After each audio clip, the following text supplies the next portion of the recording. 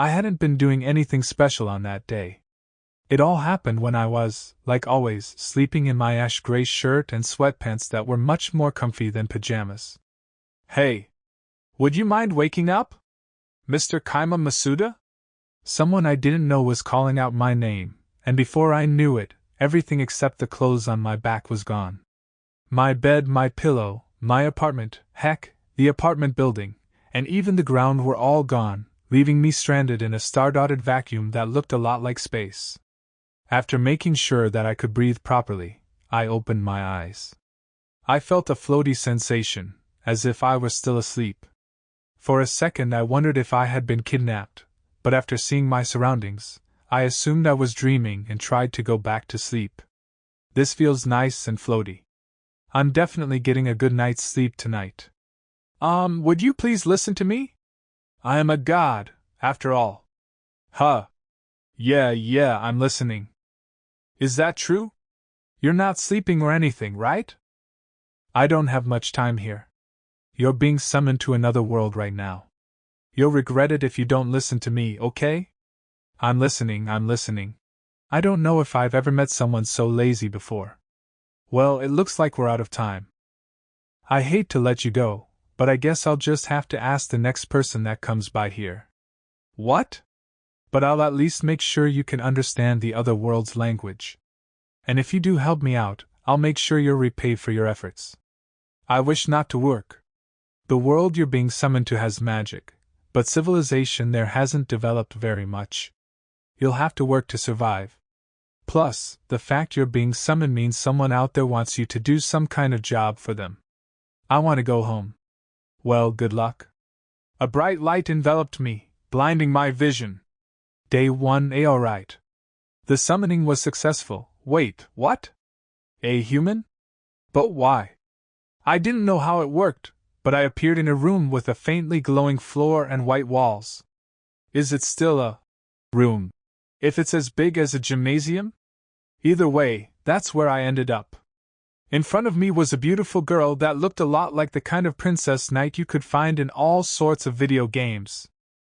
She had golden hair that reached all the way down to her waist and a firm, though somewhat childish gaze. And lastly, long white boots that went all the way up to her thighs.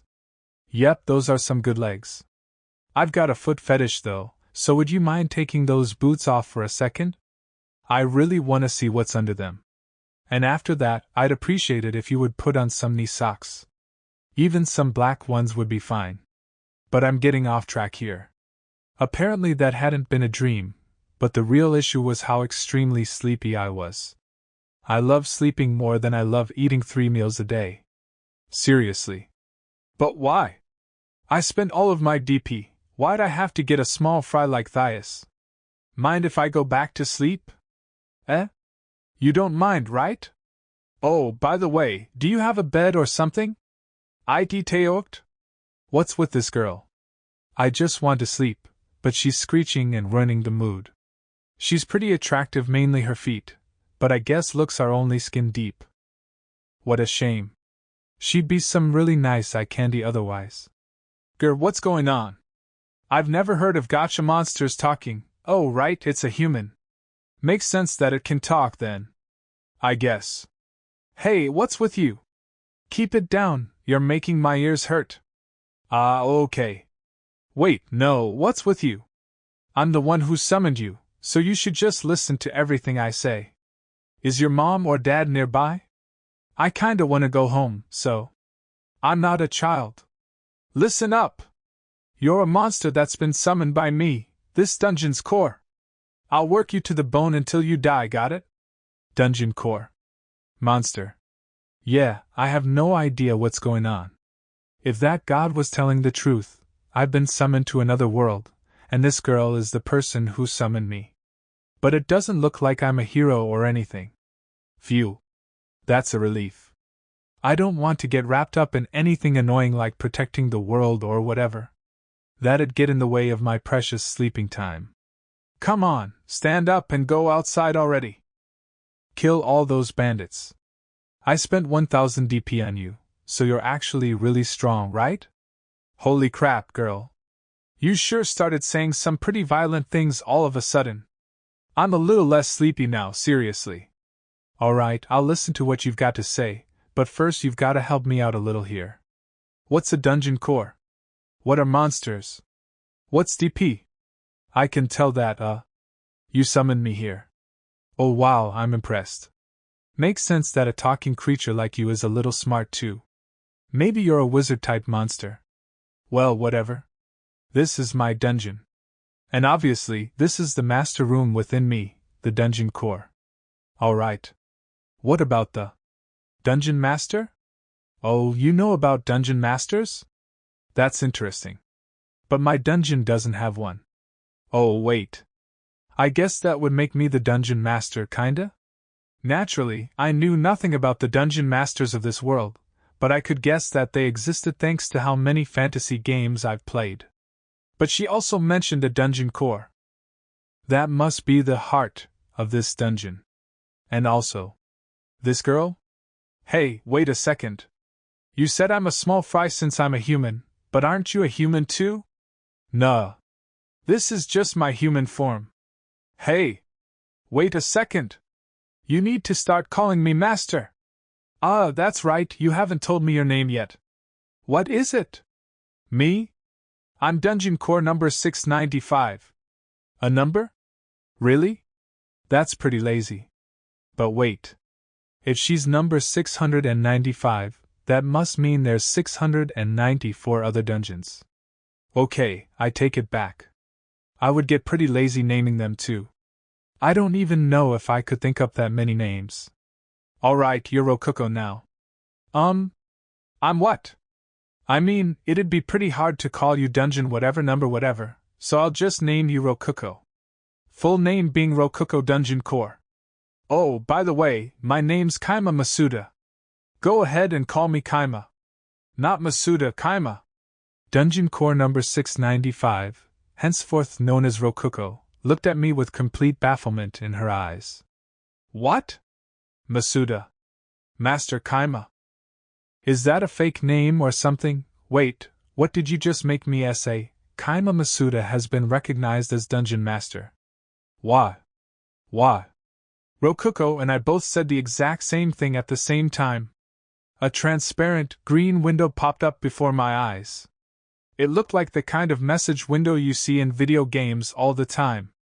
Written on that window in white letters was a message describing that I had been recognized as this dungeon's master. I have no idea what's going on, but I guess I'm a dungeon master now. Menu. Hold on. I take it back. Cancel. Undo what just happened. The blonde girl. Ruko summoned her own window and shouted at it, but nothing in particular happened. My ears are really starting to hurt, sheesh. Hey, you're being loud as hell right now. Tone it down a little. Actually, just shut up entirely. What's with you? Don't order me. Arrow. She shut up. Oh yeah? I'm the dungeon master now. And it looks like dungeons have to obey their master no matter what. Hey. A perfect life without work may have just fallen straight into my lap. That's right. I won't have to work anymore. I'll make this blonde girl do all my work for me while I sleep all day every day. It'll be perfect. Yeah, I'd have to be a completely trashed person to do something like that. Wow. Not to mention, she's a girl. It just wouldn't work out. If she were my age or older, I could at least rest easy while making her do my chores or whatever, but she looks younger than me. She's like a middle schooler at best. Considering how well developed some elementary schoolers are nowadays, she could probably get discounts at theme parks without trying too hard. Menu? Whoa! It actually popped up. Let's see. What do we have here? A transparent window appeared before me after I called out for it. It was basically a video game menu. Everything I could do was listed out for me in a clear, easy-to-comprehend way. I had 3 main options available to me. Dungeon Minions, Dungeon Point Catalog, everything was written in nice and easy Japanese for me. Wait. Or is this what that god meant when he said he'd help me understand the language? Yeah, that must be it. Dungeon point catalog. Looks like I can use that DP Ruko was talking about earlier to do things here. Oh wow, she's glaring at me pretty hard. Ha ha ha, you aren't scary at all. You're actually pretty cute when you can't talk. I'll give her head a little rub. Oh, that just made her more angry. She's screaming, but no words are coming out. Fantastic. Alright, you can talk again. Trash! Idiot! Finally, I can talk again. What did you do to me, you piece of walking garbage? I'm afraid to say that the only idiot here is you, Ruko. It seems like you accidentally made me your master. Or in other words, your dungeon master. Undo that. Why? Because I'm the most important person here. Obey me. Obey. The blonde girl glared at me, cheeks flushed red and eyes brimming with tears. But now I know for sure. This girl's an idiot. Don't call me an idiot! Oh, did I say that out loud? But seriously. Think about it. Why did you summon me? Well, to make you a monster in my dungeon. In other words, if I obey you, I'll be forced to fight as a dungeon monster under your command. I'd live or die by the orders you give me. Actually, I'm pretty confident that any order you'd give me would just lead to me dying. So, I'm not gonna give up my power over you. No way. I love sleeping, but I'm a bit young to start sleeping for eternity, if you catch my drift. Well, that's just how dungeon monsters work. And you look pretty weak, so. Looks like we're finally on the same page. Though she's not too happy about it. I said this earlier, but you can call me Kaima.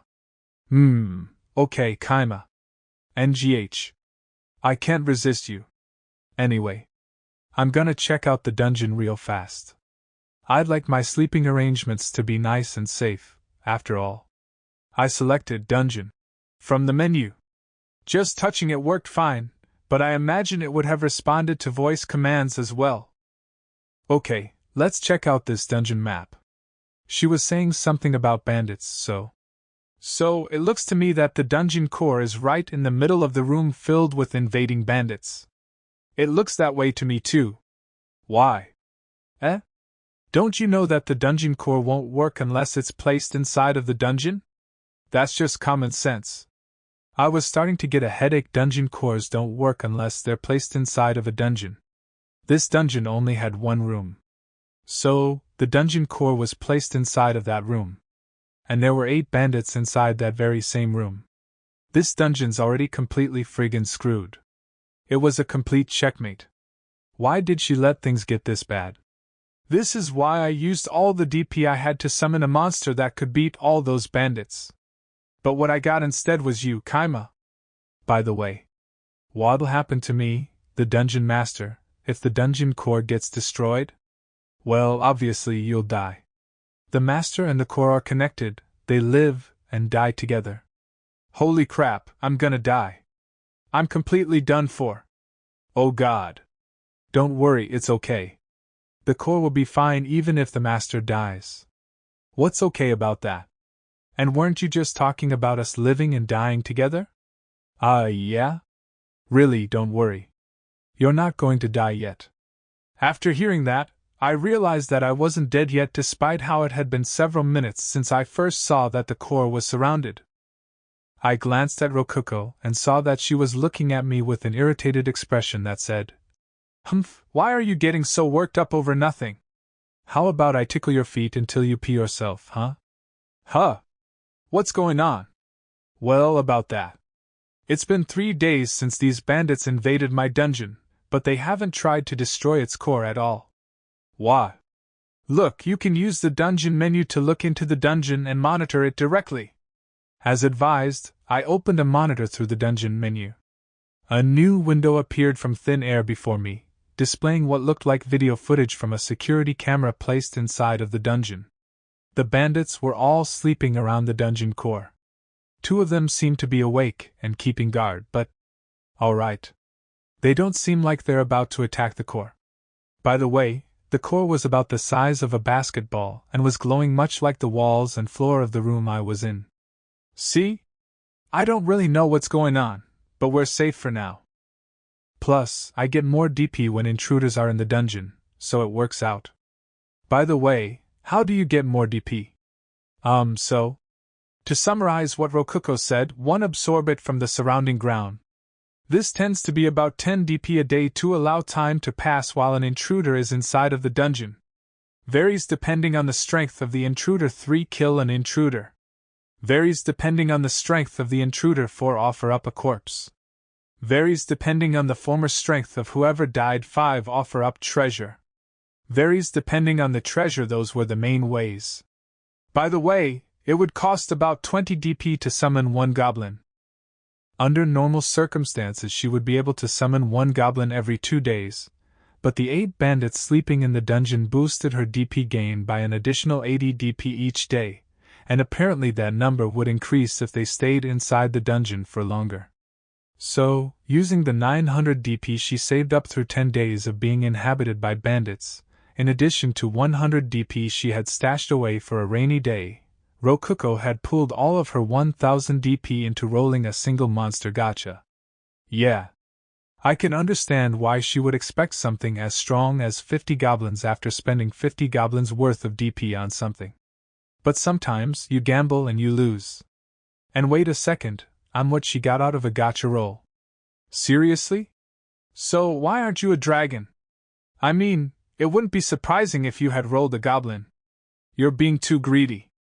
Rokoku was just way too egotistical. Did she think she was the center of the universe or something? Bad things happen to everyone, you can't expect everything to go well for you. You might even end up being summoned to another world and forced to work against your will even though you just want to sleep. Oh, I forgot to mention. Right now, the 10 DP from the ground doesn't count. Huh? Why not? Rokuko's explanation about DP hadn't mentioned anything about intruders getting in the way of drawing DP from the ground. Well, it costs some DP for me to maintain this form. Speaking of which, Rokuko had mentioned that she was the avatar of the dungeon core or something like that. Does that mean she could save us some DP by vanishing? No, you're misunderstanding something. This is just a special form I use when I want to look fancy. I didn't want the monster I summoned to look down on me. In other words, that's just a temporary form. Oh, can you go back to your normal form then? You're wasting DP. It's not temporary or anything, but okay. 1 second. Rokuko flashed brightly, and then where she once stood was a blonde loli that looked just like a younger Rokuko. She was wearing a white dress and would only reach my waist even if she stood on her tippy toes. She looked so small and cute a lolicon would be drooling at the sight of her. Even her childishly spoiled gaze just made me smile as if I were looking at a rowdy kid.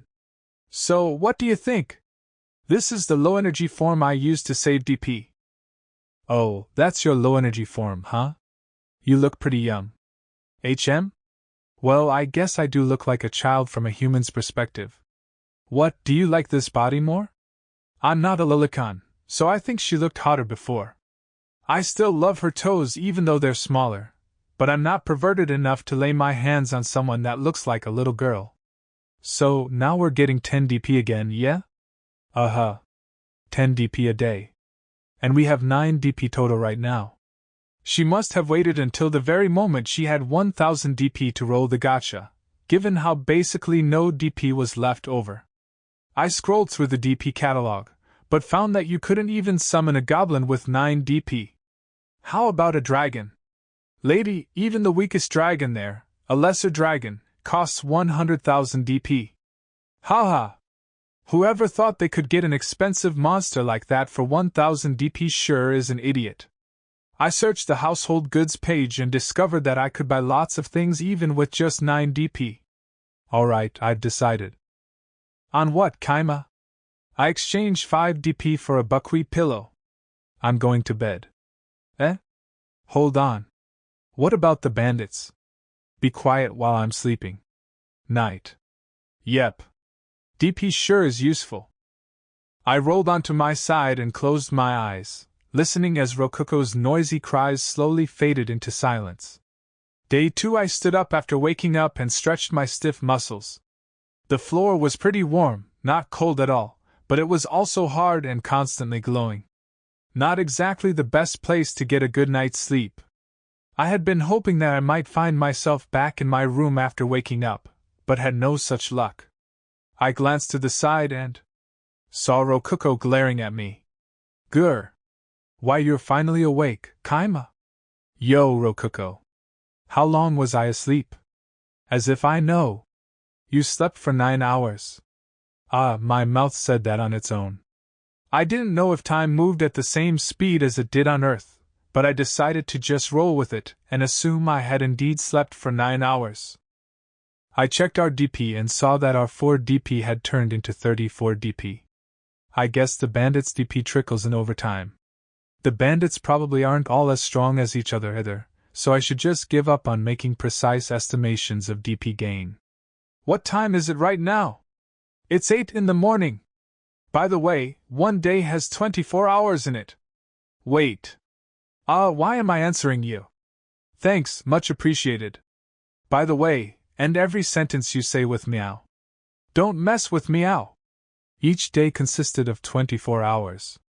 As an aside, each year seemed to consist of 12 months, or 365 days. Basically the same thing as Earth. Perfect, I won't have any trouble remembering that. Just for peace of mind, I investigated how much weight my orders held and learned that Ruko's body would execute them on its own. I'm in another world and there's a girl who has to listen to everything I say. If I weren't a gentleman dedicated to sleep, there would be some adult-only things happening right now. I cancelled the meow order and decided to double-check the situation. What's going on with the bandits? They just woke up and went outside. One stayed behind to stand guard. So, let's summon a goblin or something. DP summoning. Goblin. What? While I was in the middle of being stunned, a faintly glowing circle appeared on the ground. It then flashed brightly, and before I knew it, there was a small, ugly-looking person with green skin standing where the circle used to be. The same thing probably happened when I got summoned. Okay. Not okay. Owie? I thumped Ruko on the head. I checked our DP and saw that we only had 14 DP left. 20 DP was gone, just like that. Why'd you do that? Getting hit like that hurts. What'll you do if you break me? Don't just up and use DP on your own like that, idiot. What? It's my DP, I can do whatever I want with it. Okay, yeah? She's an idiot. I grabbed onto Ruko's head and forced her to look me in the eyes. It's not your DP anymore. It's my DP. If you really want to use it for something, get my permission first. You don't want to die, right? Tell me more about this place first. And can we return this goblin? Nope. So, we're right by Saia Mountain. By the way, this dungeon's name is... I heard an adventurer say that. Seriously? They're not even thinking of this place as a dungeon. Come on. Hey, won't you kill that bandit for me? We would get lots of DP if you kill him. It feels like he would be worth about 200 DP. That may sound nice, but he would be worth just as much if he stuck around the dungeon for 10 full days. Nah, we're not going to attack the bandits yet. Why not? He's all alone. We could take him down if we had around 10 goblins. You'd spend 200 DP to earn 200 DP. And we don't even have enough DP to summon that many, anyway. But seriously. Goblins are as weak as they look, huh? 10 goblins to take down 1 bandit. Dang. We're gonna keep saving DP for now. Don't waste any of it. We'll be better off saving a ton and using it all at once, and right now, we're better off not agitating the bandits. What'll you do if we send out goblins and they decide to destroy the dungeon core to stop that from happening again? I didn't think about that at all. You sure are smart, Kaima. Nah, you're just an idiot. And now that you know that, listen to everything I say. Got it? Oh, okay. I will. Ruko nodded obediently. I guess in her energy-saving form, both her body and her mind are that of a kid's. Nah, she was always like that. She's a ditzy airhead through and through. All of a sudden, my stomach grumbled. Oh yeah? I haven't eaten anything since yesterday. Alright, time to eat. Got any food? Eh? Ah, right. Monsters need to eat food, right? I don't need to eat anything, so I totally forgot about that. Guess she's still gonna treat me like a monster. I flipped through the DP catalog for food. There were lots of things there, but I went ahead and spent 5 DP to buy bread and water. A magic circle appeared with a flash, and soon enough, darkish bread and a wood cup appeared above it. After splitting half of it with the quietly sitting goblin, we ate together like pals. The bread was really, really hard. I felt as if it were just sitting in clumps in my stomach, but I was tired enough to just go back to sleep right away. Day 3. 2 days had passed since I was summoned. Looks like we've got 179 DP now. Wait, no. It just went up to 180. I could summon 9 whole goblins with this much. As an aside, I had figured out why the bandits hadn't destroyed the dungeon core. They were using it in place of a foot warmer. The dungeon core glowed faintly and was just a little warm. The boss of the bandits had built his bed in the core room and was putting his feet on it as he slept. I learned that we could look directly out of the master room, but after trying it out, an entire wall turned into a close-up of a dirty foot. Naturally, it was terrible. Hello, Miss Dungeon Core. How does it feel to have your heart getting stepped on? WL. I'm earning a lot of DP thanks to them being here, so. This is like a win-win, you know? Humph. Our lovable blonde loli had gotten teary-eyed after realizing that her heart was being trampled by stinky-looking feet. Honestly, she gets cuter the more time I spend with her. I spent some more time investigating the menu and learned that I could look into the dungeon from basically any angle I wanted by using the existing walls and ceilings. Alright. Guess I should finally start doing something. You'll summon something, right? You'll summon a lot of goblins and kill them all, right? Buying a lizard man for 150 DP might be smart. I won't forgive that bandit boss. Let's stab him to death. Idiot. They'll just kill us in revenge if we try that. Look at how many of them there are. As expected, she felt humiliated over having her heart used as a simple foot warmer. She was practically barking like a dog and growling at the bandit's boss. Though given how cute her appearance was in energy-saving mode, she was more like a puppy than anything. There's 8 of them. We're way too weak to take them on. And if you hadn't summoned that first goblin, we wouldn't need to waste so much DP on food. The maintenance cost. I had never thought of that before. Wait. Didn't you waste a bunch of DP on that futon or whatever? Don't be ridiculous. That futon 50 DP was an absolutely necessary expense. So, what are you going to do? I've got a plan, but... Hey, Ruko, do you know how to write words? And do you think those bandits can read? Writing? I can write. I saw those bandits reading a book they stole from someone before, so... They can definitely read simple things. Sweet. Then listen closely and write the things I tell you to. Okay. Bus. Wake yup. The boss of the bandits woke up in the cave and saw a chest in front of him. Was this thing here yesterday? Nah, no way. I woulda saw it before sleepin'. The hell is this thing? Where'd it come from? We dunno, boss. Rodridge was on guard and he said nobody brought it inside or nothin'. So what you're saying is, it just poofed and appeared in the middle of this cave like magic? I guess so? The bandit boss investigated the chest, but didn't find any traps inside of it.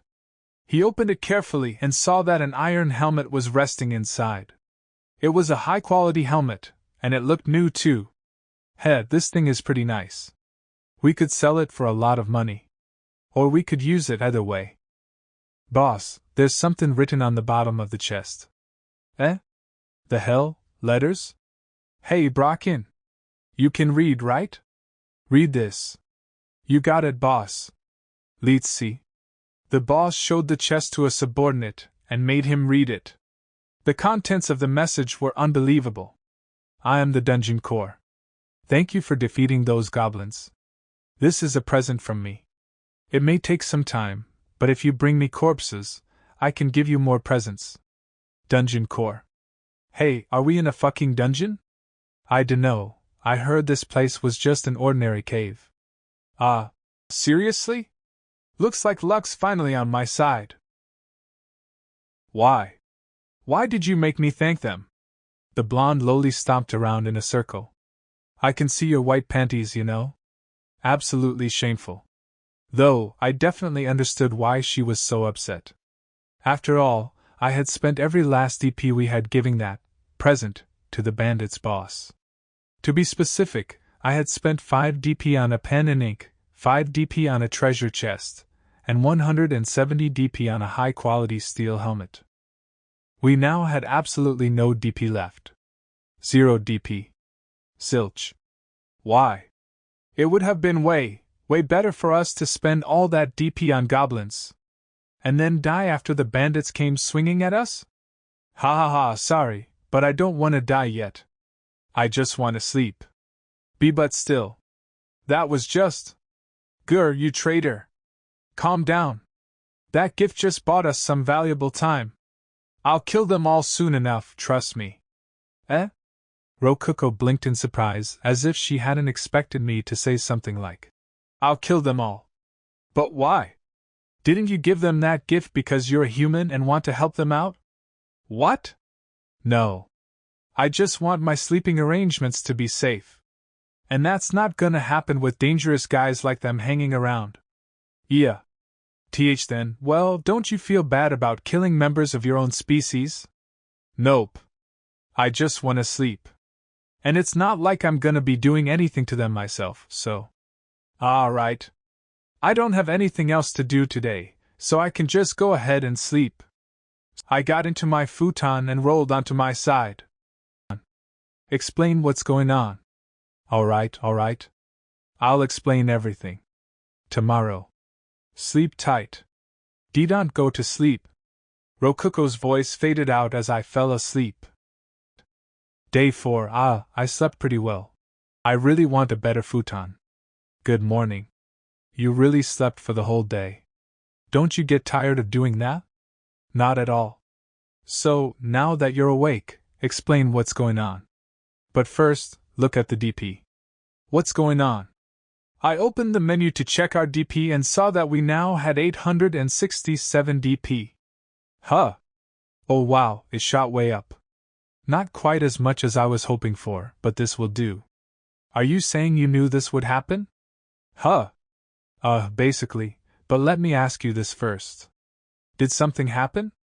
Some adventurers attacked.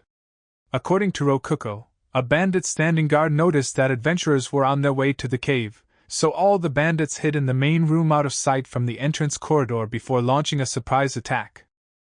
They then defeated the 4 adventurers without a single scratch on any of them. So, after that, the bandits looted the adventurers' corpses and offered up their corpses to me. They even went out of their way to push them against the dungeon core. I could do that on my own if they just left the corpses lying around in the dungeon, though. They figured that out after I went out of my way to absorb the corpses they weren't pushing against me, I think. They killed them inside of the dungeon, huh? I guess those bandits are smarter than you, Ruko. What do you mean by that? I mean what I said. After hearing that, Rokuko's smile became a peeved frown, cheeks puffing out. It looked less like she was angry and more like she was pouting. But how did you know that the adventurers were coming? Seriously. Didn't you say yourself that adventurers come here once or twice a month? Now that you mention it, I did say that. But Kaima, wouldn't you prefer it if the bandits left? No, I wouldn't. I can't kill them all if they run away, right? There's a bunch of DP right there waiting for us. I don't want to waste it.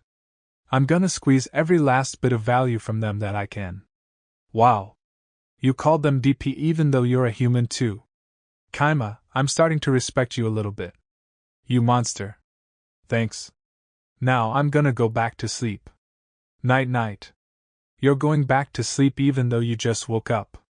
What an idiot. You can obviously only go back to sleep right after waking up. It's a precious opportunity. However, we're gonna add a room. We have enough ink to write another letter on a treasure chest, right? Eh? Oh, right. We do. But are you really going to waste DP on a room? We have so much. Ruko said that while flipping through the DP catalog and looking at all the monsters we could summon for 800 DP. Ha ha ha! Will this blonde loli never learn? Alright, here I go. After some time. Why did you make me spend 480 whole DP on that guy? Whoa now. 10 DP for the treasure chest and pillow, 20 DP for the 2 wooden doors, and 50 DP for the simple bed. We only spent 80 DP on him. What? It cost 200 DP each to add those rooms, didn't it? Don't be stupid. Unlike that steel helmet, they can't take those rooms from the dungeon and sell them. They're permanently ours. Ruko tilted her head with a confused expression on her face, not understanding what I had meant. Wait a second. We have a big problem. All of our 870 DP is gone, completely gone. Yeah, 'cause I used it all. On what? Take a look. I showed her the dungeon map. Using the camera, I went outside the dungeon and showed her that I had built another single-room cave elsewhere on the mountain and added a dirt path to connect it with the main body of the dungeon. The room had cost 200 DP and the 5-meter-wide path had cost 30 DP. Ha! I never would have thought about expanding the dungeon from the outside. You sure have a lot of crazy ideas, Kaima. But what are you going to do with that room?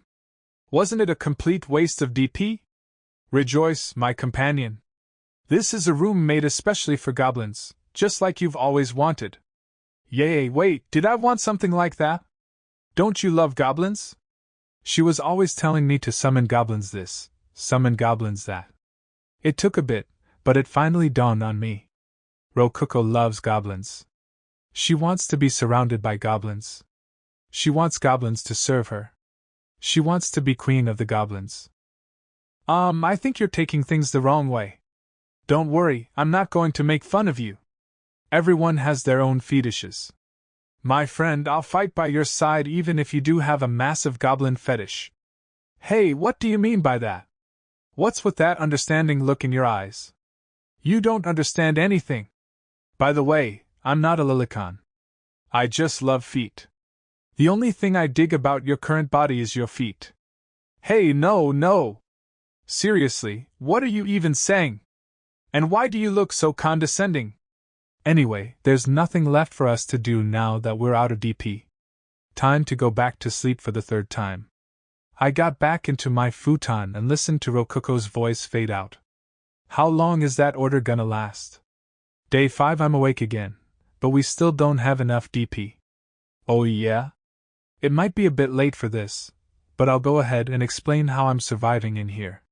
What I'm eating, how I'm using the bathroom, all that good stuff. Food-wise, I was eating a set 3 times a day. By the way, the bread that came in that set wasn't just hard rye bread. The menu was nice enough to allow me to pick between pastries and even bread prepared with other food items such as meat or vegetables. I would pick the bread with as much food as possible and then split it with the goblin. As for the bathroom, well, I was taking care of business in the corner of the room. Don't worry, I had set up a screen partition and got some toilet paper first. There was nothing else I could do, since I was stuck in the master room. If I tried leaving it, I would end up face to face with the bandits.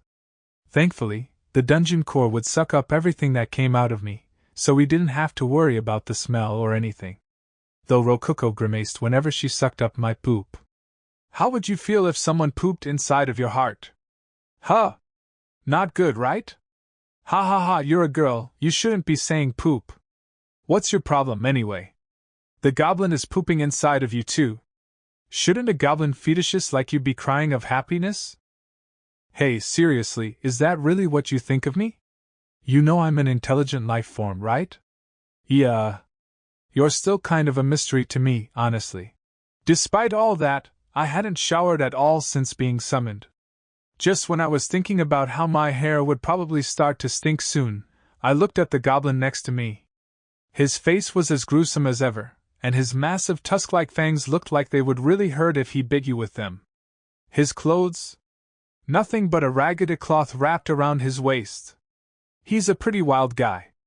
I would have thought that a wild guy like this would start stinking like a dog after a few days of no washing, but he was still completely clean.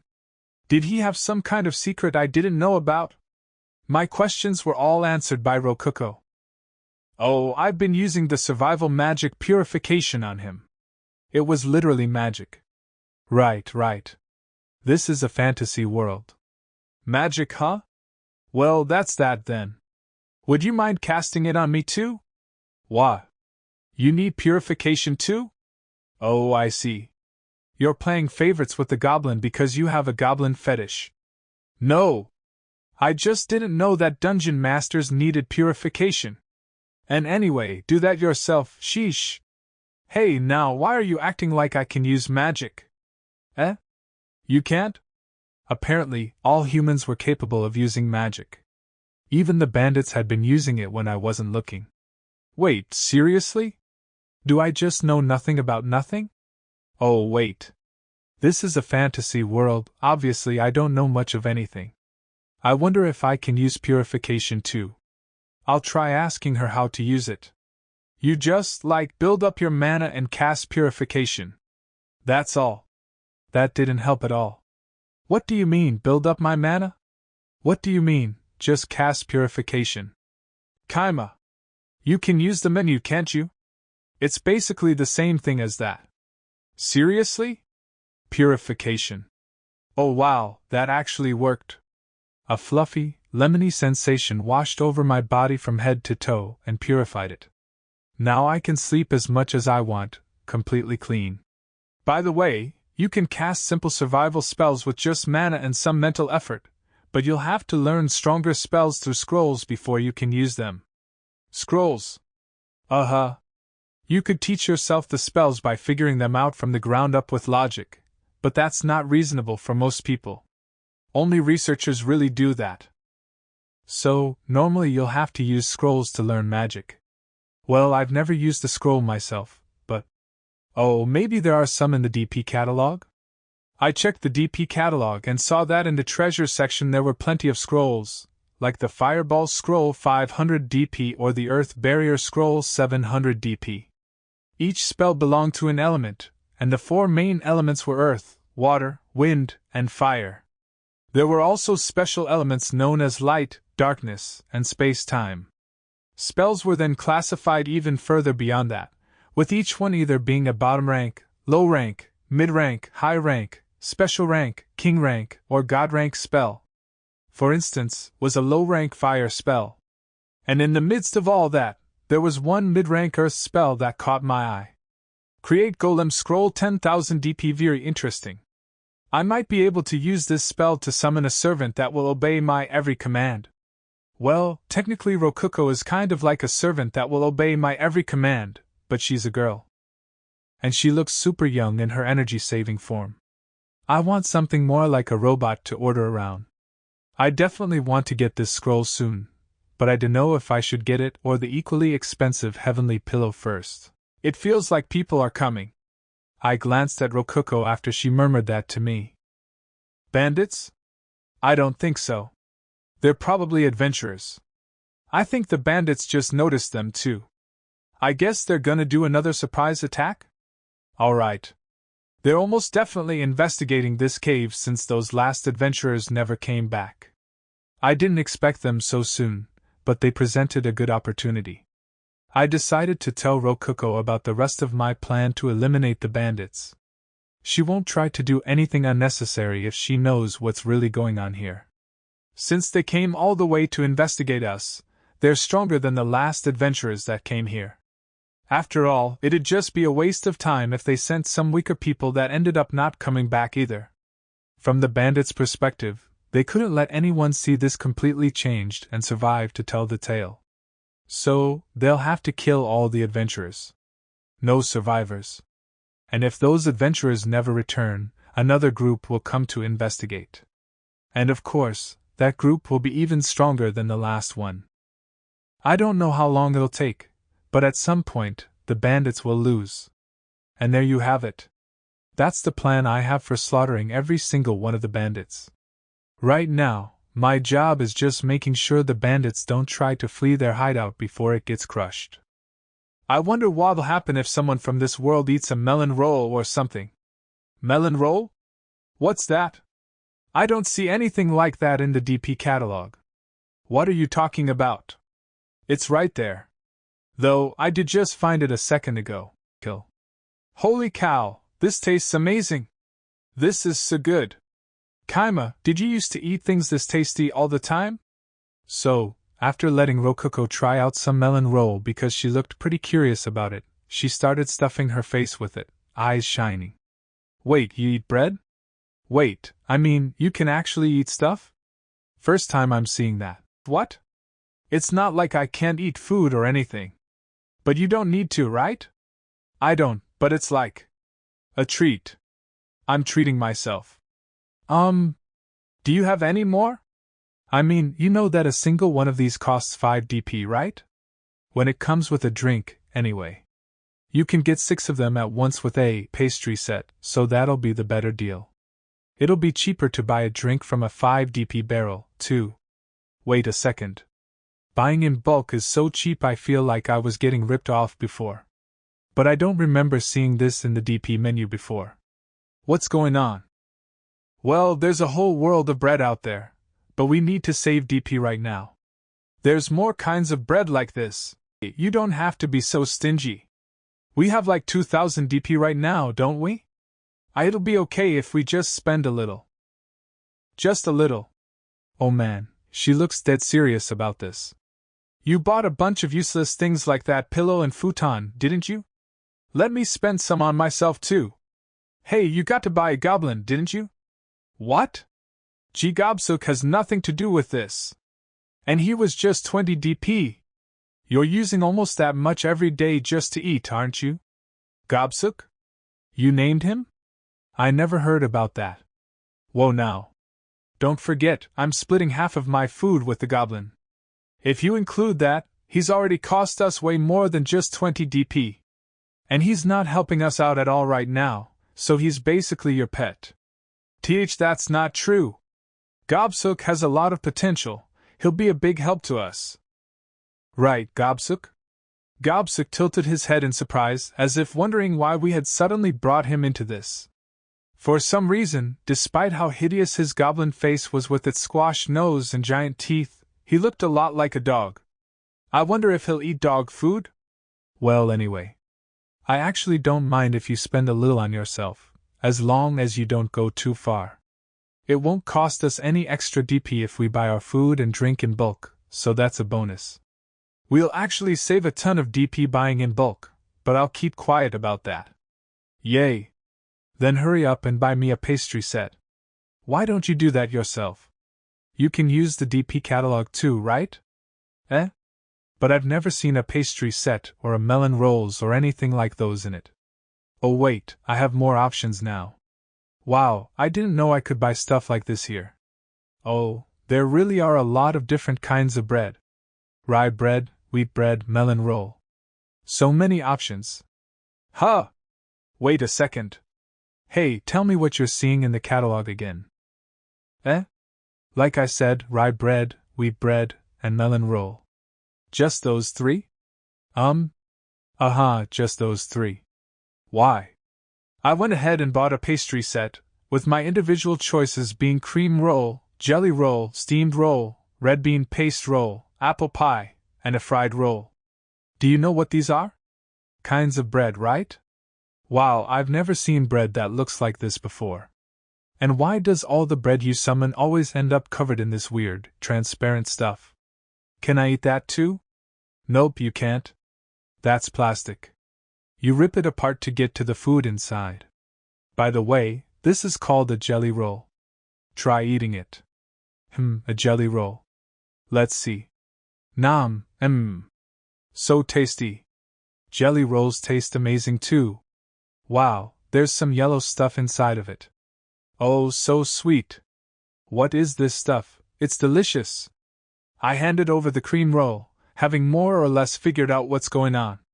Rococo, check out the pastry set again and see if you have more options this time. Eh? Okay. I do have more options. I can pick a jelly roll now. Wow, this is all new to me. Alright. The next time you want a jelly roll, buy it yourself. Get it in a set with some melon rolls if you want. Really? Ahaha, okay, then I'll get 3 of each. Oh sure, I'd love to have one of your jelly rolls. Thanks. Yeah? Right after Rokuko summoned her pastry set, I stole one of her jelly rolls. Yep. This is a cream roll. Any way I look at it, this is a cream roll. Plus, it's completely bare without any plastic surrounding it. Sorry, Rokuko. What I gave you was actually a cream roll. This is a real jelly roll. Really? Wow. So this is an actual jelly roll. Whoa, this one has red stuff inside of it. And it's super sweet. It looks like the DP catalog prioritizes displaying only items that the user of the menu is familiar with. It's very possible that it just fundamentally won't show items that the user doesn't know about. Since Rokuko's pastries weren't wrapped in plastic, just knowing the name of something must not be enough for it to be put on the catalog. Does the dungeon need to have absorbed it before? Wait, no, that doesn't make sense. She's absorbed plastic plenty of times. I guess it does have to do with being familiar with the item. Either way, it's very likely that none of this applies to things from this world. I've never seen an actual dragon before, but it's on my menu. Though I do know that dragons are the classic dungeon master monster of choice. I want to dig into this a little more, but this is getting pretty tedious. I don't want to waste DP either. Rokuko was looking at me impatiently as I contemplated the inner workings of the DP catalog to myself. I can eat them now, right? Right. Yeah, go ahead. By the way, those are all the pastries you'll be getting for 4 days, so don't go through them too fast. And be sure to split them with Gobsuk. What? Rokuko froze with half of a cream roll in her mouth. Don't worry, I'll split my food with Gobsuk even if you eat all of those pastries yourself. Not that I'm gonna tell you that, though. Day 11, 2 days after he had lost 5 lackeys, the boss came back from town with some replacements. 19 replacements, even. There were 8 bandits at the start, then the 7 newbies, 5 of which died, so that left 10. Now it's 29, 3 times that. Nice. I wondered where he had gotten them. But then I saw 2 tied-up adventurers in their midst. Whoops. Minus those 2, it's actually 27. Isn't that still enough to form a small village or something? Oh wow. Those are all slaves, except the sacrifices. You can tell just by looking at them. Ah. I see the collars now. Well, whatever. 2 sacrifices. But wait. Bandits can buy slaves in this world? Apparently, humans who break the law can end up slaves. They're called convict slaves. But they'll go right back to breaking the law if bandits buy them. What's even the point? Alright, I'll make a room just for them. I've been wanting to make a jail and see what its deal is for a while now. A jail was an especially expensive, 300 DP room. I was hoping that it'd have some kind of special effect or something. After adding the extra room, the dungeon looked like from above a square with its top right section cut off. Either way, I noticed 2 of the slaves that stood out from the rest. One was an adult woman and one a young girl. They weren't very dirty, likely thanks to this world's survival magic. Yeah, those rags are so torn up they're basically naked. That's hot. But wait a second. The slave the boss is carrying definitely isn't even 10 years old yet. Why'd he buy a kid with dead-looking eyes like that? Is he gonna raise her as his daughter or something? And hold up, she's got dog ears too. Another fantasy staple has come, a dark-skinned dog girl. She even has black eyes and hair. That's the first time I've seen either of those in this world. Actually, I just noticed that the older woman has wings growing out of her arms. Is she a bird person? Is that what I should call them? Bird people? Nah, they're probably called harpies or something. This world sure has a lot of colorful races. Wait. Hold on. There. Sex. Slaves. We're gonna turn into an adult-only story this late in the game? Well, sure, I guess this does make sense. There've only been dudes out there up until now, so. The bandit boss had likely bought those sex slaves to satisfy the lust of his subordinates. And naturally, so he could have some fun himself too. The bandit boss grabbed on to the older woman and groped her body with hands so dirty I questioned whether he had ever used purification on them. He then noisily slobbered on her mouth in a makeshift kiss before pushing her onto the bed end. Whoa, amazing. That's how humans reproduce, right? I've never seen it before. Ah? Are you after my body too, Kaima? I'm not a Lilican. And hey, stop watching them. Kids shouldn't be looking at that kind of thing. But you like my feet, don't you? And look. That tiny slave is watching too. Yeah, they're making her walk on her bare feet. That has to hurt. What a waste of nice, shapely feet. Delicious brown skin like hers should be treasured.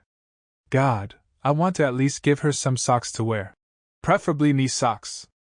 White knee socks, or dark knee socks. No, wait. I'd bet socks shaped like puppies would really go well with her dog ears.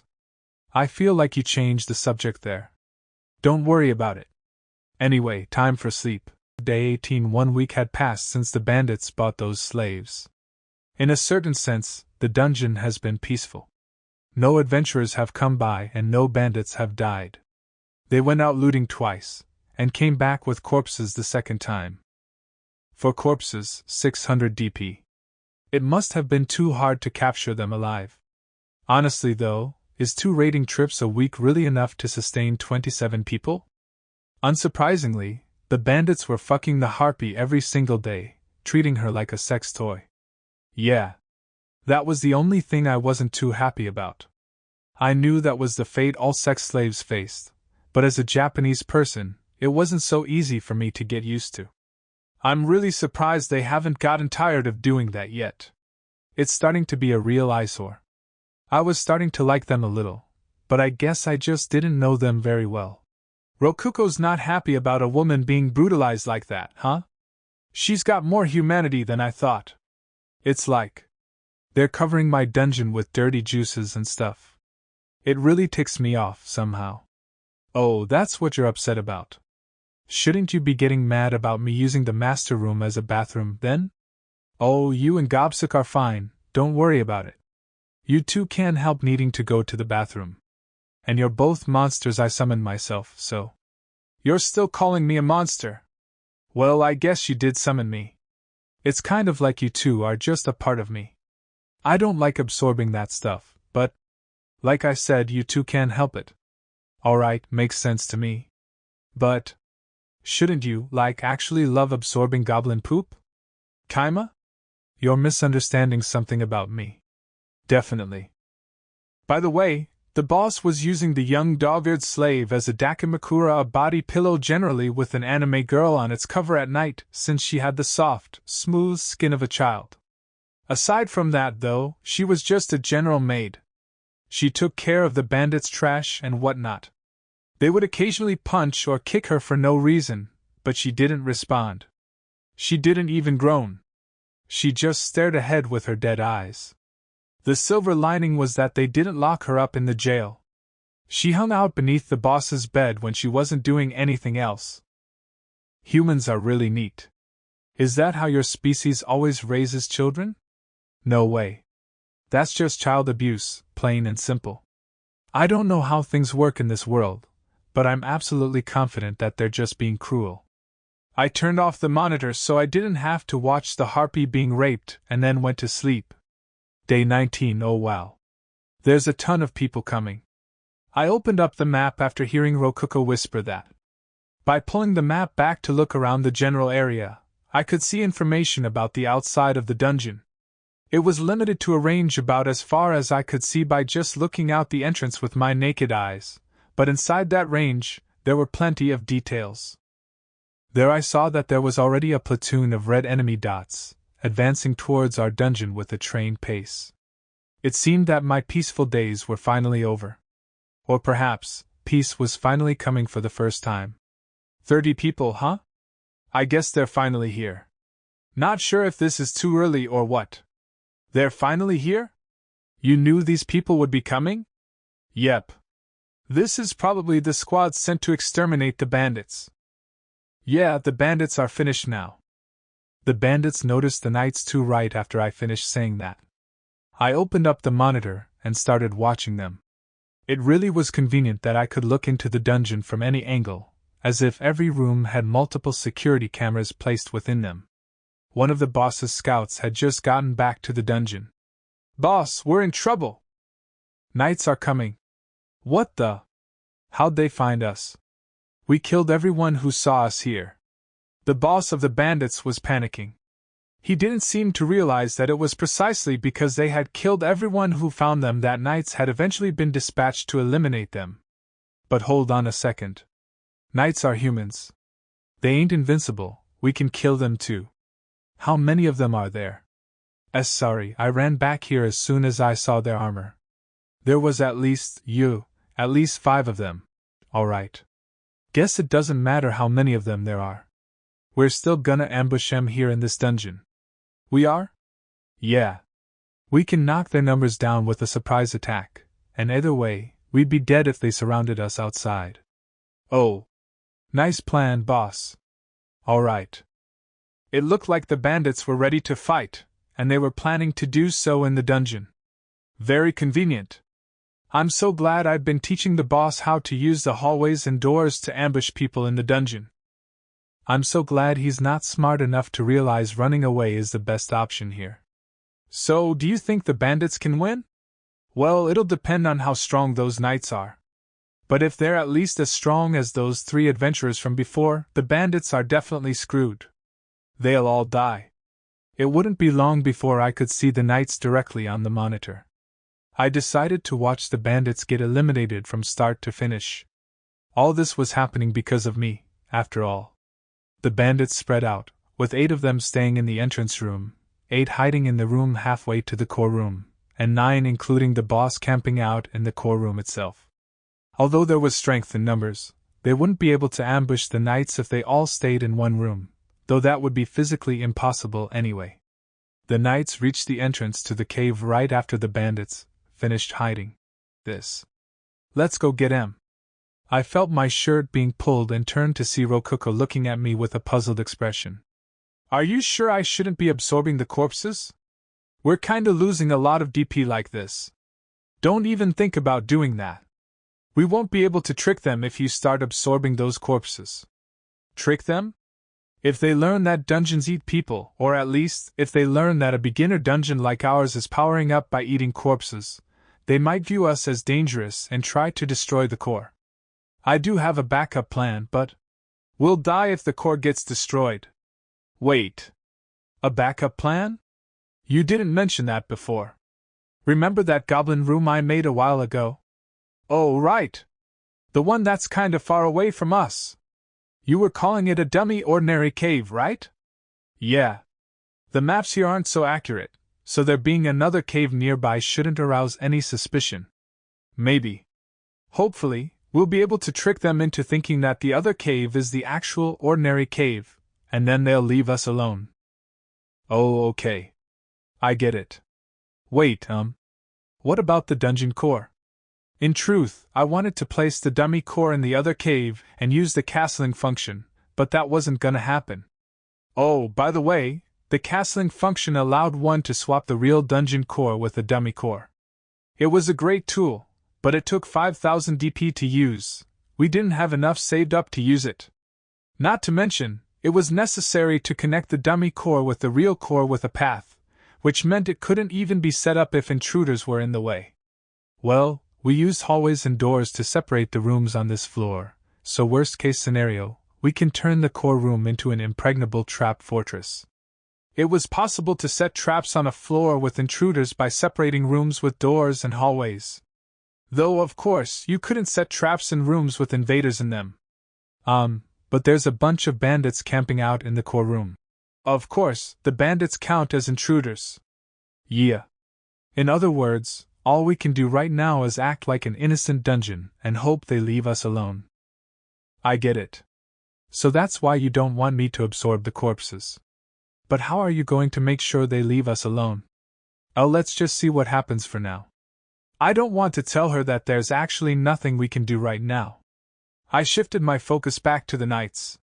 This must be their treasure room. The bed. I recognize the smell. They must have a woman with them. But this smell is so intense, I imagine they aren't using purification to clean up much. Or perhaps the smell is so intense it won't come out no matter how many times they cast it. The knights had started to investigate the boss's bedroom. By the way, the dog-eared girl was still underneath the bed. She stared ahead with her dead eyes, not moving an inch. Eventually, the knights advanced to the next room without finding her. That wouldn't have happened if they had used life search, but they didn't for some reason. Maybe it only had a limited number of uses. We had taken anything that looked even a little good into the master room before the knights got there. That said, it's not like there was anything good before we went through the stuff. Most of it was just moldy bread. The only really useful thing was, a light enchanted magic item? It worked kind of like a lantern. The only things left for the knights were food and the shoddiest of the bandits' treasure. One of them placed his hand on a door and made to open it, but at that moment, a sword had sprouted from the door. Gah! A bandit had stabbed at the knight through the door itself in a surprise attack. He then kicked down the door and started swinging. And before I knew it, the battle was over.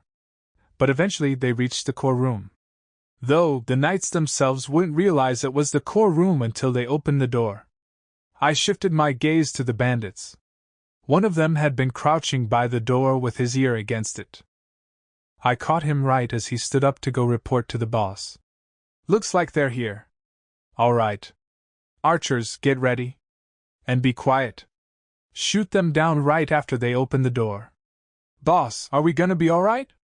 Humph. They should be pretty worn down by now. All we'll have to do is finish them off with a final push. I wondered how they would react if I told them that the knights had healed themselves and weren't worn down in the least. That'd have to remain a mystery, though. I didn't want them to try and destroy the core as a final act of revenge.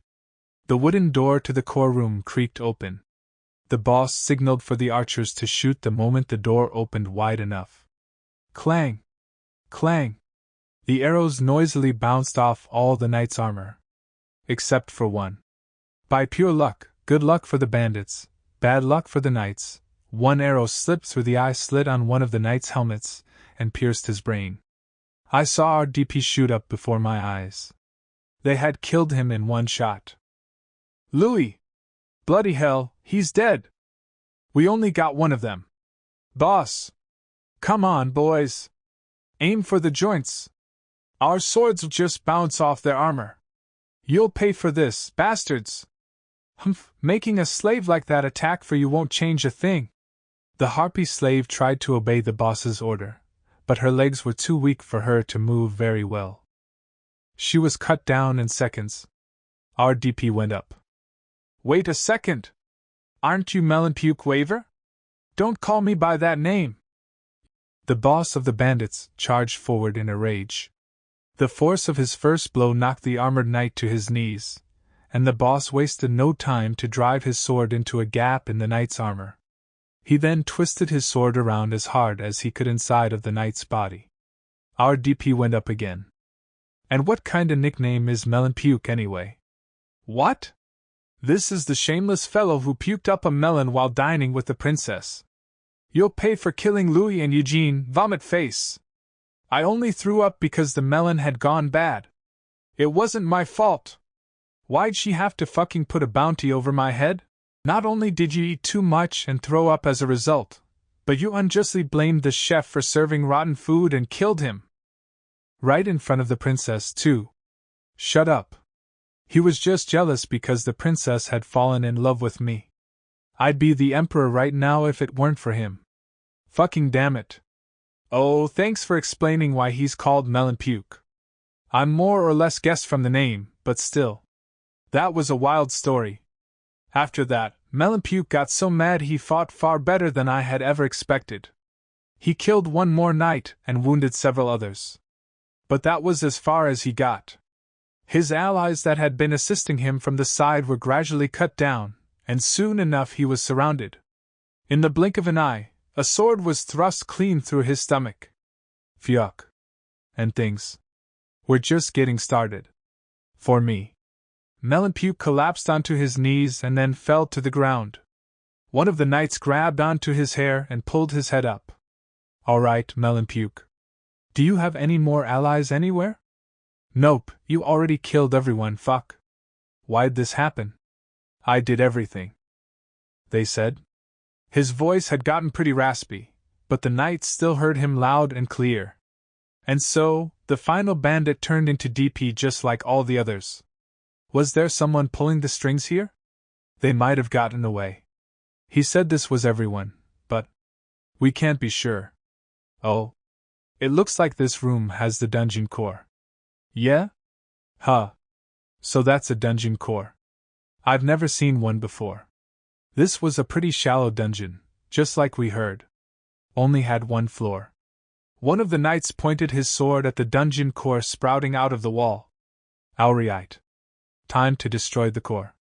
Destroy the core. Hey, what did you just say? You're gonna do what now? My mouth dried up. I felt a cold shiver run down my spine. I watched through the monitor as the knight lifted up his sword. And then brought it down. Gobsuk? Gobsuk jumped out of the master room. Neither I nor Rokuko could stop him. It might have been his natural instincts as a dungeon monster to do everything in his power to stop the core from being destroyed. Take this. We watched as Gobsuk popped into the core room and was immediately cut down. He was cut clean in half and died just like that. Friggin' goblin, getting in my way. Let's try that again. Hey! What do you think you're doing, new guy? This dungeon is under our protection. The captain stopped the knight after he rose his sword into the air again. This is a low-tier dungeon that the Adventurers Guild manages. It only ever produces goblins and is as simple of a dungeon as can be. Oh, that's right. My apologies, Captain. The knight lowered his sword after being stopped by the captain. Crap. I was so close to destroying a dungeon core and becoming a holy paladin. I understand how you feel, but our job here is done. And if you could become a holy paladin through destroying the core of a dungeon that doesn't even have a dungeon boss, the capital would be overflowing with holy paladins right now. Well, that's true. Wouldn't it just be embarrassing to be knighted as a holy paladin for destroying a weak dungeon like this? Thinking about it, Melonpuke was more or less the dungeon boss. Do you want them to say, "Oh, holy paladin, who conquered the ordinary cave and defeated Melonpuke," or something like that? You'll get destroyed, man. People would call you the Melonpuke paladin or the holy paladin of the ordinary cave, something like that. I wouldn't want that. Rokuko was crouched down on the floor, crying. Goblin or not, we had spent the past few weeks together with Gobsuk. We had tons of memories together. Okay, not really. The only thing we did together was eat meals every now and again. I wonder if Rokuko ever did anything with him while I was asleep. At least give back the jelly rolls I lent you before dying. I guess not. We were united only by food. Gobsuk. We really owe him a lot now. If not for him, the core probably would have been destroyed and we'd be dead right now. I'd opened the menu and bought a set of 6 jelly rolls for Rokuko. Here, have some jelly rolls. Cheer up. Eh? Really? I'll cheer up, I'll cheer so up. So up. Rokuko cheered up so much that I thought light would start shining out of her eyes. Oh, right. This girl's a monster that sent countless goblins to their deaths to try and protect herself from adventurers. The bandit corpses were piled up in the entrance room. It looked like the knights would be taking their deceased allies back home with them. It was honestly pretty disgusting, but I couldn't look away. I needed to stay focused and look for an opportunity to score some extra DP. They're pouring oil on them. I guess the plan is to burn the bodies. In the middle of the cave, though. Air flows through dungeons no matter how deep they get, so I guess they may just not be aware that suffocating due to lack of oxygen is a thing outside of water. That was convenient for me. Once the fires rose up, I'd be able to absorb the bodies without any problems. Hey, should we do anything about that dog-eared slave? By the time Rokuko remembered that, flames had already burned down the door to the boss's room and were fast approaching the bed under which the dog-eared girl was hidden. Her dead eyes reflected that she had completely given up. The deceased harpy slave had the same eyes before she died. I didn't do anything to protect her from the bandits, but I get the feeling she'll appear in my dreams if I don't save her here. Well, I guess it doesn't matter. She can just turn into DP for us. No, wait. We're gonna save her. Can we get her in here somehow? No. Do you want to go outside and try to get her yourself? Everything's on fire out there. She'll be dead before you get there. Rokuko was right. Since there was an intruder on the floor, we could only enter and exit the master room through the dungeon core. And outside of the dungeon core was a sea of fire. Physically saving her would be beyond impossible. Plus, we can't withdraw intruders or anything like that. She's not an item. After hearing Rokuko say that, an idea struck me like lightning. No. What are you talking about, Rokuko? She is an item. Eh? I started to talk as if trying to convince both myself and Rokuko of that. Slaves are tools. They belong to people. In other words, they're items. Honestly, I've never seen her do anything on her own. She only ever obeyed orders. And now her owner, the boss of the bandits, is dead. The owner of that slave. That item is gone. When the owner of an item dies in a dungeon, their items become the dungeon's items. Which means that girl is now an item belonging to us. Right, Rokuko? But she's a living being with mana. Items aren't like that. Remember how we withdrew that moldy bread earlier? Well, mold is a living being. We could withdraw a treasure chest even if a mouse was inside of it, right? There's no reason why we couldn't withdraw a living being like a human. We can't because she has mana? That doesn't make sense. Magical items have mana. We withdrew that light enchanted magic item, remember? Same deal. We can do this too. We can withdraw her. I glanced between the monitor and the map. The fire had reached the bed and started burning the sheets black. The map still displayed the dog-eared girl as a red dot, signifying her as an invader. Crap, that still wasn't enough. I didn't convince Rokuko hard enough. But I'm telling you, slaves aren't items. Then she's not even a slave. She's a dakimakura. It's a dakimakura. A pillow in the shape of a super young dog-eared girl. Just look, it can fit under the bed so we guys can hide it when the parents come home. The only option left for me was to use conditioning on myself. In other words, hypnosis. And hypnosis is basically the same thing as sleeping. This is my time to shine. That's a dakimakura, that's a dakimakura, that's a dakimakura, that's a dakimakura. I imagined it. That girl was a dakimakura. A dakimakura that'd feel amazing to squeeze in bed. It had ears to tease and play with. It was shaped like a human so one could dress it up with clothes and knee socks before playing with it. Wow. This is going pretty well. Yeah. I can't let a dakimakura that amazing get burned up. It'd be a total waste. I want to sleep with that dakimakura. I could spend hours putting different kinds of knee socks on it. It looks pretty nice and warm, too. I could use it as a makeshift heater when the weather gets colder. Speaking of heaters, the boss of the bandits used Rokuko's core as a heater for his feet. Oh, I'm getting off subject a little. You know, I wonder if that dakimakura is more expensive than a heavenly pillow. A dark-skinned, dog-eared, little girl pillow must be expensive. That's a high-grade item. To some people, that would be the most heavenly pillow in the world. A thorough cleaning will make it clean as new. Yep. Purification sure is useful. I wonder how well it'll clean a dakimakura. Either way, at least I don't have to worry about taking the cover off and drying it outside where a neighbor might see it. By that point, the dog-eared girl had turned entirely into a dakimakura in my mind. I glanced at the map and saw that instead of a red invader dot, there was a green dot indicating an item. Alright, it's a Dakimakura. Withdraw! To sum it up, I did it. Yeah. How did you withdraw her? Invaders can't come into the master room. Huh!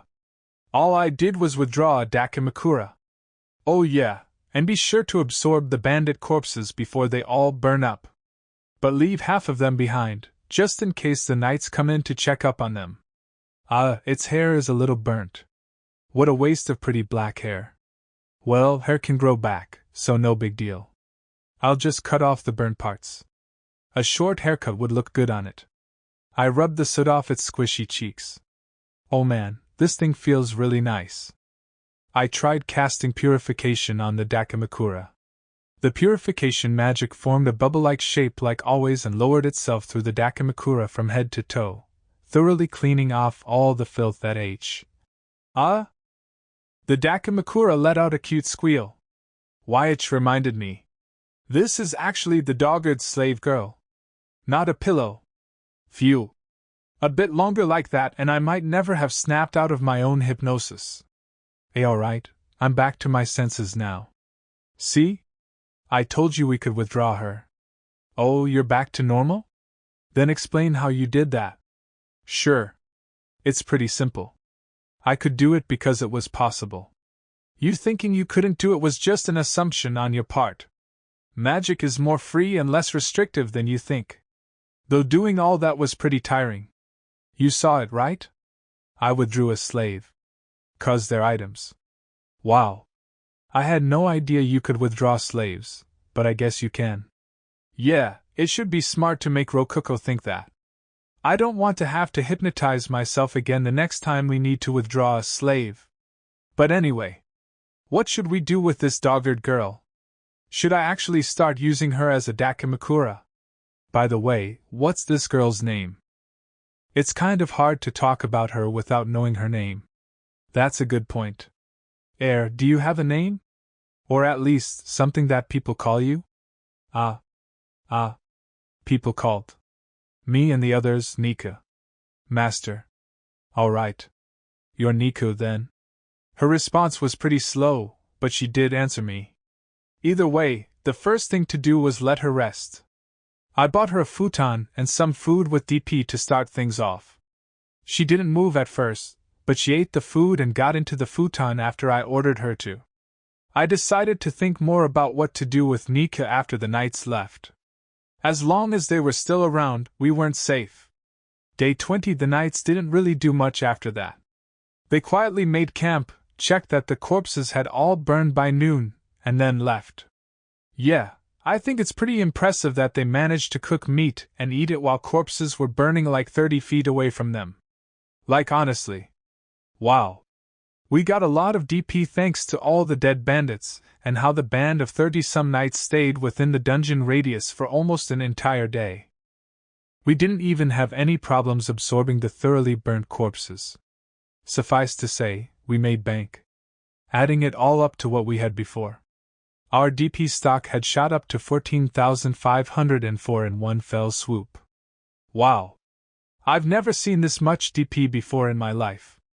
Compared to how little DP we were earning before, we had basically gotten rich overnight. But since the bandits were gone, our daily DP gain was less than before. We didn't have to worry about Gobsuk anymore. But in his place, we had the dogged slave. We had to feed her too. 3 meals a day with food and drink. We'll be losing about 10 DP every day. But our natural DP gain was only 10 a day. Maybe due to how we had withdrawn her as an item, the slave girl wasn't earning us any DP. Though it was also possible that she just wasn't strong enough to be worth any DP in the first place. Thanks to that, our DP earnings a day totaled to a spectacular 0. Wait, no? We were technically in the negatives since we would need to summon goblins whenever adventurers came just to avoid suspicion. Could I sleep well in a situation like that? No, I couldn't. I was a cautious man. I couldn't bear to sit and watch as my savings slowly dwindled. So, unable to bear the weight of losing DP, I decided to fundamentally change this ordinary cave. I don't want to work. Day 21 alright. Now that things have settled down, and there aren't any bandits, Let's think about what to do next. The main thing on my mind is that create golem spell I saw earlier. Magic that can make golems. Yep, that sounds perfect. Things will be easier for me if I can make golems do all the work for me. Yeah? But all that magic can do is make golems. You should just use that DP to summon golems as monsters instead. They cost 100 DP each, and they're strong enough. So basically, this spell will pay for itself after I use it to create 100 golems. Every golem after the 100th is basically free. Wow, what? That's amazing! But to be honest, there's way too many unknown factors to actually know that for sure. How strong will the golems I make be? Can I really summon them for free? Will I even be able to summon 100 of them? The spell may not end up paying for itself, it's impossible to tell right now. To tell the truth, I halfway want it just because I want to try making some golems. I mean, it sounds really fun, right? Let's not tell her about all this. Alrighty then.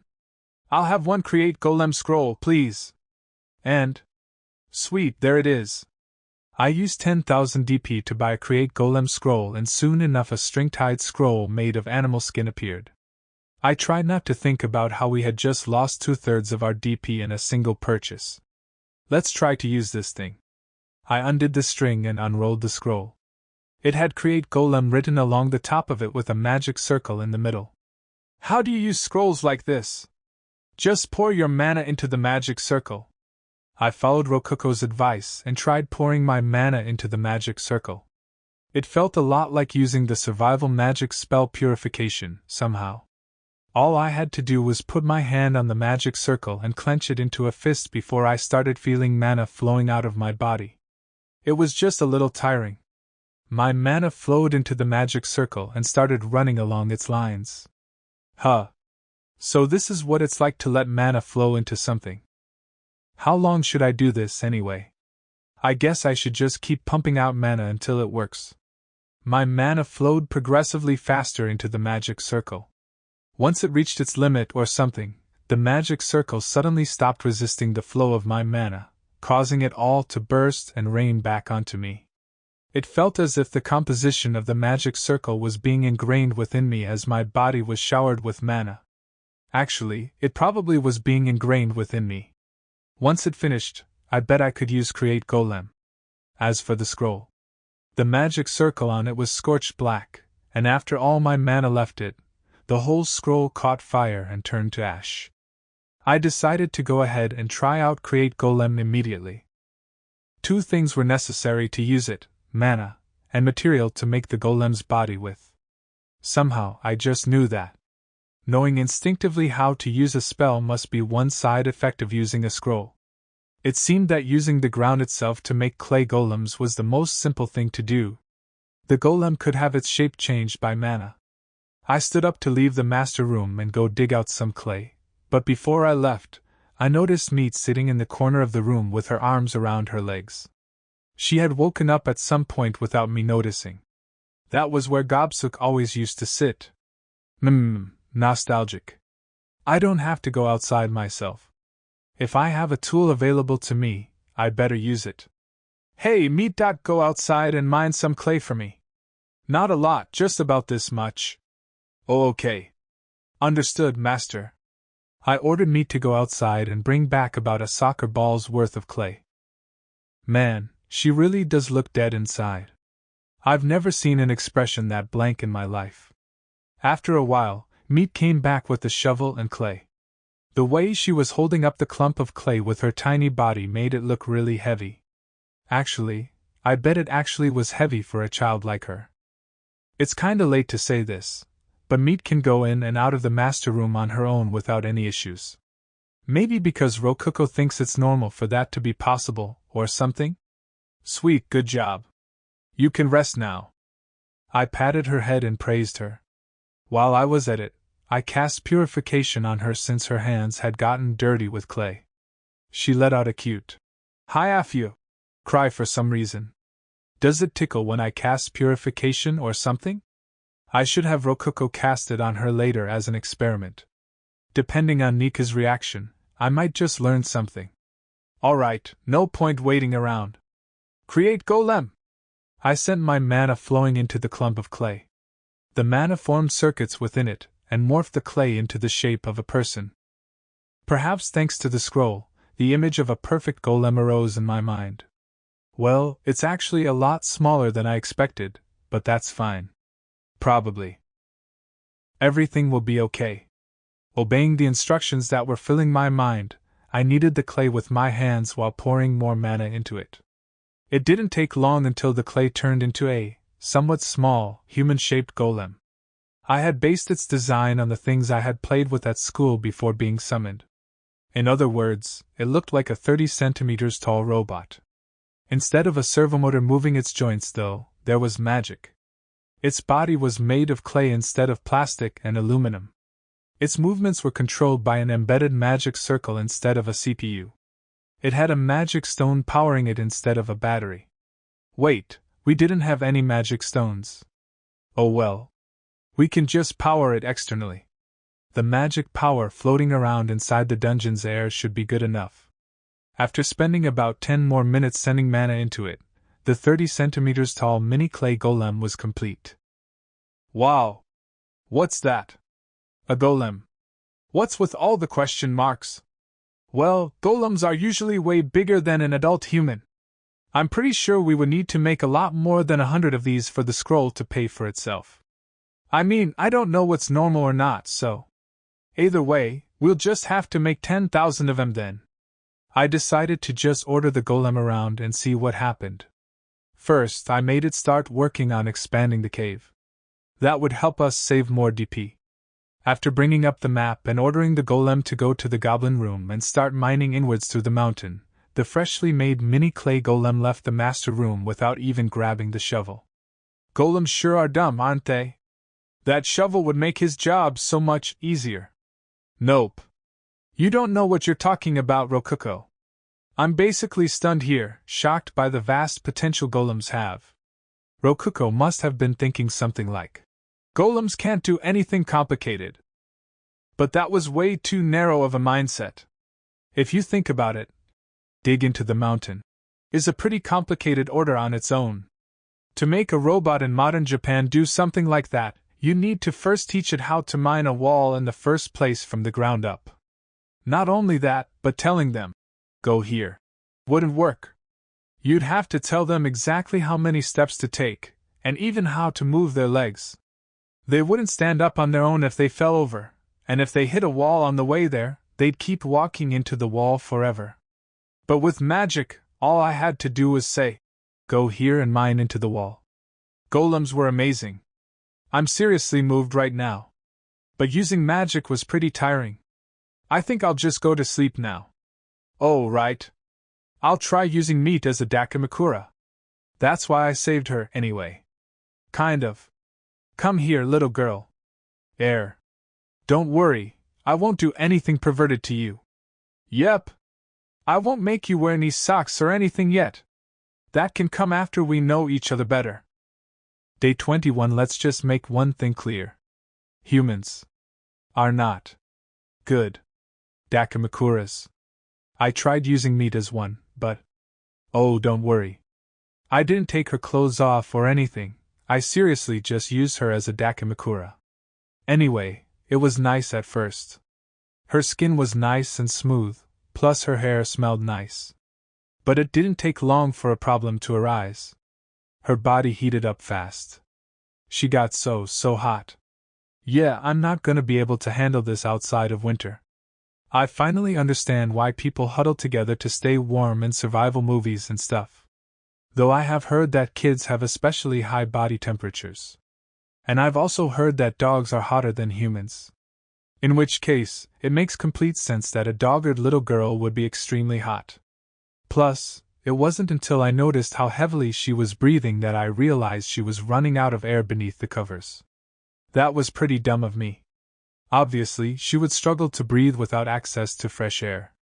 I hurriedly pulled her head out of the covers, which ended up with us lying in bed together, face to face.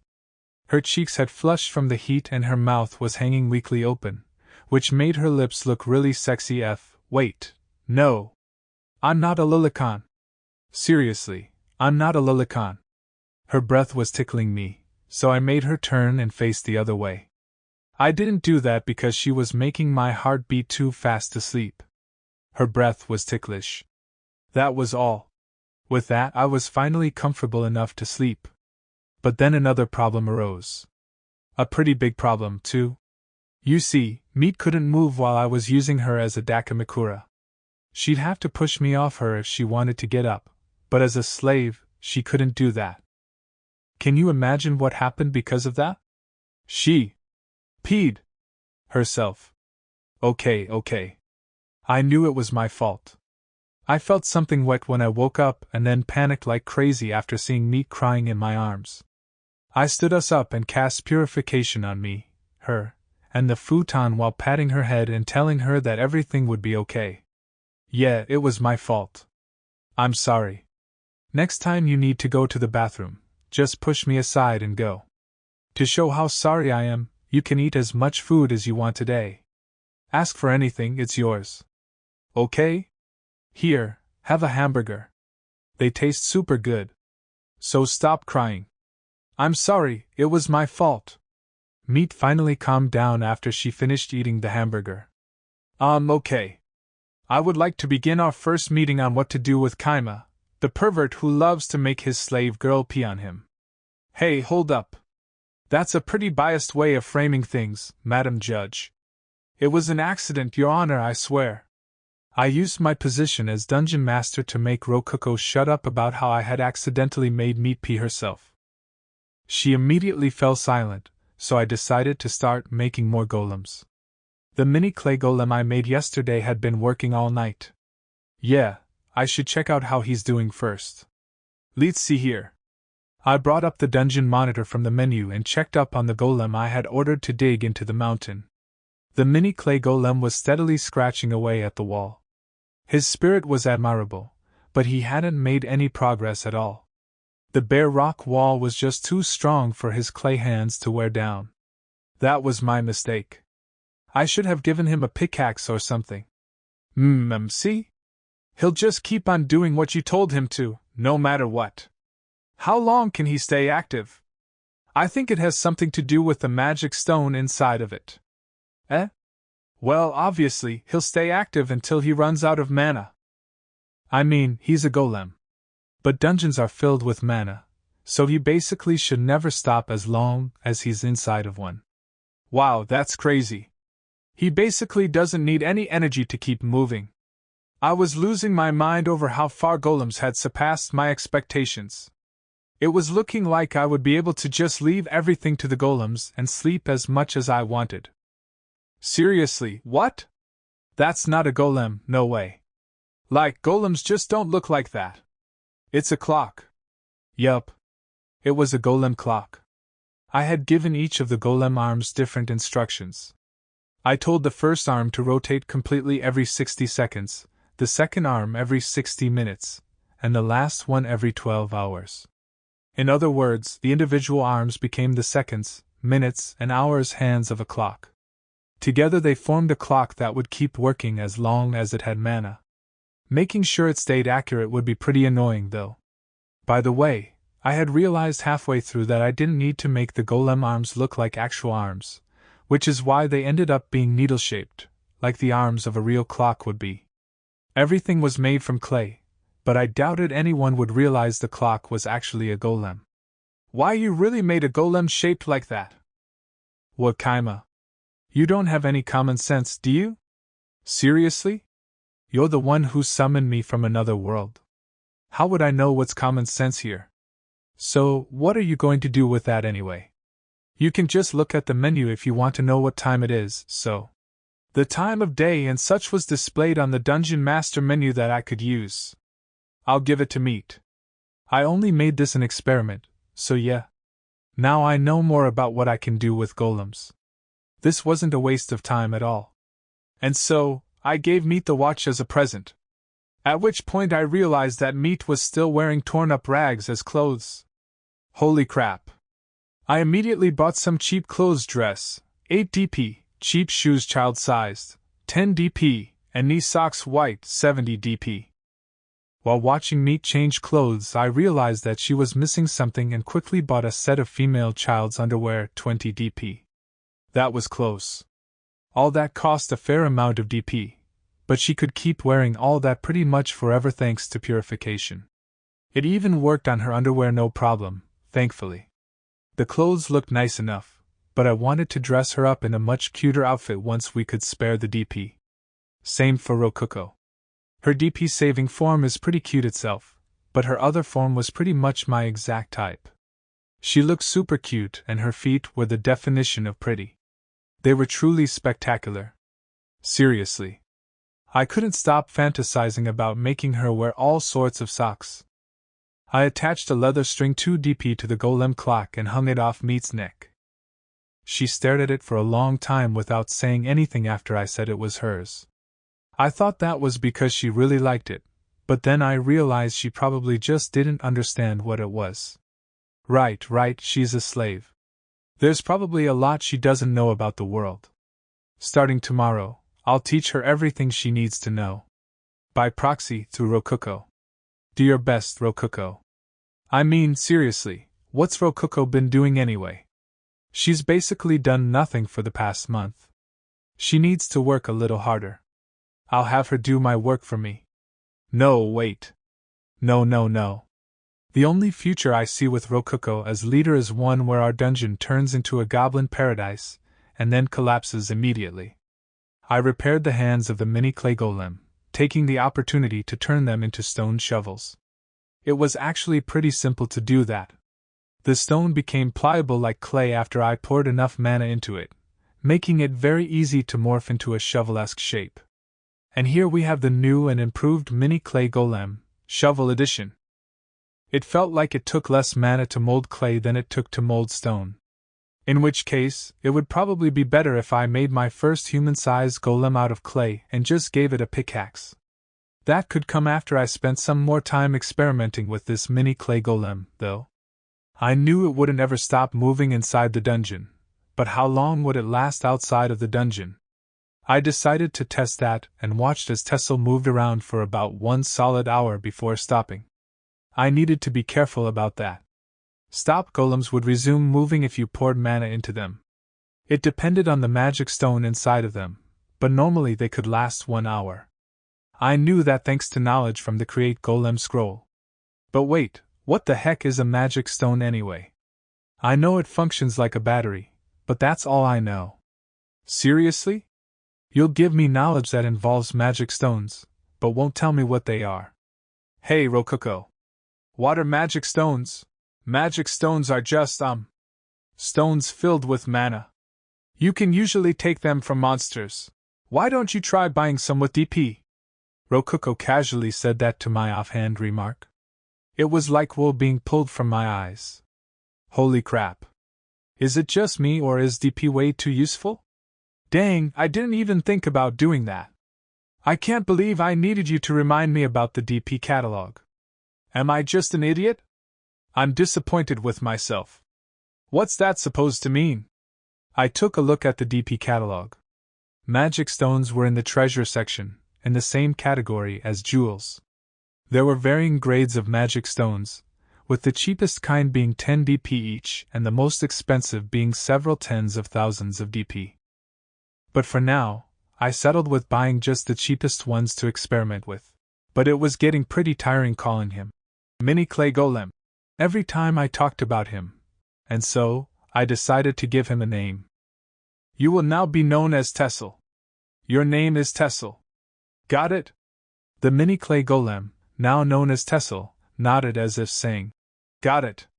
I then changed his order, making him instead go outside of the cave and gather clay for me. Hey, Meat. Can you read and write? No, I can't. I'm sorry, Master. Meat lowered her head sadly. Hey, you know I'm not mad, right? You're making me feel bad, somehow. That's okay. Rokuko, teach Meat how to read. I'll let you eat a lot of melon rolls if she learns well. Same for you, Meat. You can eat as many hamburgers as you want if you do well. Study hard. I can eat as many melon rolls as I want. Okay. Can I really? Hamburgers always made Meat's eyes light up. Thinking about it, Meat had gotten a lot more lively than she was in the past. The dead eyes she had when I saved her were completely gone. Perfect. No kid should ever have to look like that. But you know, dog girls really do love Meat, huh? I would need Meat to do work for me outside of the cave before long, so the sooner she learned to read and write, the better. I got back to work making golems while Rokuko taught Meat how to read and write. Normally it'd be about time for me to go to bed, but there was one thing I prioritized over sleep: preparations for sleeping really well. I was prepared to cut down on my sleeping time for the sake of sleeping better. Yeah, basically, sleep was still the most important thing to me. Day 25. After doing research on golems for some days, I had found out that you could do anything with Create Golem spell. Ladies and gentlemen, cores and slaves, I welcome you. This is the hope that illuminates this mysterious world. I present to you the culmination of my golem research, I said with a triumph look, but Rokuko was dumbfounded. Hey, I don't see a golem here. What did you want to? Before Rokuko can finish her sentence, I said. Just you wait, my darling core. After saying that, I showed her some moves and kicks which only trained professionals can do after training for years. But knowing it was me who couldn't even fight, Rokuko was shocked. How was that? I asked her after losing my breath in some seconds. Being somewhat impressed, Rokuko said. It looked just like those knights from the other day. How did you do it? Simple, I turned my clothes into golems, and had them help my movements. Huh? Rokuko was shocked again. She was like, what the hell? At first I made a powered armor, but it was heavy, stood out, and was too clumsy. And then I realized I could make golems out of anything, even cloth. Meat saw how out of breath I was and brought me some water. While Rokuko, being Rokuko, was dumbfounded. This is a golem? These are just clothes, Kaima, you think weirdly. With a magic stone, the golems can work outside, so it should not be a problem going to the town. Kaima, you're going to a town? I won't be able to do much just staying inside here forever, and now that the knights have eliminated all the bandits for us, the road to town should be pretty safe. There's a lot of things I want to learn about, which means I need to do a lot of information gathering. I'll have to go to town eventually. Like how apparently you can become a holy paladin by destroying a dungeon core. If that's true, people might come by here looking to destroy our core. I needed to figure out what the people of this world thought about dungeons. Are dungeon masters stuck inside their dungeon or something? No, don't worry, there's no rules like that. It's just, I thought you weren't planning on ever leaving the master room. Right. I haven't left the master room even a single time after being summoned to this world. That's because there were bandits out there. How could I go outside? They'd have killed me. That's true. I can't blame you for that. Day 27. Meat learned to read and write pretty fast, so I rewarded her with a hamburger. Rokuko was already munching happily on the melon roll I had given her. So heartwarming. By the way, master, would you please register your mana on my collar? Huh! It was rare for Meat to talk on her own like that. I didn't know what she was talking about at first, but apparently the submission collar Meat was wearing had a mana registration system. I've heard that every person in the world has a unique wavelength to their mana. Oh, huh? Like fingerprints? You can't take off the collar yourself? I can't. It would kill me. A submission collar was a relatively cheap item used primarily to choke its wearer, but when someone became a slave, they would be forced to make a contract through magic where they would die if the submission collar was ever removed. Basically, contract magic would kill the slaves if they tried taking their collars off. Yep, this thing is a real pain. Alright, I'll definitely register my mana then. I want to avoid as many problems as possible here. Okay. Please pour your mana into the plate on my collar. After you do that, please check whether it worked by squeezing the collar. I placed my fingers on the plate and poured mana into it. Yeah. It definitely felt like my mana connected to some password channel system thing. Registration complete? I wasn't too happy about it, but I envisioned Meat's collar squeezing as a test to see if it worked. And then. Whoa! See, cancel! Cancel! Stop choking her! I saw the collar squeeze tightly. It was visibly digging into her neck. That's not light squeezing at all. Holy crap! Stop! What kind of monster would do this to someone just to call them over? Me, teary-eyed from having her oxygen supply cut off, replied to me with flushed cheeks while coughing. I'm sorry. I'm so sorry. Hey. Now I'm your slave for real, master. Meat smiled brightly. What? This is the first time I've ever seen her smile. Why now? Day 28. All right, Ruko. Only summon 5 goblins if any adventurers come. Only 5. No more than that. When you buy melon rolls, get them from the pastry set. You can have 2 a day. We'll see. You be careful too, Kaima. Okay? And so, I left the cave with Ruko staying behind to keep watch. It hit me that I was leaving the master room for the first time. I had been letting me take care of getting clay and recovering Tessel and all that good stuff. I could just use the monitor whenever I wanted to look outside. What if the outside air is poisonous to people from my world or something? Like, what if the planet's mana is actually super deadly to me? Aren't we going? Why, yeah, we're going. Right now. Right now. Hurry up and go already. Don't push me, alright? No matter what. Don't push me. Push you? Okay. Hold on. What's going on here, automatic translator? Ruko pushed me on the back, forcing me out of the master room. I ended up in the dungeon's core room, completely fine. Alright, sweet. Nothing bad happened at all. Phew, I really worked myself up over nothing. I mean, how could mana be poisonous to me? I've been casting spells almost constantly. Yeah. Are you okay, master? I'm fine. Totally fine, feeling great. Let's go then. Why are we just standing at the cave's entrance? You know, come to think of it, I'm the dungeon master. Should I really be leaving the dungeon willy-nilly like this? I dunno. I think I should be more cautious about this and take things really slowly. Hiya. Why are you pushing me? Don't push me. Eh? You want me to push you? Okay, I will. Why? Why aren't you doing your job right, Mr. Automatic Translator? Why you've stolen my first time going outside. And my precious first time. Yeah, nothing bad is happening. Why would anything bad happen anyway? I'm being silly.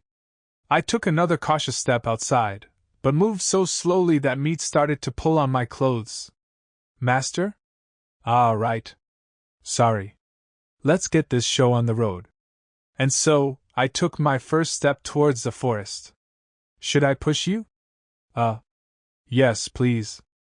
We hadn't encountered any major problems so far, but it still frustrated me that I had to leave safety to go outside where my very life was at risk. I grumbled about it to myself while running along the mountain road with meat. Why did I have to go outside? For safety, of course. It was impossible for me to tell whether I was safe or not without any information. I had so little information that my desire to do research outweighed the possibly temporary safety I had at the dungeon. Hence, I needed to go to a human settlement. I really don't want to work. Naturally, I was capable of running down the mountain road despite never exercising thanks to my wearable golem. I had ordered it to run all the way to Saia village. And so it was. But it was still really tiring somehow, so I needed to stop several times to take breaks. How is meat keeping up so easily? My muscles are gonna hurt like hell tomorrow, sheesh. It took us half a day to reach the city.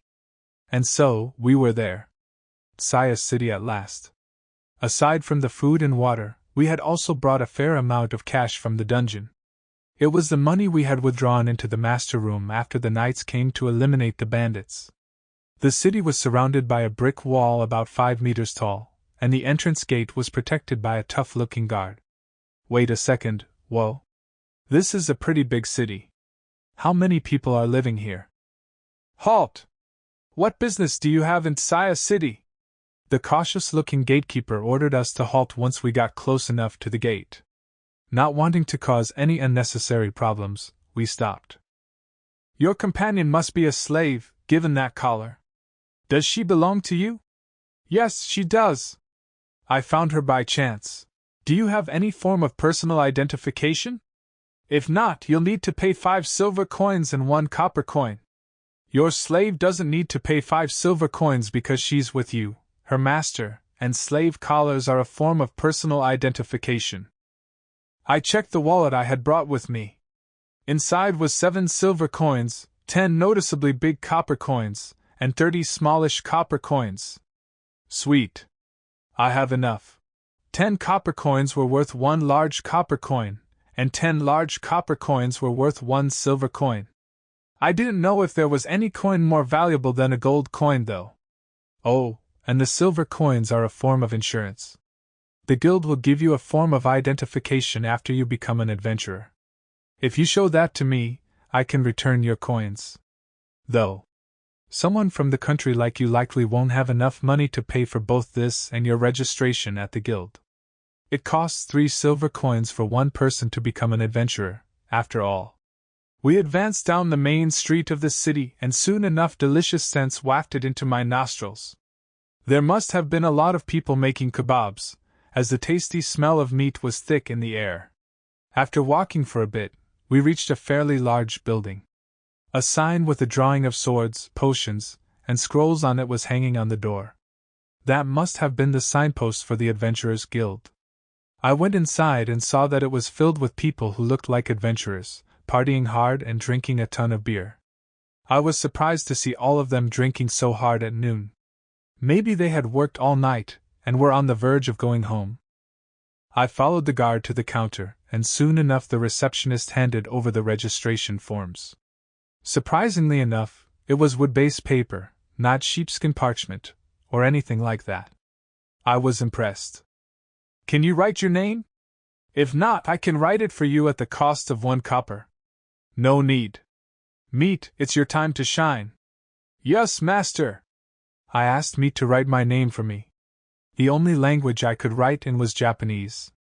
I couldn't comprehend this world's language whatsoever. Suddenly, I realized that the guard and the receptionist were looking Meat and me over with furrowed brows. Was it that rare for a child slave to be literate? I'm surprised. She's such a small child, and yet. Well, I needed her to be useful somehow. I see. For some reason, the receptionist was giving me a kind of disgusted look. Should I not have taught Meat to read or something? Are you really going to register that slave child as well? Is there a problem with that? Can slaves not be registered? Is there an age limit? Is she writing the wrong things? No, there isn't any problem with the paperwork or anything of that sort. Meat finished writing my name, and we quickly finished the rest of the registration. Guild's receptionist perspective. My name is Celia, a receptionist at the Adventurers Guild. I wonder, what relationship do these 2 new registrants have with each other? The girl has such an unpleasant name. Meat. Like she's just an object or something. But she's being registered as an adventurer despite her name. What a travesty. Kama the Brute, was it? Got it. Sigh, what an angel she is. She deserves to be protected from that scum. Day 29. After registering at the guild, I took a look at the request board. I came to town to learn more about the world. But there was something more important. I needed to find out what people of this world thought about dungeons. We'd never hold up if guys like that knight keep on coming for the core. What sorts of requests are linked to dungeons? Meat happily plunged into the throng of adventurers. Her small body was engulfed by the crowd and disappeared in seconds. After a small while, she came running back with 2 slips of paper wedged between her lips. I rubbed her head and scratched her chin to thank Meat, causing her to wiggle happily. Yep, she's basically a puppy. Thank you so much. I took a look at the quests she brought back. Master. How about these? As a new adventurer we can't take any requests above rank G. I had Meat find us some that even we could do. If we wanted to take harder requests, we had to raise our ranks first. Hunting meat for a restaurant. Adventurers in the guild are organized by ranks. As a newbie, you start out at G rank. You will rank up based on your performance on the quests," said the receptionist after I showed her a F rank quest, which was about surveying our dungeon, the ordinary cave. "That's why I gotta rank up if I want to take that request. Damn, I'm so sleepy, I don't want to grind." So I took a rabbit hunting quest. The quest had 2 requirements. Number 1, hunt at least 3 rabbits. Number 2, the rabbits must be fresh. And hunting rabbits shouldn't be an issue. These are perfect. We headed straight to forest. We found 1 rabbit on our way to the forest. It was bouncing around the grassy plains much like you would expect a rabbit to do. Honestly, it was super cute. White fur, red eyes, tiny. Yeah, it was cute. Cute and fluffy. A cute ball of fluff frolicking amidst the grass. But moments later, Meat had decapitated it with a single slice. Her golem blade knife easily sliced through its neck thanks to its vibration capabilities. It was pretty gruesome. "Here's the meat." Thanks. "Good job. I'm proud of you. This kid's got no mercy." I picked up the rabbit's corpse by the feet as blood pumped out of its neck and held it upside down for a bit. Once most of its blood had drained, I threw it into a leather bag we had brought. Meat's knife is a golem I made from an iron ingot. With magic power, the blade vibrates, and I can even cut cleanly through a log. With this knife and the golem clothes, anybody can hunt rabbits. At least, even I should be able to. I think I can. When I slashed at the rabbit, it jumped away and ran. So fast. "Stay still so I can hit you." Ugh, a worthy opponent. After trying for some time, I asked Meat. "Hey Meat, how is it going on your end?" When I looked in her direction, she already had killed 3 rabbits. After killing the 10 rabbits, we headed to the Adventurers Guild and handed over the rabbit-filled bag. The client grinned after seeing what was inside. Well, looks can be deceiving, huh? Didn't expect you to be this skilled with a blade." "Sorry, the girl did basically everything, not me. All I did was hold upside down the rabbits that the great Meat hunted and throw them in the bag after they ran out of blood. Meat was the only one who went into the forest. I just stood around waiting for her." But regardless of who caught them, the client was very impressed with the rabbits. It helped that their pelts were still usable thanks to how we drained their blood. All the rabbits, except 1, earned the maximum payment of 10 coppers, resulting in a net gain of 97 coppers. Though as a bonus for how solid they were overall, he paid us a whole silver coin instead. Huh! Which was the one worth 7 coppers? Yeah? You know it was the one I caught on my own. My bad for slicing its torso in half. Congratulations. You can now rank up. Do you wish to rank up? Why? Rank up. In other words, we'd be leaving G rank and going up to F rank. Then please give me your guild card. Please sit down and wait for a moment. After we gave our cards to the guild's receptionist, I asked Meat to get the ordinary cave investigation quest. We had finally met our goal. Now we will do the survey ourselves and say everything is normal in the dungeon, and that should keep any new invaders from cawing for a while. While I was thinking that, the guild's receptionist came back with our cards. Thanks for waiting, here's your new F rank cards. I thanked the receptionist and took our cards. Meat was taking a lot of time, so I asked her, "What's wrong, Meat?" "It's not here." "Yep. Which means someone took it, I guess." "Oh crap, what do I do?" "When did it get taken?" "This morning? At noon? Maybe last night?" "If they just took it, we could catch up to them on the road there. We might end up fighting, though." Would we be able to win that fight, Master?" I glanced at Meat. Speaking of which, does Meat really understand that I'm a dungeon master? Like, does she get what that implies? I don't think I've ever talked to her about it. But okay. I need to calm down. Ruko can handle herself. She'll do what I told her to for sure. If what I know about this world is right, that'll be enough. The only problem is, what if what I know and what the guild knows is different? I need to find that out right away, which means now's not the time to be sleeping. I headed towards the counter. Behind it was Celia, the same receptionist as always. Sorry for coming right back. I'd like to ask you some questions about dungeons, if that's okay. Many adventurers will soon be returning, but I can answer your questions until then. But what do you want to know? The dungeons around here are all D rank or above, so they should have little to do with you. In other words, because the ordinary cave was the subject of an F rank quest, it wasn't a normal dungeon. I remember seeing a quest about exploring some dungeon named Ordinary Cave. I couldn't find it just now, but it was an F rank quest, which makes me curious about it. Ah, yes. That quest is primarily for rookies. It's a quest based on investigating a harmless, newly born dungeon. Those are quite rare. We post the quest about once every 2 weeks. Newly born? I'll have to ask Ruko to see if that's a fact or just a false rumor. By the way, what kind of person took the quest? That information is confidential. Yeah, figures. I'd have appreciated it if she told me, but I'd basically lose all trust in her if she gave away information like that willy-nilly. While I'm here, might I ask what kind of places dungeons are? Dungeons are places where treasure, monsters, and traps appear.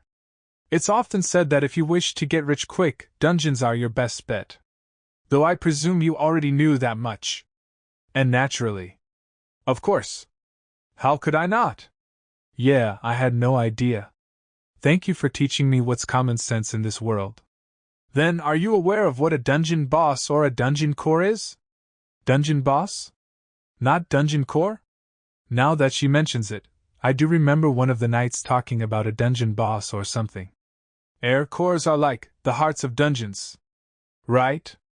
Yes, that's right. A dungeon will collapse as soon as its core is destroyed. The dungeon boss is a being that awaits at the bottom of a dungeon, protecting its core.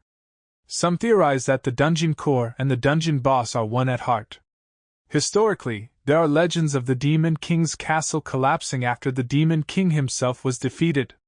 It's quite a popular theory that the Demon King was both the dungeon core and dungeon boss of his castle dungeon. Though I personally believe that the Demon King was just a sore loser who, at the last moment, tried to destroy those who defeated him by any means possible. A Demon King dungeon core, huh? I guess it was just someone like Ruko going way too far. I tried imagining Ruko as a demon queen. She stepped on her long cape and fell over. Yeah, Ruko doesn't fit that role at all. I heard there was a rumor that you can grow stronger by destroying dungeon cores. Is that true? He who dares wins, or something like that. That is rumored, but whether or not it's true is still unknown. And I might add, destroying guild-managed dungeons is punishable by death under imperial law. I would advise you to not try experimenting. Seriously? Seems like our dungeon's protected by imperial law. It might be a good idea for me to calm down a little. By the way, if you wish to know more about dungeons, I suggest that you buy a dungeonology book. Although books are expensive, there is no better way to learn what you wish to know. Now that's the kind of info I wanted. Dungeonology, huh? That's a funny name, but I'm glad I learned about it. I definitely want one of those books. Though, even a copy of Intro to Dungeonology will cost you a full gold piece. That's pretty expensive. You think so? All books are that expensive, in my experience. Really? Well, I don't have any gold pieces right now. The receptionist glanced behind me. I followed her gaze and saw that several adventurers had just returned. Will that be all for today? People are returning now. Yeah, sorry. Thanks for the help. Do not mention it. Giving advice to adventurers is part of my job. Now, if you'll excuse me. The receptionist turned and started helping out someone else. It'd be rude of me to keep bothering her, so I took meat and left the counter. Either way, I doubted the Ordinary Cave's core was in any danger of being destroyed. Though there was a decent chance some dungeonology scholars or whatever would investigate it due to how rapidly it increased in size. Either way, DP-wise, it'd be cheaper for us to stay here since we didn't need to buy food or anything. One path available to me was to become an adventurer, and used Saia City as my base of operation. But to put it simply, I couldn't live without my futon. I really wanted to get my hands on that dungeonology book. Though it might be a while before I can get my hands on enough for 1 gold coin's worth of stuff. Wait a second. Can I maybe buy that book with DP? I checked the DP catalog and yep, there it was. Maybe it's showing up now because someone told me about it. Let's see here. Intro to Dungeonology, 100 DP. Wait, what? 100 DP? The heck is with that? I can buy a book worth 1 gold piece, worth 1 million yen, for 100 DP? I'm pretty sure 5 copper coins costs 5 DP. What in the world is going on here? What's with the exchange rate? Could it be that the dungeon values things differently from humans? Oh wait, now isn't the time for that. Those adventurers could be at the core any time now. First thing first, I have got to get back to the dungeon. Either way, it looked like it would be a good idea to go back to the dungeon and buy Intro to Dungeonology. Meat, we're going back to the dungeon. Yes, master. Meat nodded. Clothes glom back to the dungeon full speed. As soon as I said that, golem clothes made me run so fast that I thought my soul would be left behind in the city. After reaching the dungeon, my feet and muscles were killing me. They hurt so bad. It was already close to noon when we reached the ordinary cave. It took longer than expected, but we had finally gotten home. Though, the first thing we saw after exiting the forest and looking towards the cave was something neither of us ever expected. There was Ruko, sitting on a white chair next to a white table, gracefully drinking tea. She was even in the form I first saw her in, rather than her DP-saving form. And in front of her was a lady I've never seen before, looking gently at Ruko with her long white hair trailing behind her back. She radiated a classy aura that likely reflected some kind of noble status. Beside her stood a blonde guy. Wait, no. Beside her stood a cross-dressing blonde girl wearing the black clothes of a butler while holding an umbrella over the first girl. And then. Foo. What happened after that? Ruko gracefully tilted her cup to drink the tea. The refined lady used that opportunity to talk to her, smiling gently. Basically, the entrance to our cave had turned into the royal garden of a palace. What the heck is Ruko doing? Who is that girl? Why are they drinking tea like nothing's wrong at all? I froze in place, and soon enough made eye contact with the broadly smiling Ruko. Oh, Kaima! Welcome back! That didn't take long at all. What are you doing? Can't you tell? I'm having a tea party like the refined lady I am. Ruko, not in her lowly form, puffed out her sizable chest with pride. That's not what I meant. I want to know why you're doing that. Number 89 came over to spend time with me. Oh wow, number 89, huh? Wait. Number 89? She's a dungeon core? I looked more closely at the white-haired girl sitting next to her. She looked like much more of a refined lady than Ruko. Well, hello there. May I call you Kaima? The lady elegantly waved her hand. To be honest, she was exactly my type. Like, exactly, holy shit. But for some reason, a chill ran down my spine. Let me introduce myself, said the white-haired lady. Oh my god, she is like an angel. I am Dungeon Core number 89, Haku of the White Labyrinth. I was just talking to number 89 about what happened recently. I told her about you too, Kaima. Alright, Ruko. Come here for a second. Ma'am, please excuse us. I pulled Ruko away and started whispering to her. How much have you told her? I just got to the part where the bandits were all about to die. Oh, and I gave her a melon roll, too. She really loved it. Ruko let out a girlish squeal of happiness, clearly pleased that her older sister enjoyed her gift. So I thumped her on the side of the head. Ow! Why'd you do that? Ruko barked at me like an angry dog. Has scratched that. Big tits or not, she's still more like an angry puppy. Listen up. Stop telling her things she doesn't need to know. She might be our enemy. And no matter what, don't tell her anything about my golems. But number 89 definitely isn't our enemy. Who taught you the absolutely incredible battle strategy of summoning nothing but goblins? Number 89. Who told you to use DP only to summon monsters without ever expanding your dungeon past one room? Number 89. So? Are you really sure she definitely isn't our enemy? But. Alright. So basically here's how it is. Dungeon core number 89 wasn't letting Rokuko grow as a dungeon, while, simultaneously, her own dungeon was shooting up through the rankings. There was some connection there, and it was very possible that she'd be getting in our way from now on. Rather, she would probably eliminate us the second she could if we ever get in her way. Number 695. Will your secret discussion be over soon? I would like to join you too. Okay. We're coming right over, number 89. And yet, Rokuko still looked happy after Dungeon Core number 89 called out to her. Yeah.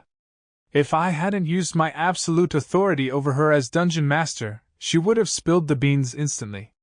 Though it was still possible that she let some secrets leak. Whether or not I have absolute authority over her, my order wouldn't mean much if she was letting things slip unconsciously. So, what happened to the bandits after that? Rokuko glanced at me. She must not have known whether or not it was okay for her to talk. So, I answered for her. As you can tell, they were massacred. The band of knights took care of them, then? Yes, that's perfect. But I must wonder how much DP they were worth. Judging from the reports, you two must have earned at least 10,000. The reports? What do you mean by that? Sorry, I don't know too much about you. I imagine not. You were summoned here from another world, after all. Guess Rokuko already told her about my summoning and all that. Allow me to introduce myself. Dungeon Core number 89 straightened her back and, with a hand on her chest, introduced herself with a clear voice. I am Dungeon Core number 89. A prior master of mine called me Haku. I know that humans prefer such names over numerical designations, so please feel free to call me Haku as well. I manage the Ivory Labyrinth, located within the Liverio Empire's capital city. Dungeon Core number 695 is my little sister, as you know. It is a pleasure to meet you. Dungeon Core number 89 smiled gracefully at me. Haku's a lot shorter than Dungeon Core whatever, so I'll roll with that. I responded to Haku's greeting in turn, taking care to speak with enough gravity and weight that she wouldn't look down on me. Indeed, it is nice to meet you as well. My name is Kaima Masuda. Please call me Kaima. I have been working as the dungeon master of your little sister's dungeon, the Ordinary Cave. I pray that we can work well together. Oh my, you are quite the polite one. I am impressed. Hearing Haku say that made Rokuko panic a little. Should I introduce myself too? I am Dungeon Core number 695, and... we both know who you are, so... Oh, right. We gotta get ready. Some adventurers are coming. My. Are you perhaps worried about that because of this? Haku took the Ordinary Cave investigation quest slip out from her cleavage. Why was she keeping it there? I mean, why does she have that? Haku quickly answered my question. Despite my true identity, I am also an A-rank adventurer, a position I exploited to get my hands on this. The knights from my country gave their report on the Ordinary Cave, and I couldn't help but come see things for myself. So do not worry, Kaima. You'll be fine for at least half a month now. Haku smiled, as if saying the situation was entirely under her control. She was right. No invaders would be coming for our dungeon anytime soon. Excluding the two in front of me. By the way, Kaima, may I ask you a question? Sure. What's up? The smile vanished from Haku's face. Are you a soldier of God? I felt a chill run down my spine. A soldier of God. No idea what that means. Some god talked to me while I was being summoned here, but I didn't become his soldier or anything. I did meet someone who claimed to be a god, but I don't remember him talking about anything like that. I see. As if satisfied by my answer, Haku resumed smiling. I could almost feel the atmosphere warming back up. Forgive me, but I used magic to determine whether or not you were lying. You seemed to be telling the truth, thankfully. I was worried about you ever since number 695 told me that she had summoned you from another world. When did she cast that magic? And that kind of magic even exists? Makes sense, I guess, since there's a magic tool that does the same thing. Now then, I would like to have a conversation alone with you, Kaima. Do you mind? You can wait here with Chloe, number 695. Understood, my lady. Come with me, princess. I followed Haku as she distanced herself from Rococo and Chloe. Of course, Meat stayed behind too. Yeah. This is pretty dangerous. I didn't notice until she stood up, but Haku has absolutely incredible feet. Crap. I can't stop staring at her feet, even though I know I'm in danger here. Her Vietnamese-style AO dye dress hugged her body perfectly, showing off all her curves. I could see the outline of her feet through the thin cloth of her skirt each time she took a step. I want to look under her skirt. I want to take off her shoes and get a good look at her bare feet. Now then. Haku turned to look at me after we had walked a fair distance. The fact that she looked beautiful just turning around really helped me understand why Rococo looked up to her so much. And then, without missing a beat, she said, "Would you please relinquish your position as dungeon master? I'm afraid I can't do that. The beds in this world suck way too much. They're unforgivably bad. I couldn't live with them. I'm not gonna quit being a dungeon master. It's the only way for me to get futons and even better beds. Sincerely though, what have you been doing to my cute little number 695? How dare you defile her as you have? If you won't quit being a dungeon master, then please at least relinquish your absolute authority over her, and then kill yourself immediately." Isn't that basically just me quitting being a dungeon master? I'm not really sure what you're talking about. I mean, I wouldn't mind giving up my absolute authority, but suicide is a bit much. Oh my. I like your cooperative attitude. But will you truly give up your authority? I imagine you've already ordered number 695 to do lewd things with you, yes? And then you ordered her to forget all those inconvenient memories. You're just doing whatever you want with her. You humans are all the same. Hold on a second. I didn't do anything like that. Humph, I wonder about that. Your species treat we dungeon cores like toys, giving us orders like slowly fall in love with me over time and marry me. I didn't even realize what was going on until he died. I can't trust you humans at all. I thought I taught that to number 695, but she still. Oh, huh. I guess that's what happened to her. She might not have meant to actually say that out loud. I don't have any interest in non-consensual stuff, so yeah, I'll give it up no problem. Very well. I will have you remove it while I watch. Wait just a moment. In other words, you are interested in her as long as it doesn't involve your absolute authority? Just what do you intend to do to number 695? You've got a pretty strong imagination, huh? She was just making up false accusations as she went along. Well, whatever. There's just one thing I want to make sure of here. Haku. Are you Rococo's enemy? I have no idea what you're talking about. In what world would I ever be number 695's enemy? So we're gonna be playing that game, huh? Why did you teach those battle strategies to Rococo? Those battle strategies? I'm afraid that I taught her so many things, I don't know precisely what you're referring to. I decided to take things step by step and ask one specific question at a time to ensure I knew what was going on. Okay, first of all, why did you teach her to summon goblins specifically? Goblins are the most efficient monster for a dungeon as small as hers to summon. Even if she were to summon a strong monster, she wouldn't be able to maintain it for long.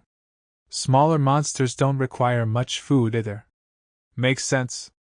Goblins are pretty efficient. Why did you teach her to summon monsters all at once using as much DP as possible? There is undeniable strength in numbers. A strong foe can be beaten by many weak allies. Additionally, There is not a single dungeon core alive who would prioritize DP over survival in a dangerous situation. That's true. There's no point in saving your resources for later if there won't be a later. Why did you teach her that building rooms was a waste of DP and that monsters should be prioritized? Rooms can't defeat invaders, can they? Victory can only be obtained by summoning monsters to defeat invaders. She's right. No matter how many rooms you have, you need some kind of offensive strategy to ultimately win. In that case, why didn't you teach her about using traps? Most of them can only be used a single time, which isn't very cost-effective. And to make matters worse, you can place very few traps in a small dungeon. Traps that can be used many times are quite expensive. Makes sense? Alright. I think that's enough questions. All her advice makes perfect sense from the perspective of this specific dungeon. But remove one condition and all the advice would be completely worthless. Okay. I understand where you're coming from. Now what I want to know is, how did you make people view her as a safe, harmless dungeon? Yep. The condition was that Rokuko had to be a dungeon managed by humans. In any other situation, invaders would destroy the dungeon core as soon as they defeated the goblins. After all, the ordinary cave had in fact been just an ordinary cave with a core lying defenseless in its only room. Oh my, you've figured it out, have you? Well, the answer is simple enough. I personally created both the Liverio Empire and the Adventurers Guild. Rokuko was established as a safe dungeon because I willed it. I had more or less noticed that already. It didn't take me long to realize that she was a big fish in this sea. Ah, and by that I mean both among humans and among other dungeon cores. Oh my, you don't seem very surprised. I mean, you mentioned receiving a report from the knights earlier. You had no intention of hiding your true identity, did you? Well, no. I didn't. Haku smiled and laughed a little, visibly pleased. So, why did you try to ensure that the ordinary cave would stay weak and small forever? Because number 695 is cuter that way. And I want to protect her. That's why I panicked quite a bit when I heard that she had been occupied by bandits. You want to protect her? Why? Well, she is my cute little sister, you know. I yearned for her safety so much that at first I thought about placing a guard by her entrance to prevent anyone from invading her in the first place. But that would just attract unwanted attention from the soldiers of God, who would proceed to hunt her. That's why I instead focused on making her as invisible and forgettable as possible. So? Is that satisfactory enough of an explanation for you? Am I satisfied, huh? Why are you hunting other dungeon cores? One of the knights had said that one needed to destroy a dungeon core to become a holy paladin. Which, of course, had to be a system that Haku set in place herself. She was protecting Rokuko while actively attacking other dungeon cores, and I wanted to know why. Wait. I wonder if she knows that her little system there nearly got Rokuko killed when the knights were here. That has nothing to do with number 695. If I didn't hunt other cores, the soldiers of God would hunt me in turn. She was doing it for her own sake. That was very easy to understand. Makes sense to me. Very well. Is there anything else you want to know? I'll answer any questions you have, while we're here. That's pretty nice of you. Any particular reason behind this streak of kindness? Yes, well, consider it a reward from me. I heard from number 695 that you made certain every single one of the dirty bandits that stepped on her died. You made sure not a single one of them survived. This is my thanks for that. If even a single one had gotten away, I would have needed to waste my time hunting them down. All right. May as well use this opportunity to ask about holy paladins. By the way, did you know that one of the knights that came here tried to destroy Rokuko's core? I heard. I gave special treatment to the 17th Night Platoon, and yet their report mentioned one of them trying to swing their sword at number 695. Can you believe it? My goodness, I will never understand how you humans can be so simple-minded as to not understand how lovely and cute and perfect number 695's core is. Naturally, I'm having them all executed. All of them. Of course, I can't mention number 695 in the official charges, so I'm planning to forge evidence indicting them all of treason against the state. The true treason would be punishing them with just a pay drop despite how grave the crime of attempting to destroy number 695 is. That makes their executions lawful and just. I suppose that they are currently returning to the capital with no idea of what awaits them. This woman's messed up in the head. And she's so stupidly powerful she can easily destroy people's lives if she wants to. What kind of politics involves executing an entire platoon of knights? That's just scary. Oh my, do you think I went too far? Not at all. Oh, by the way, the knights left early out of laziness. They said adventurers would take care of any stragglers for them. Was that in the report too? It seems I have another crime to charge them with. I kept my cool and played along with her. I'd be in danger myself if I disagreed with her too much. But either way, I felt like I knew her a little better after all that. I was pretty confident she wouldn't end up becoming Rokuko's enemy.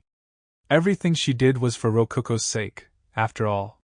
We should be safe as long as Rokuko doesn't try to hurt Haku for whatever reason.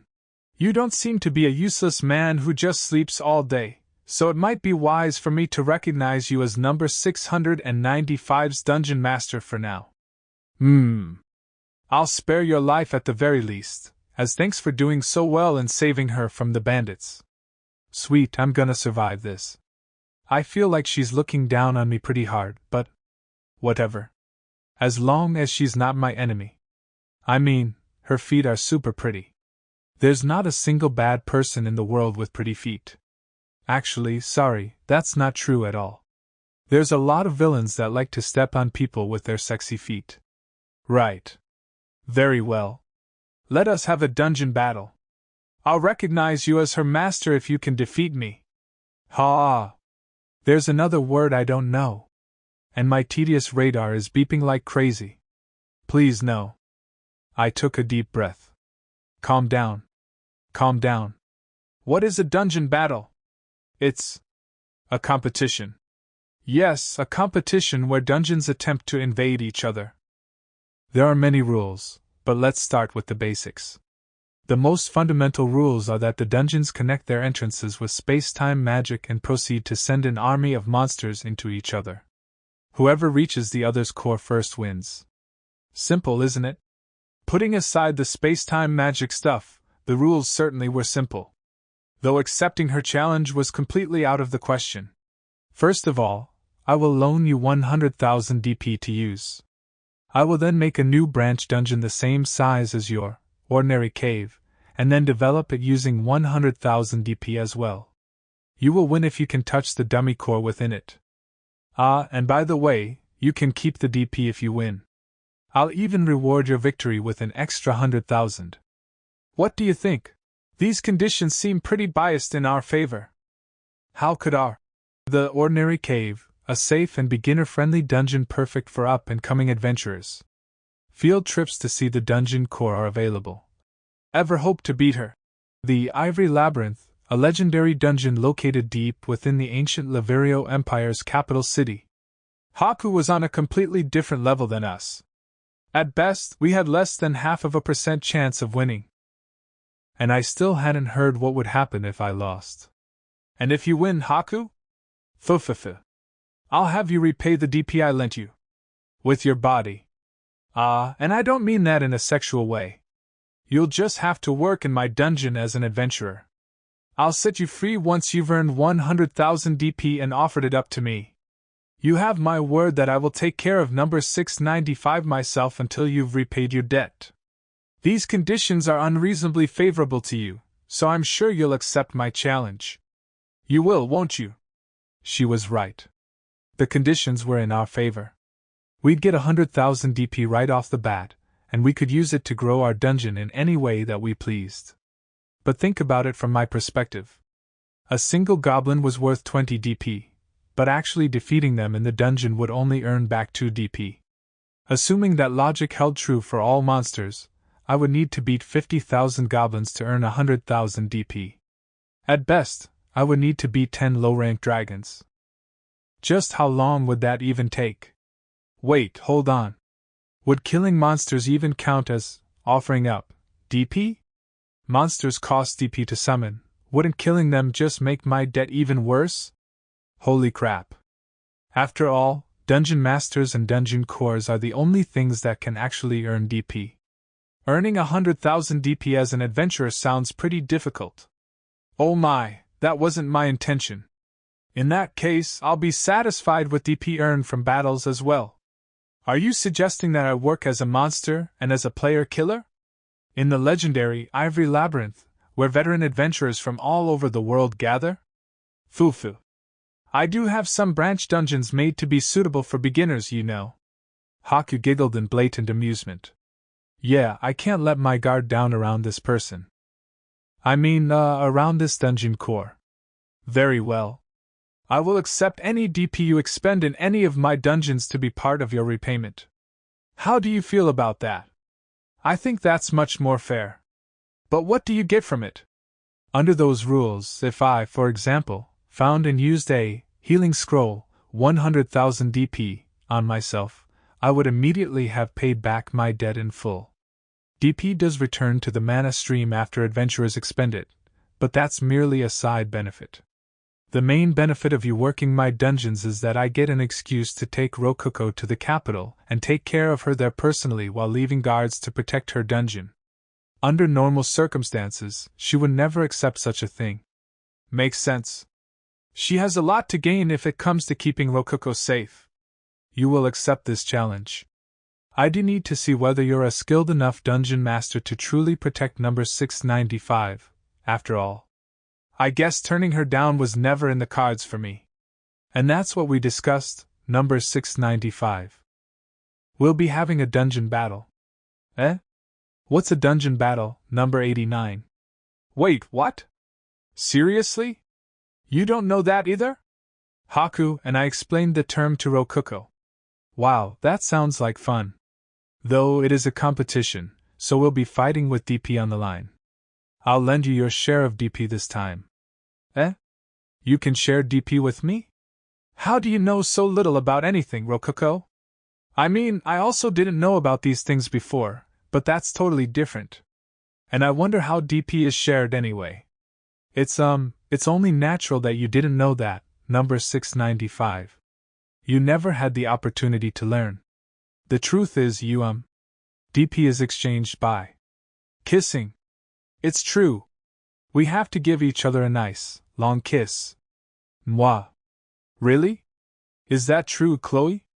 No. If my memories are correct, a simple handshake would do well enough. I consulted the butler for confirmation and got a quick, firm answer. This is the first time number 695 has ever exchanged DP before, and I'm giving her an entire 100,000.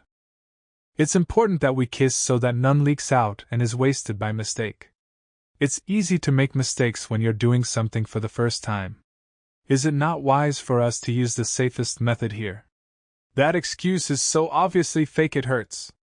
100,000? I can't take that much. I'm just lending it to you. And you'll need around that much to prepare for our battle. After all, this is a competition where we fight with DP as our everything. It would be boring for us both if you didn't have any DP, wouldn't it? This is just a simple handicap for me. We'll have to give it all back to her if we lose, so it really is just a loan. Go ahead and take it. And be sure to do exactly as Haku says when it comes to taking the DP from her. Okay. Thank you very much, number 89. I'll gladly accept your DP. What should I do to take the DP from you, number 89? Close your eyes, open your mouth just a little, and stick out your tongue. Yes, just like that.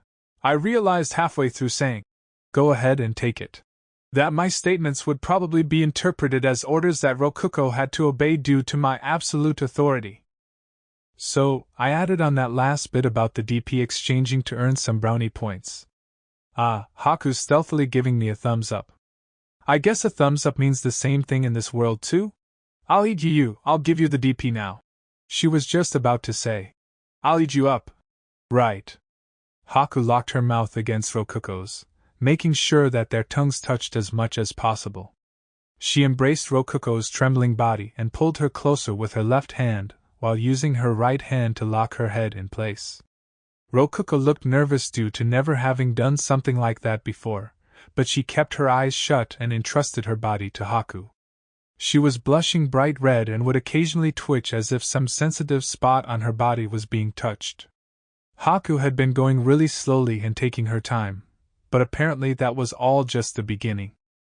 She embraced Rokuko's head with both hands and moved her mouth, causing something, likely DP, to flow into her little sister's mouth.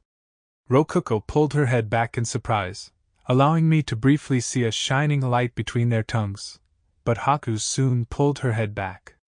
And so, that continued for about 10 more minutes. When their mouths finally separated, a string of saliva bridged the gap between their tongues before breaking apart. Fa. Ga ha. Nfa. Their expressions were entirely different. Rokuko was breathing heavily with her eyes shut, whereas Haku was smiling in satisfaction while licking her lips. The only thing they shared was their flushed cheeks and dreamy floatiness. A small amount leaked out, but I gave more than that as a bonus. Ha ha. Thank you so much. Number 89. Howa. Ufufa.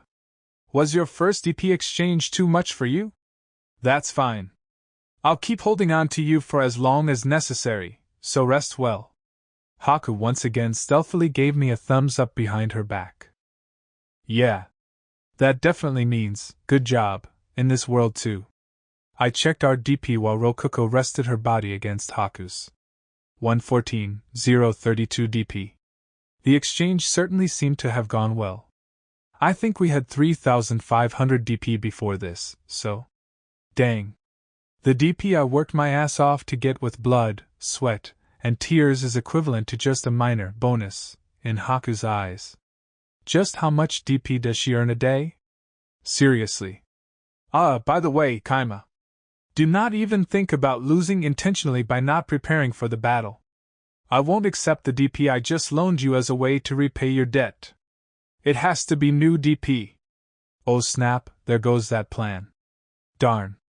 I could have earned 10,000 DP for nothing, too. By the way, this is a gift from me. Haku gave me a copy of Intro to Dungeonology. I took a look at the author and saw that it had been written by Haku Laverio. Makes sense that a dungeon core would write a book about dungeons. This is probably the best source of information I could ask for. Humans believe many things that aren't quite true, so you should read this and be careful. Most of these are things I've thought up myself. One thing that's particularly popular amongst we cores is this section. Haku pointed her pale, white finger to a section in the book named Safe Zones. I glanced over it and saw that safe zones were described as, reasonably enough, safe places where monsters cannot enter. This is just an act on our part. We set up magic tools that appear to serve some kind of function and then order our monsters to never go into the area. That causes humans to let their guard down, thinking the area is completely safe. I get it. That's pretty smart. You could earn DP from the adventurers resting within your dungeon, but the best thing of all was that safe zones weren't safe at all. The adventurers would all have their guard completely down without any eyewitnesses. You could easily kill them all without leaving any evidence behind. Of course, since nobody would know that the adventurers had gone into the safe zone, everyone would just think they died normally in the dungeon. In a world as lacking in sources of information as this one, a book written by someone famous from the imperial capital would be about as reliable as you could get. Haku's basically manipulating them like the mass media manipulated people back on Earth. You have a lot to learn and much to prepare, so we can begin the battle in 3 days. Do your best, okay? Do you have enough time to go back to the capital? I walked here since my adventurer identity is weakened to match what humans would expect from me, but I do know teleport. Oh, and by the way, teleport scrolls cost 50 million DP. I thought we were going to connect our dungeons using space-time magic. That is actually a natural ability of dungeons, much like the menu. I dedicated several of my scientists to research it, but all they could figure out was that it was done through some form of space-time magic. All their research only resulted in us learning something that was obvious from the start. Isn't that odd? In my opinion, space-time magic is odd enough on its own, but okay. Well then, see you in 3 days. I'm looking forward to our battle. In the depth of my mind are memories of distant lands once traveled, forming a mental path from here to there. Fly through space, fly through time. There becomes here and here becomes there. Fuse, conjoin, connect. Teleport. Haku chanted in a sing-song voice, causing both her and Chloe to float up. Before a bright flash of intense light exploded around them. When the light faded, they had left nothing behind but a soft wind that brushed against our cheeks. Rokuko remained in a daze for some time after Haku left, but she came back to normal eventually. So, do you think we can win? For sure. The rules were designed to give us a chance. Though she has a pretty huge advantage over us. Rokuko looked surprised after hearing me say that. She seemingly didn't understand how Haku had an advantage. Really? I know that number 89 is really amazing, but she gave us a whole extra 10,000 DP to use, didn't she? She didn't mention resources she already had in the conditions at all. It'd be totally legal for her to bring out a dragon she had already placed in one of her dungeons, since that technically wouldn't be her using DP. She probably won't go that far, but I wouldn't be surprised at all if her monsters come swinging with magically enchanted weapons or something like that. Rokuko sighed and shook her head. Ha! Kaima, I don't know how you always find crazy loopholes like that. It's like impressive, but maybe not in a good way. Hey, that older sister you love so much made those rules with that loophole in mind. She intends to exploit it. That's what's really impressive here. I wouldn't expect anything less from number 89. Yep. She's basically a monster, and I do mean that in a good way. Alright then. Rokuko, meet. It's time to work. What were the first things I bought with my newfound 110,000 DP? Shovels and pickaxes, of course. Phew, we finished just in time. There are actually a few things we didn't do in time. This is why I said we should have just used DP to take care of everything. We needed that DP to summon monsters, though. You know that. My preparations had been very inclusive. We were ready both defensively and offensively. The focus of our strategy would just be racing straight towards the enemy's dungeon core. Phew. We had used a ton of DP. Despite all my efforts to cut down on costs, we had still ended up using close to 80,000 DP. But not a single one of those points had been wasted. I'm getting nostalgic for when I cared a lot about saving up like 200 DP. Wait a second, Kaima. What's with that pillow? Huh? This one? It's a heavenly pillow, 10,000 DP.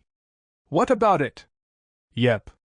1/8 of the DP we had spent was on this baby. Hey, it wasn't a waste of DP or anything. This pillow is absolutely vital for helping me work efficiently and sleep effectively. This heavenly pillow was a necessary expense. More importantly, nice look, Rokuko. You really put your all into dressing up today, huh? Hee hee, of course. Honestly, I'm surprised you noticed. How could I not? I mean, she's in her princess knight mode.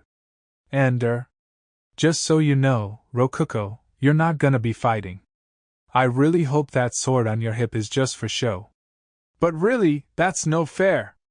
I want something too, Kaima. We still have a lot of DP left, don't we? I mean, I left that DP as an emergency stock in case something happens. What, do you want me to summon 10,000 DP worth of goblins for you? Why goblins? I don't like them that much. Alright. And just so you know, I'm planning on giving up my absolute authority after this dungeon battle is over. I had decided to get rid of my absolute authority after the battle was over since I needed it now to make sure she didn't mess up my more detailed instructions. Are you fine with that? Hey, we're partners in body and soul. I'd like us to treat each other as equals. Partners. Why yeah, that's right. Dungeon cores and masters are spiritually connected and stuff. Yep. And that's why I'm counting on you right now. But not ordering you around.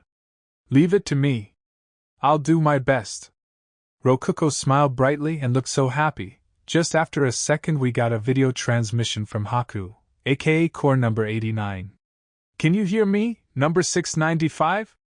Sister. Yes, I can hear you. I'm so happy I get to see you again. An adorable voice came out from the menu, causing Haku to smile. This time, Rokuko was wearing a cute set of dress armor. She looked so cute in it that Haku wanted to seek her out on the battlefield to capture her. Haku found herself lovingly absorbed in Rokuko's angelic, cute smile that was dripping with clear enthusiasm for her first dungeon battle. This little cutie would surely start to cry with tears and snot dirtying her beautiful face if Haku were to mercilessly attack her as planned. Hot. Very hot. But I must take care to not go too far and make her hate me, thought Haku. Fufu. I hope I'm not rushing you, but are you ready to begin? Aha! Very well. Dungeon battle, start. Haku's words marked the beginning of battle. The moment she finished speaking, a gate appeared near the entrance to her dungeon. It was large enough for a platoon of knights to pass through easily, and on the other side awaited the ordinary caves golems. I see. Golems certainly are a good choice for an army's vanguard. Clay golems in particular are cheap and therefore easy to gather in large groups. Not only that, but since golems could move for essentially no cost thanks to free mana from the dungeon, they had the least upkeep necessary out of any monster. However, despite being offensively and defensively powerful, they were slow. Please attack with the lizardmen. Lizardmen, attack! Both armies charged towards the gate. Haku, determining that the golems would simply crush her goblins, prioritized attacking them with her lizardmen. The goblins would mainly work as scouts to help with conquering the dungeon itself. Losing them early on the battlefield would be a tactical failure. The lizardmen leaped through the gate and swung their blades at the golems. Many of them were hit directly and collapsed onto the ground, bodies broken, but the majority of them won with speed and damaged the golems effectively. But nonetheless, many golems slipped past them and invaded the ivory proving grounds. How are the preparations proceeding, Chloe? Without issue, my lady. The Ivory Proving Grounds was a branch dungeon of the capital's Ivory Labyrinth. It had suddenly appeared a short distance away from the capital itself. Of course, it was in truth a dungeon, that dungeon core number 89. That Haku had prepared for her dungeon battle with Rokuko. It had been named by Haku herself. She planned to register the dungeon under that name to the Adventurers Guild. It was a dungeon with 5 floors in total, dug out using 50,000 DP. Minotaurs wandered its halls and traps were placed everywhere, with loaded crossbows hidden and spears prepared to fly out of holes in the floors and walls. There were even lizardmen placed about. And among those monsters, many of them held enchanted weapons which would cost 10,000 DP each. That's right. Multiple monsters. By the way, Chloe, I feel as if many weapons are missing from my armory. Do you know anything about this? I would guess that the 17th Night Platoon stole from it before leaving. Yet another crime they have committed against us. I see. There's no helping that, then. I feel as if I've seen the axe that Minotaur over there is holding before, but it must be something else entirely. Indeed, that axe is actually quite common. Oh my, it seems that lizard men have gotten into our dungeon. There was a lizard man nest around this area to begin with. But that has nothing to do with us, does it? Indeed it does not. We are not responsible for native creatures inhabiting our dungeon on their own. Their dungeon had been prepared using more than 100,000 DP, and their conversation revealed how that was done. Of course, they hadn't broken the rule about not using more than a set amount of DP. What they were doing was completely legal. As for the 7th Night Platoon, whose members now faced even more false charges, let us pray for them. The Ivory Proving Grounds, despite being a freshly made dungeon, was already difficult enough to pose immense danger for beginning adventurers. Even a party of C-rank adventurers would struggle to conquer it. If you included the army of monsters waiting by the entrance for war to begin, the dungeon's difficulty would increase even further, all the way to B rank. The attacking force alone was 15 minotaurs, 3,000 DP, 50 lizardmen, 150 DP, and 100 goblins, 20 DP. All of those monsters were favored by Haku for how balanced their strength was with their DP cost. Perhaps out of the goodness of her heart, or perhaps to avoid suspicion, none of the monsters in the attacking force wielded enchanted weapons.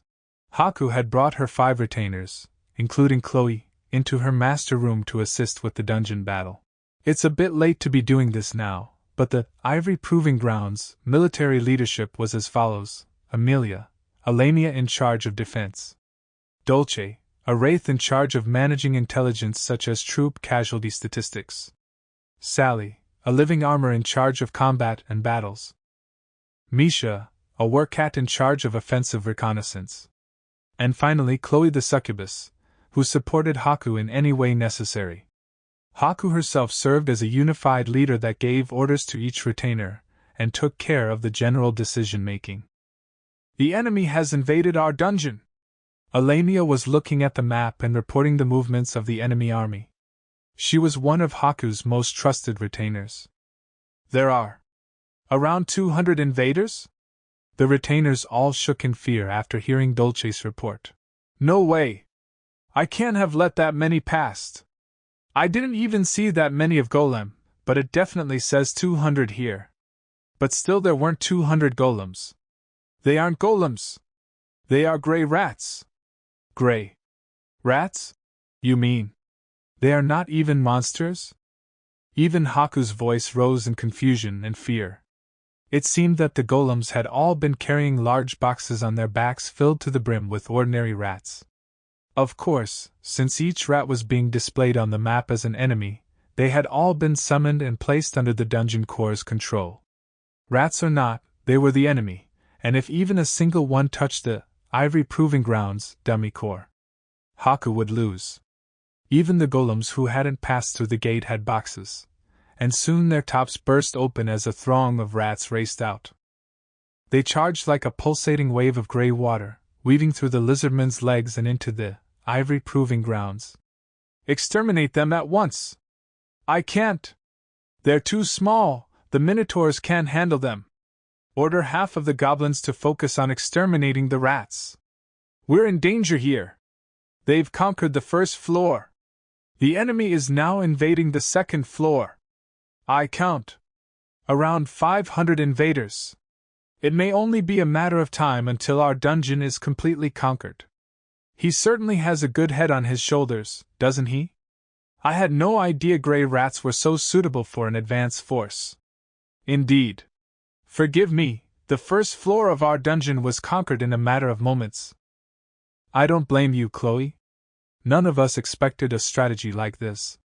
Amelia placed several flamethrower traps along the hallways of the 3rd floor. "That should buy us some time." Thank you very much." Traps could still be placed on any floors without invaders on them. I might have to take some notes, and use rats in another battle myself. When caught off guard like this, they are exceptionally difficult to counter. "Oh wow, look at them go!" I murmured to myself in awe as I watched the map steadily getting filled out before my eyes. The map's filling out like super fast. That means our armies are conquering the dungeon like crazy, right? We're beating Haku? You bet. But just cause we're winning now doesn't mean the battle's over. Naturally, you don't just get a map of the enemy's dungeon at the start of a dungeon battle. That makes total sense. It's a little hard to get lost in a labyrinth you have a comprehensive map for. And the dungeon core would be on it, too. A finished map would make a dungeon battle ridiculously boring. That said, those being invaded can still look at their map and see where all the enemies are. Master, the golem Vanguard has been completely destroyed. All 50 of them are gone. All right. Just as planned. By the way, that golem vanguard had been composed almost entirely of clay golems I made with Create Golem. Only a few of them at the front had actually been summoned, which saved us a lot of DP. I had made the others out of the clay we got from expanding the dungeon. Talk about recycling. Aren't I eco-friendly? But the most important thing was how much DP it saved, for sure. I'd put magic stones into them just in case Haku got suspicious, but even so, those only cost a tenth of what golems did. I could even reuse the destroyed golems' bodies by absorbing them back into the dungeon, assuming they died within it. Same went for the magic stones. The rat surprise attack, a ton of traps including the pitfalls meat dug out, and finally, the complex second and third floor labyrinths that Ruko built. I wonder how Haku's gonna hold up? I observed the battlefield while rubbing Meat's head. #Haku's perspective. There are pitfalls right at the start. Order the goblins to go first. We'll find the pitfalls by seeing where they fall. Back at the Ivory Proving Grounds camp, the retainer handling offensive reconnaissance was hurriedly dealing with the traps before her. Right from the start, she had to deal with pitfalls. Several of their troops were swallowed up by them in an instant. Normally, she would just launch bodies at the pitfalls until they were filled up with corpses, but they were invading an enemy dungeon. The monsters just got absorbed the moment they died. That wasn't a major problem, though. She could just avoid the pitfalls after determining where they were located. Okay, I've marked all the pitfalls down. Invasion start. Wait, a minotaur just fell. The spears at the bottom killed him instantly. But why? I just saw a goblin walk right there, and he was fine. I had Meat working as well. She was digging a ton of pitfalls near the entrance to the dungeon. I'll put flooring on the bottom too. That's the spirit. I want you to put spikes on that flooring after you're done, so be careful not to fall in yourself. I'll be putting covers over the pitfalls once they're all dug out. Roger. By the way, the covers would be really thin and flat golems. Golems were great even outside of doing physical labor. Though I was probably the only one who's ever gone out of their way to make flat plate golems. You can even resize the golems after you make them, not something your average building material can do. With the floorboard golems, I can do anything. I wonder if Haku will realize it. I thought as I was petting Meat, but I don't know why she was moaning. I guess dogs do love petting, huh? Meanwhile, on Haku's side, have the monsters move in formation, said Chloe the butler and the strategist. Understood. Somewhere, a pitfall's covering collapsed after a lizard man and 2 goblins all stepped on it at once. It appears to be a target-dependent pitfall. It is quite the expensive trap, DP-wise, said one of the Haku's retainers in a worried tone. Does he want to end it early? Said the other. Haku didn't let that slip her by. Wait a second, play it again. Yes, my lady. I see now. I believe the pitfall covers are collapsing based on weight. That's why the goblins haven't been falling. Ah, yes. That explains what's happening, and such a covering could be mass-produced for little DP. That man certainly is clever. There should be empty air beneath the pitfall covers. It will take some time, but please advance slowly while hitting the floor and listening for any changes. Understood. Goblins, do it. My goodness. Clever indeed. I can't think of a better way to buy time than this. But now that we know how it works, we have nothing to fear. The goblins advance through the dungeon, hitting the floor and sometimes breaking the pitfall covers. We've conquered the enemy dungeon's first floor. Now, how are things on our dungeon side? The enemy troops have reached the 3rd floor and our flamethrowers are holding many of the rats back. The flamethrower traps were indeed just flamethrowers that spat out fire. This time, Haku had chosen flamethrowers that turned on and off in a set pattern. If she set them to fire constantly, they would soon jam up and become completely useless. Having them pause temporarily on a regular basis was necessary. The lizard men we went out of our way to get aren't proving to be very helpful against rats. How are we doing offensively? The 2nd floor of the enemy dungeon is a labyrinth. Truly? He would use a labyrinth to challenge me, the ivory labyrinth? I am impressed, to say the least. Split our troops and begin exploring. Impressed or not, Haku wasn't worried. Labyrinths were effective against adventurers, but not dungeons. Mazes were meaningless in the face of a map, and once the exit was discovered, troops could be directed along the correct path with ease. Oh, it looks like golems are wandering around. They're moving in groups of 5. And they have bows? Golems with swords are guarding archers in the back. They're crushing our goblins. What? Golems acting like adventurers? That's quite a sight. We have no choice but to use lizard men against them. Move the goblins as sentries while attacking with lizard men, then minotaurs. What in the world? Those golems have really powerful weapons. They're cutting right through our lizardmen's blades? I can't believe it. The 3 swordsmen in this golem squad all have magic equipment. What did you just say? These golems have magic blades? No matter how economical it was to summon golems, they weren't strong enough to bother equipping them with magic blades. After all, even a low-tier magic blade would cost a ton of DP, and stronger monsters would make much better use of them. And really now, we've been seeing nothing but golems for a while now. He must truly love golems. Is he using them out of favoritism or something of the sort? If so, that lack of seriousness will prove to be his undoing. Gather our troops and crush the golems between our minotaurs. Understood. W8. What? H, hold on, the map is acting weird. Why is there a wall right there? What? The map showed a passageway, but looking through the monsters' perspectives, no such passageway could be found. And as they tried to figure out what was going on, their gathering troops were being steadily cut down. No way! Is this an illusory labyrinth? No way, one of this size would cost way more than 100,000 DP. Perhaps he isolated only a few crucial areas to be mobile. If so, he could buy one with only 50. No, 40,000 DP.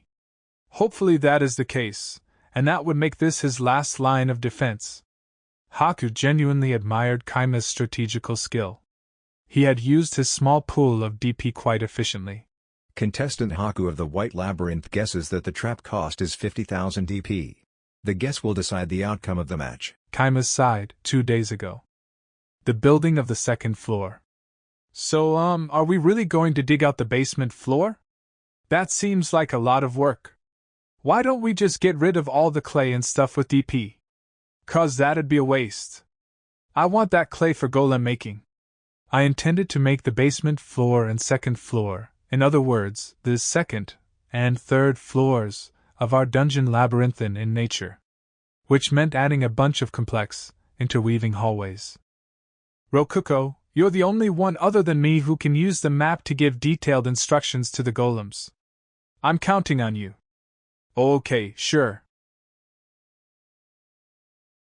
So naturally, my main role in the operation was making more golems as the dungeon got mined out. I let Ruko and Meat give the mining golems more detailed instructions while I focused entirely on making new golems. The only problem was that my natural mana regeneration couldn't keep up with how fast I was making golems, so I was drinking mana potions, 150 DP, pretty much constantly. NGH, so bitter. My body must have been absorbing the potions as soon as I drank them, as the liquid didn't build up in my stomach. I could drink as much of them as I wanted, no problem. I should just buy a barrel of this stuff. A barrel of mana potions. Oh, looks like mana potion was added as an option under the barrel of liquid item path. Seriously? It only costs 1000 DP too. That's an absolute steal. Maybe the glass on the normal mana potions is expensive? It does look like it's made of crystal glass. Soon, I selected the Add a Floor, 5000 DP, option from the menu. I added one basement floor and one upper floor. If I had equipped the sword-wielding golems with mass-produced golem blades. They were made of stone with only the blade being iron, which helped save a lot of DP since I could make several golem blades from a single iron ingot. The stone was free, as it could be mined from the dungeon walls. I had made the bows without putting much effort into them. The arrows, too, I had made from whatever stuff I found lying around. I would have been that lazy with the bows, too, but since the arrows flew better with wooden bows, I cut down some trees and made the bows out of them. And last but not least. Alright. Let's move you from here. The wall golems weren't found out. Hey Kaima, Aren't those wall golems only as thick as the floor golems? Instead of feet I gave them wheels, and like this we can have them go in circles all we want. This self-propelled golem costs 0 DP. Combining manual labor and harvested materials, it needs no magic stones as long as it's used within the dungeon. Thinks these walls are largest obstacle she'll face. Will this mistake cost her?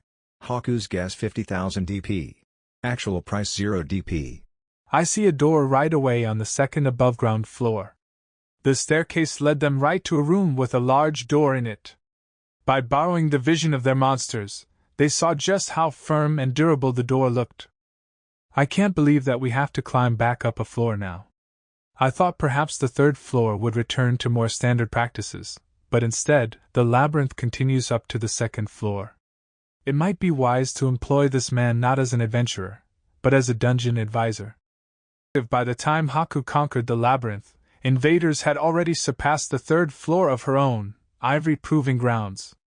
There were still over 150 rats still alive. They were cleverly and effectively avoiding the flamethrowers, as if someone was giving them detailed instructions. But even so, thanks to all the lizard men she had gathered in the staircase room, many of the rats had perished. Well, mere rats won't be able to beat the boss of the dungeon, the Red Minotaur. We don't need to worry too much, let's focus on offense. At the very bottom of the white trial, you have to beat the boss to open the door. That, and a brightly colored sign right beside it. What is written on it? It appears to be a riddle. I'll read it out loud. The answer is simple. You mustn't think too hard about this. Please tell me how to split 1 silver coin between 3 people. And that's it. How to split 1 silver coin between 3 people. 1 silver coin is worth 100 copper coins, so. Haku smiled as she watched Dolce start to count on her fingers. I know the answer to this. First, you convert the silver coin into 100 copper coins. Then, you hand the copper coins one by one to each individual, and give the final copper coin to whoever handed out the coins as payment for their labor. In other words, 2 of them get 33 copper coins, and the third one gets 34. A question as simple as that was nothing to Haku, an experienced dungeon core with a long history of dealing with riddles and puzzles. Fantastic, my lady. That answer certainly satisfies the question. I could not imagine a more perfect answer. And there you have it. Open up door. A riddle of this level would never be able to stop Our Lady. Dungeon core number 8-9. The floor beneath their monsters collapsed. Eh? What? But how? An uncomfortable atmosphere filled the ivory proving grounds core room. The entire floor of the puzzle room was a pitfall, and it led to the entrance floor. But why? My answer should have been perfect. Oh, let's just calm down. I mean, look, our entire army wasn't in the room, so we're still safe. We can solve this really soon. How many were wounded in the fall? One of the Minotaurs broke his ankle. He won't be able to fight anymore. 2 of the Minotaurs died from the fall, and all 3 lizard men survived.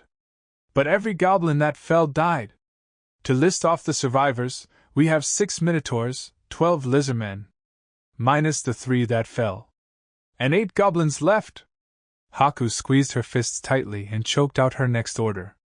Use the 3 surviving lizard men to carry away the wounded Minotaur. NGH. I cannot believe I failed after being so confident in my answer. This is humiliating. I'll rip apart the wounded Minotaur and mount his corpse on my wall so I never forget this shame. And my lady, let's try answering the riddle again, using only a single goblin. We can move our entire army again if we answer it correctly. But that would be shameful in its cowardice. You do realize that number 695 is watching us, don't you? I think we should prioritize winning here. They've conquered the 4th floor. The rats are moving like trained soldiers, we can't stop them. My lady. Chloe was silently begging Haku to realize that there was simply no time. And Haku, experienced as she was, made her decision. Very well. We will boldly, use goblins here. Hashtag Kaima's perspective. Hey Kaima. Isn't this riddle the one that I... Yep. This is the one you solved in 3 seconds, Rokuko. You're incredible. I'm sincerely impressed. You didn't even read the entire riddle before answering. Well, that's because it told me the answer at the start. I can't believe number 89 is struggling so much with it. This kind of riddle is harder the smarter you are. Once you get stuck, it's really hard to realize what's going on. And I mean, wow, your older sister really is smart. I'm actually really impressed with all the wild answers she's thinking up on the spot. I watched Haku's troops out of the corner of my eye while guiding the rats through her dungeon. The extra copper coin becomes the party's shared property, while the other 99 coins are split equally. Poof, whoosh. Crash! 2 of the party members are slaves, and their owner gets to keep all the money to himself. Poof, whoosh. Crash! Due to a wrong answer, another goblin fell down the pitfall. Gah! My lady! Haku had completely fallen into the puzzle's trap. No matter how hard or long she thought, every answer was wrong. Wrong, wrong, wrong. NGH, how fearsome. I didn't expect such a psychological attack during a dungeon battle like this. My lady. Is this truly a Gate of Wisdom? A Gate of Wisdom is a special dungeon trap that tests the wisdom of invading adventurers. It was an incredibly sturdy door, but anyone could pass through it if they solved its riddle. Haku had challenged the riddle on the plaque, assuming that the door before her was in fact a Gate of Wisdom. What? Do you have any evidence that it is not, Chloe? Indeed. First of all, I question the veracity of any puzzle that one with a mind as strong as yours could not solve, my lady. And secondly, I must also question whether Kaima would have enough DP to purchase a Gate of Wisdom, considering how expensive the traps before this one have been. Indeed. Haku herself had said, I doubt there will be any significant traps beyond this point. After overcoming the labyrinth, a Gate of Wisdom would, at the very least, cost 30,000 DP. The simpler the riddle, the more sturdy it would be, and the harder the riddle, the more fragile it would be. It would cost large amounts of DP to keep the door sturdy with such a difficult riddle. This was quite an expensive trap for a battle of only 100,000 DP. Which means, it is quite possible that it is simply an ordinary door that he expected to be broken. Or perhaps it is a trap where attempting to answer the question in front of it will cause the floor to open. That would be an absolutely devilish trap.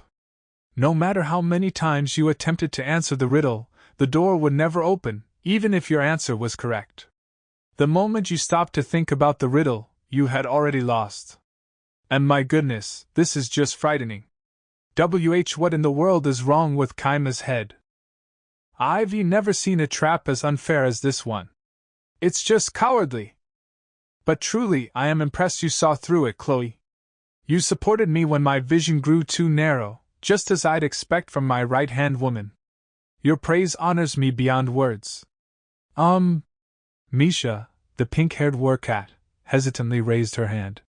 Among all the 5 retainers in the master room, she was the least suited to solving riddles.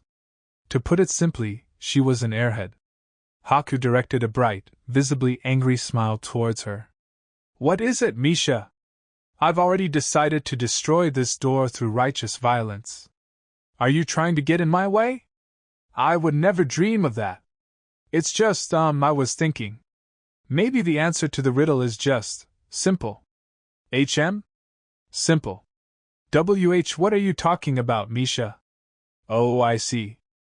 It is true that this is quite a simple trap at heart. It merely presents a question without an answer. And no, that's not what I mean. It says right there at the start that the answer is simple, doesn't it? The air froze. And no way. Ha ha ha, that'd be ridiculous. GG's, Misha, what kind of idea is that? Seriously, Misha, that's just... Their voices were stiff and shaky. By this point, all the retainers were thinking that might actually be the right answer. The retainers. And Haku herself, too. Even Chloe. Chloe. I will give the riddle one more try. Understood. Haku gave the last answer herself, prepared for her heart to shatter if that was indeed the correct answer. The answer is simple. Ding! The door made a sound, signifying that it had been unlocked. Haku's heart shattered. The gate of wisdom slowly opened. Haku gathered her shattered heart together as best she could and tried peering through the door. But couldn't. Reason being, there was a solid wall on the other side of the door. And on that solid wall was a sign with, "Under construction," written on it. Haku's shattered heart exploded. #Kaima's perspective. Oh nice, she figured it out. Hey, why'd you end the dungeon there anyway? Weren't you going to make a whole floor there? Yeah, but I actually ran out of time before I could finish it. And not because I was sleeping, okay? Seriously. Rokuko shook her head, clearly thinking. He totally slept instead of making it. Rokuko checked the map to confirm that there was nothing on the top floor before looking at me. Unable to bear her narrowed eyes, I changed the subject. To tell the truth, I gave up on the riddle after you solved it instantly. I figured it would be best to just be bold and not make the floor at all. How is that bold? I just thought it'd surprise them, basically. Well, it is pretty surprising. Who would end a massive labyrinth with a dead end? But anyway, where do they even go from there? I hid 1 dummy core in a pitfall and 3 in the labyrinth. They walked by every single one. 2 of them were in small rooms pushing out of the square-shaped labyrinth, and 1 was in the ceiling. Haku didn't notice them since I had hidden them behind wall golems. The dungeon would cease functioning if the real dungeon core were hidden behind a wall, so if I needed to use the castling function to swap it with one of the dummy cores, I would just make the wall golem then move out of the way. As an aside, the dungeon core wouldn't be considered blocked off as long as there was a door to its location. I didn't really know the exact logic behind it, but surrounding it with wall golems was a clear no-go. No idea why though. But my thoughts were interrupted by our units finding the boss room. I was genuinely stunned that our rats had made it that far into the dungeon. Grawa. Within the boss room was a minotaur. But not just any minotaur.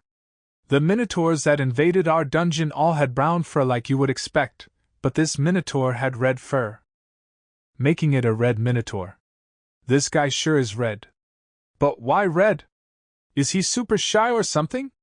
Yep, he's red. I think monsters of the fire element usually end up being red. And you can count on fire monsters having high attack power. That's their thing. Indeed, the red minotaur was snorting fire out of his nose. We can't just ignore him and slip into the next room, can we? No way. The door out won't open until you beat the boss. Our gray rats were facing a red minotaur as their final opponent. There's an idiom that goes like, "A cornered mouse will bite a cat." Hopefully being cornered gives our rat pals here enough courage to beat this red, muscular cow. Gra! The red minotaur swung his metal club sideways, scraping it against the floor. Our rats were blown back in all directions, as if they had been packed tight into a water balloon that just burst. Several of them managed to escape by jumping away, but nonetheless, over 50 rats had died in a single swipe. Oh shit. That was almost half of them. Kaima, are you going to use your secret weapon now? Nah, it's not an actual weapon or anything. It won't help us here. Meet. Prepare our second wave, the golem platoon. I hadn't expected the rats to reach the core alone, so I had prepared a platoon of golems equipped for dungeon invasion. But could they beat the red minotaur either? Golems weren't fast. They'd be crushed beneath his club just like the rats were. They were ultimately just dolls made of clay and stone, after all. I guess the story of Kaima the adventurer begins here. Wait, Kaima. I have an idea on how to win this. Can we try it out? Rokuko smirked confidently, her tone dripping with pride. Huh! Tell me what the idea is first. Okay. Listen up because I'm about to tell you something amazing. Believe it or not, minotaurs die if their heads come off. I think that's true for basically every living thing, not just minotaurs. Guess I should use the last of our DP to buy some nice tools that'll be useful while I'm working in Haku's dungeon. So basically, We should just focus on attacking its head. Even gray rats should be able to do some damage then. I dunno about that. Won't the fire from his nose just burn them all to death? Not if they clog his nose and stop him from breathing. That's not what. Wait, hold on. Stop him from breathing, huh? Alright. Let's give it a shot. I watched the roaring minotaur closely while giving orders to the rats. All units, attack the specified point. The rats surrounding the minotaur all charged forward. Experienced as gray rats were with climbing even steep cliff faces, the minotaur's legs proved to be no more than ladders assisting their ascent. The red minotaur swung his body around to try and knock them off, but he couldn't shake them all off. 5 rats managed to reach his head. The red minotaur tried to spit out fire. But him preparing to spit out fire was exactly the opening I was waiting for. I sent 2 rats towards his large nose, and soon both of his nostrils were clogged. The minotaur immediately opened his mouth to suck in air. And as he did so, I sent the other 3 rats straight into his mouth. Wait, what? Kaima, he ate them. Nope. This is what I was banking on, Ruko. Now that they're in his throat, I'm gonna order them to keep still and block it up. The rats obeyed my orders and kept still, clogging the red minotaur's air duct. Unable to breathe, the red monster could do nothing but flail his body around in a rampage. He crushed the rats in his nose with his hands, but it was too late. He couldn't even roar with his throat blocked up. Helpless, he fell to his knees and gripped his throat. His club fell from his hand and noisily hit the floor. He then tried to pull the rats out of his throat. But his hands were too big and his fingers couldn't reach deep enough inside. He tried throwing up, but his air duct was so solidly blocked that he couldn't even manage that. Saliva flew out of his mouth as he writhed helplessly. And then, after a few minutes passed, his arms weakly fell to the floor and his body started to twitch. 1 more minute was all it took before the door to the next room opened up. The rats that had been in his throat climbed out of his mouth, covered in minotaur saliva but still alive. Well, we won. Yep. We won. Minotaurs die if you clog their throats, I guess? I think basically any living thing will die if you clog their throat. Really? That's good to know.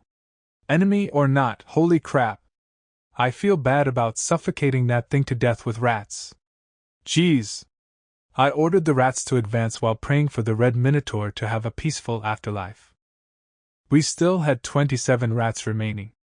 All we had to do was find the dungeon core, and it had to be in the room right after the boss room. As expected, the next room was the core room. In the middle of it rested a familiar-looking, basketball-sized orb. There was Haku's dummy core, with nothing standing between its pedestal and my rats. We can win this. I ordered the rats to jump at it, but someone appeared out of the dummy core at the last moment. It was Chloe, wielding a spear. You can teleport out of dummy cores too, huh? I didn't know that. I could have made a lot more golems if I had known. I can already see the endless flow of golems appearing from seemingly nowhere in the labyrinth. Wait, hold up. Are you telling me they have a second last line of defense? That's breaking some kind of rule, isn't it? Wait, it doesn't matter. She's full of openings, we can sneak a rat past her.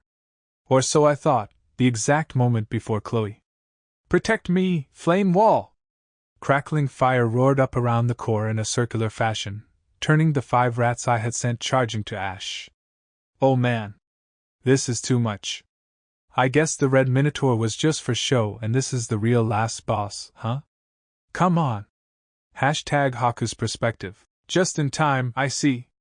Protect me, flame wall! That one short chant was all it took for a wall of fire to sprout out from the floor and surround the core. The rats all backed off after witnessing those at the front burned to death. Such was the power of Haku's magic spear, the flame wall spear. First of all, Haku. She was frozen with a smile on her face. I didn't think the boss monster would be beaten by the likes of rats. I know she has my spell lance, but we can't let our guard down. We have not lost yet. Have our attacking units continue their search.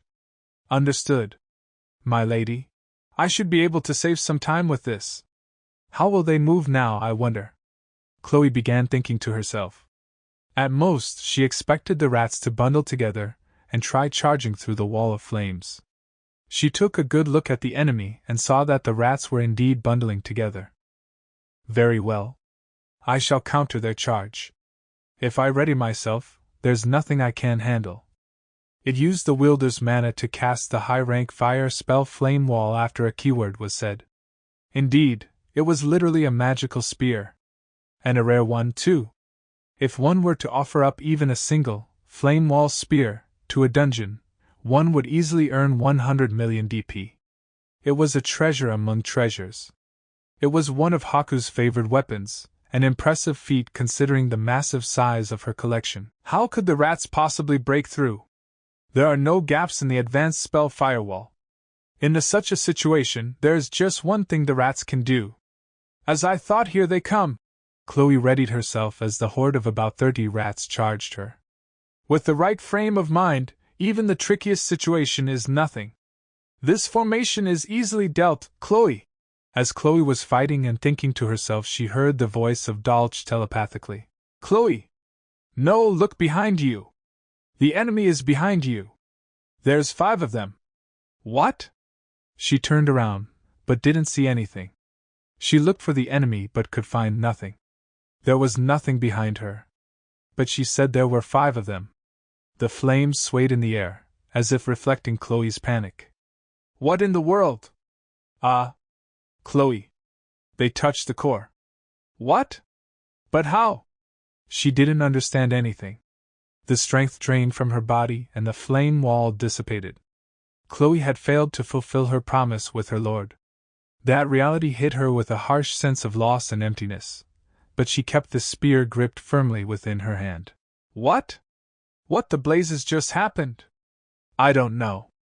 All I know is that there definitely was 5 enemies approaching the core.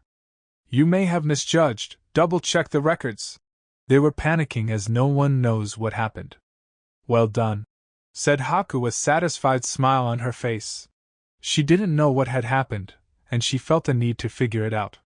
The flames faded slowly, and she noticed that something was resting on top of the dimly glowing dummy core. What? Is that?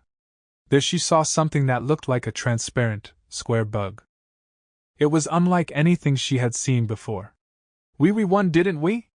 Yeah, it seems so. Hooray! After my confirmation, Ruko cheered up. She was so happy she basically starts dancing. I'm so glad I prepared that secret weapon. The wall of flame that Flame Wall produced was impressive, but not perfect. It sprouted from the floor and went up a good distance, but it didn't reach the ceiling. Oh, so that's what those weird things were for. I knew you could do it, Master. Hey, don't call them weird. They're called drones, in my word, and they're like tiny helicopters. Okay, yeah? They look weird in this world. I had originally intended for the drones to help the rats reach locations they couldn't on their own while exploring the dungeon. Making them transparent was just a side thing. I just happened to have a bunch of empty mana potions lying around, so I tried making the drone out of the clear glass bottles and things went surprisingly well. The result? My ultimate secret weapon, the stealth drone capsule. I had made them with only a single material, and thanks to them being golems, they didn't even need a power source. And miraculously enough, I made them just large enough for rats to fit inside of them. Though it was such a tight squeeze that I had to break the drones to get the rats out. I felt kind of bad about that, but we won thanks to it. Hopefully the rats forgave me. Long story short, we didn't have to actually beat Chloe like we did the Red Minotaur. And thanks to the drones being clear, they were very hard to see, especially in the middle of a bunch of roaring flames. It was a bit difficult to pilot the drones while they were buffeted by hot wind, but I managed to land one of them on the core. Things would have gotten real bad real fast if I had missed it. Either way, I successfully made the touchdown. We had won. You defeated me. Following the battle, Haku visited our ordinary cave once again. Chloe was of course with her, wearing the same butler outfit as always. I may have lost, but that was a battle with much for me to learn from. Never would I have thought that gray rats had so much potential within them, both as scouts and as warriors. I had known the rats would serve as excellent scouts, but I honestly hadn't expected at all that they would beat the boss on their own. By the way, I sent the surviving rats into the forest and ordered them to survive for as long as possible. I might end up using them again sometime. I'm sure they'll grow in numbers if I leave them alone for a bit. I truly did not anticipate being unable to find even a single one of your dummy cores. Where did you end up hiding your dungeon core? Would you be kind enough to tell me? Sure, if you pay me an extra 50,000 DP. Oh my, that little? Very well. Please tell me. I won't be able to sleep at this rate. Whoops. I said that as a joke, but she's actually planning to pay me. Guess I have to tell her now. I'll keep where I hid the dummy cores a secret for now, though. But I had actually hidden the real dungeon core in such a silly place that I was worried Haku would get mad at me. Fearing the worst, I answered her. Well, to tell the truth, our dungeon actually wraps around the outside of the mountain. There's a small room about 1 kilometer away from here. I put the core in there. I pointed in the direction of the goblin room from forever ago. My initial plan involved Haku noticing that immediately and going straight towards it, but in the end, I never had to move our dungeon core even a single time. And as expected, Haku was stunned to hear that. But she didn't seem mad at all. Rather, she just seemed to be sincerely impressed. It's true. Now that I'm paying attention to it, I can sense the mana in that direction. I can't believe that you extended your dungeon not only to the field outside of the cave's entrance, but that far around the mountain as well. I didn't notice that at all. In other words, you put the dungeon core in a single room connected directly to the outside. What a bold move. My lady, I am quite surprised as well. I knew number 89's strategies were right. I don't know how you came to that conclusion, Ruko, but you're definitely wrong. There's a big difference between using a hidden room off to the side and having your whole dungeon just be a single room. Come on. Your labyrinth was impressive as well, filled with tricks even I've never seen before. Even your pitfalls were cleverly inventive. Though I do wish to note a flaw in placing weight-based pitfalls on your first floor. I used minotaurs as my primary offensive might this time, but I also have armies based on weightless wraiths. I believe it would have been better to place those pitfalls on the second floor and with plans to adjust them according to which troops I send out.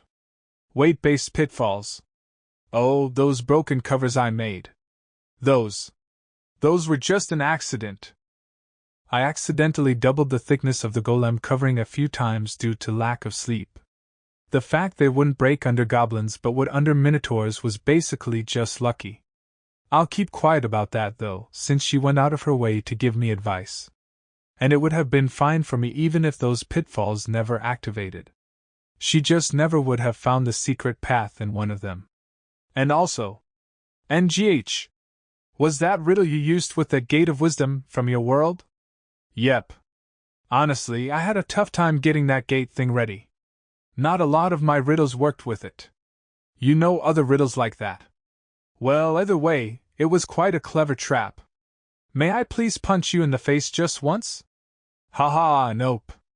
She still looked pretty frustrated about getting tricked by that riddle. I decided not to tell her that Ruko had solved it in 3 seconds. I'm interested in those riddles you didn't use. They're basically just little word games. Though it looks like they're being translated into your language without my input, so? For example, if I were to say, go break a leg.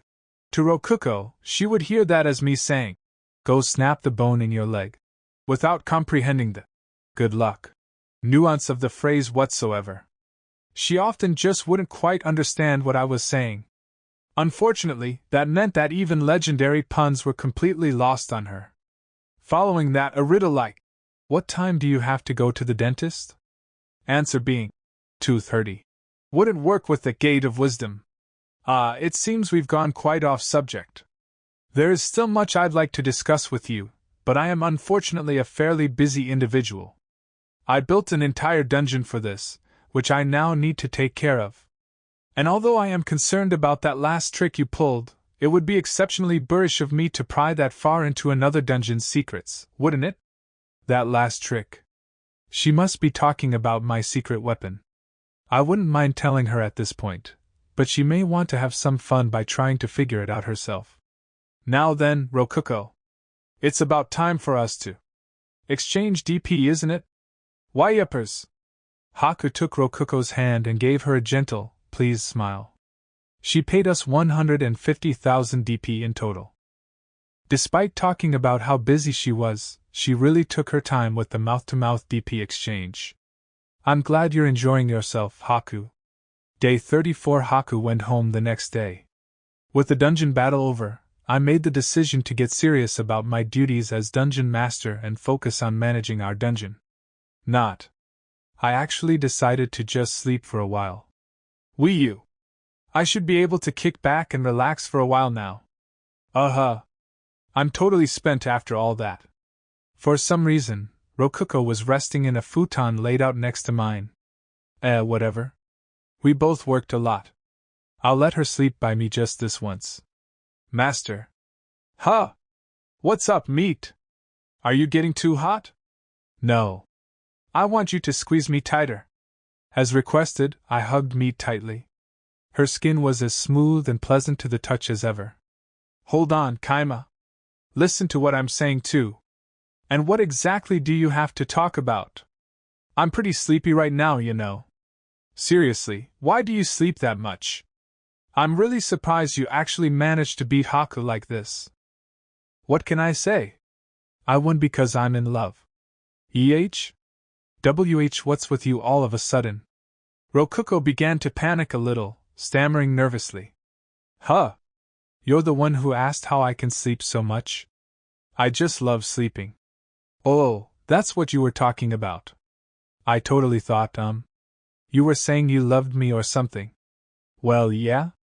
I love you too, Rokuko. Mind if I rub your feet? Actually, just let me rub your feet. No way. Rokuko turned me down, blushing. Alright. I'm gonna sleep then. Hey, Kaima. Are you going to stay with me? You're not going to go anywhere, right? Rokuko spoke to me in a sweet voice, as if seeking comfort. My heart thumped. What, do you want me to leave? No way. Melon rolls don't taste as good without you around, Kaima. I dunno what she's talking about, but alright. I feel like I could sleep all day today. So let's do it. Day 37. Haku had given us 150,000 DP as a reward for defeating her in the dungeon battle. Since we had 30,000 DP left over from the battle itself, minus the 10,000 DP I gave to Rokuko to do whatever she wanted with, we had in total 170,000 DP to do with as we pleased. I figured it would be best to use all that easy money, DP, actually, to prepare for the future. What project, you ask? With the dungeon as its center will become a rest area. Since I am a dungeon master, what I need to live is DP instead of money. That is why I want to restructure the dungeon to guarantee a stable DP income. We have an example of that working out in Haku's White Labyrinth using the capital. People gather at the capital, and since the capital itself is part of the dungeon, she gains DP. The DP she collects goes back into expanding the dungeon, which allows for bigger treasures, which in turn attracts more people. There's no way we can completely replicate the White Labyrinth, but there's nothing wrong applying the concept at a smaller scale. So then what are you gonna do? Asked Rokuko. Let me explain. All we have to do is have people stay in the dungeon for a long time. However, forcibly trapping people is a silly move. I shall make them want to stay of their own free will. We just build an inn. We will make this whole area of the dungeon and build an inn there, so we will get both the DP and money from the people who stay. First of all, we will set up the area outside the dungeon, then behind it we can make a field to grow rare plants or something as another revenue stream. So how do we do it? Asked Rokuko. How do we do what? I asked her back. We will need an innkeeper, right? How about the workers? Is it that slave and me who will work? What I needed was a person. A person that could interact with customers. Right now, my squad consisted of me, 2 lolas, a bunch of golems, and a ton of rats. We weren't equipped to deal with customers. For starters, I had no intention of sitting behind a counter and dealing with customers. At the same time, customers wouldn't take the inn seriously if they were greeted by receptionist lolas. Customer service was too complicated for golems, and rats were just out of the question. To make things worse, our inn was in truth part of a dungeon. There were countless secrets we needed to hide, and we couldn't just tell a normal person to keep those secrets. Then how was I going to find help? Yep, you guessed it. Slaves. I would buy a slave. I would need to feed and shelter the slave, but thanks to contract magic, I didn't need to worry about them spilling secrets or avoiding work.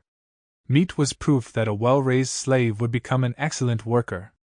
So I'm going to town, and I'm planning on buying a new slave while I'm there. Am I not good enough? Meat raised her voice in panic. That may have been the first time I had seen Meat really assert herself. I learned how to read and even use magic. I'll be even more useful to you, master.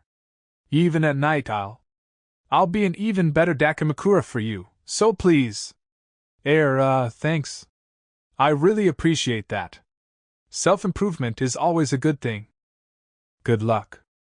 And while you're at it, spend some time thinking about how you'll help your fellow slave get used to how things work here. What? Why you're not going to sell me? Of course not. I won't sell you. So calm down. Why are you stripping? Why? I calmed the panicky Meat down and stopped her from stripping. I wouldn't have taught you magic if I planned on selling you to begin with. Plus, you know way too much about our dungeon and what's going on behind it. At this point, I'm gonna have to keep you here forever. Then, I get to be your slave for the rest of my life, right? Meat spoke happily while wiping away her tears.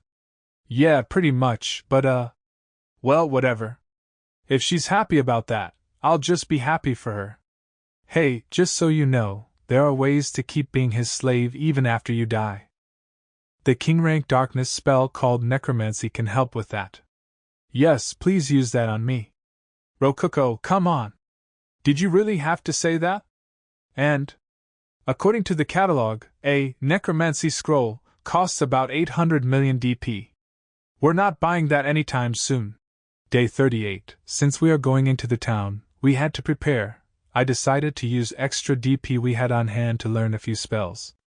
Rokuko came up to me pouting while I was in the middle of packing for the trip. Hey, Kaima. You're really going to that town again? Huh? Yeah. Sorry, but you're gonna have to hold down the fort while I'm gone. I don't want to leave our dungeon alone with just a bunch of golems and rats protecting it. Okay. Not. Did you really think I'd be okay with this? I'm going too. Do you really want to leave our dungeon alone with golems and rats? There are goblins too. Why do you always overrate goblins so much? What's so good about them? Would it really be so bad for me to go with you? I mean, nobody's going to come by while we're gone. Well, she's got a point. And if someone does come, they'll probably just be a low-rank adventurer. No A-rank adventurer other than Haku is gonna be rushing down here to explore Ordinary Cave. Plus, the guild is still protecting our dungeon, so... Yeah. I'll put the dungeon core as deep into the dungeon as possible for safety and order the golems to protect it no matter what. We should be safe for a day or two that way. Alright. You can come with us. Yay! I've never been to a human city before. Rokuko instantly gave me a bright smile. Seeing her so happy and cute made me somewhat blush a little. Ahem, first off, you gotta prepare too. These are the scrolls for elementary magic, right? Yep, I will just learn all the elements for now. You never know when it will come in useful. I bought scrolls of all the elements there was: earth, water, wind, fire, light, dark, and minimal space-time element, and a spell called wallet, which let me store my money. Oh yeah, Haku also recommended this intermediate space-time spell, storage. As the name implies, it lets me store things in a different dimension. In that dimension, time also freezes. Speaking of, here we go. I put my bedding in the storage so I don't have to sleep on hard beds in those inns. Hey, why are you putting the bedding in? Rokuko shouted at me. Because the town's beds are hard, there are usually some bugs too. Put mine too, please. So, after finishing packing, I went to Saia City again with Meat and Rokuko. I briefly wondered if the living avatar of a dungeon core would be fine leaving their dungeon, but then I remembered that Haku was walking around outside without any issue. Apparently, everything would be okay as long as that shining rock stayed inside the dungeon. We were inside Saia. I decided to start things off by heading to the guild, where I could both register Rokuko as an adventurer and get info on where I could buy a slave. The same receptionist as usual was sitting behind the guild's front counter. Oh my, I see you're still alive. Welcome back. I'd like you to register this girl as an adventurer. Hold on a second, Kaima. Why are you calling me this girl? I have a name. You two seem to be close. Very well. I will give her the interview. Rokuko quickly finished the interview and became an adventurer with no issue. Now Rokuko has an excuse to be hanging around humans too. We did lose some of our slave buying funds though. Oh, right. I want to buy a slave. Do you know where I could get one? I tried asking the receptionist about the slave market. I could probably rely on the Adventurers Guild introducing me to a good place to buy slaves. It was apparently fairly common for adventurers to use slaves. It depends on what you wish to use the slave for. Do you have any plans for them? Yeah, a few. I want one with a lot of life experience. Preferably a smart one, too. And. Right. They have to be a girl. Hey, don't look at me. I'm just following Haku's instructions. She was really serious about me not buying a male slave.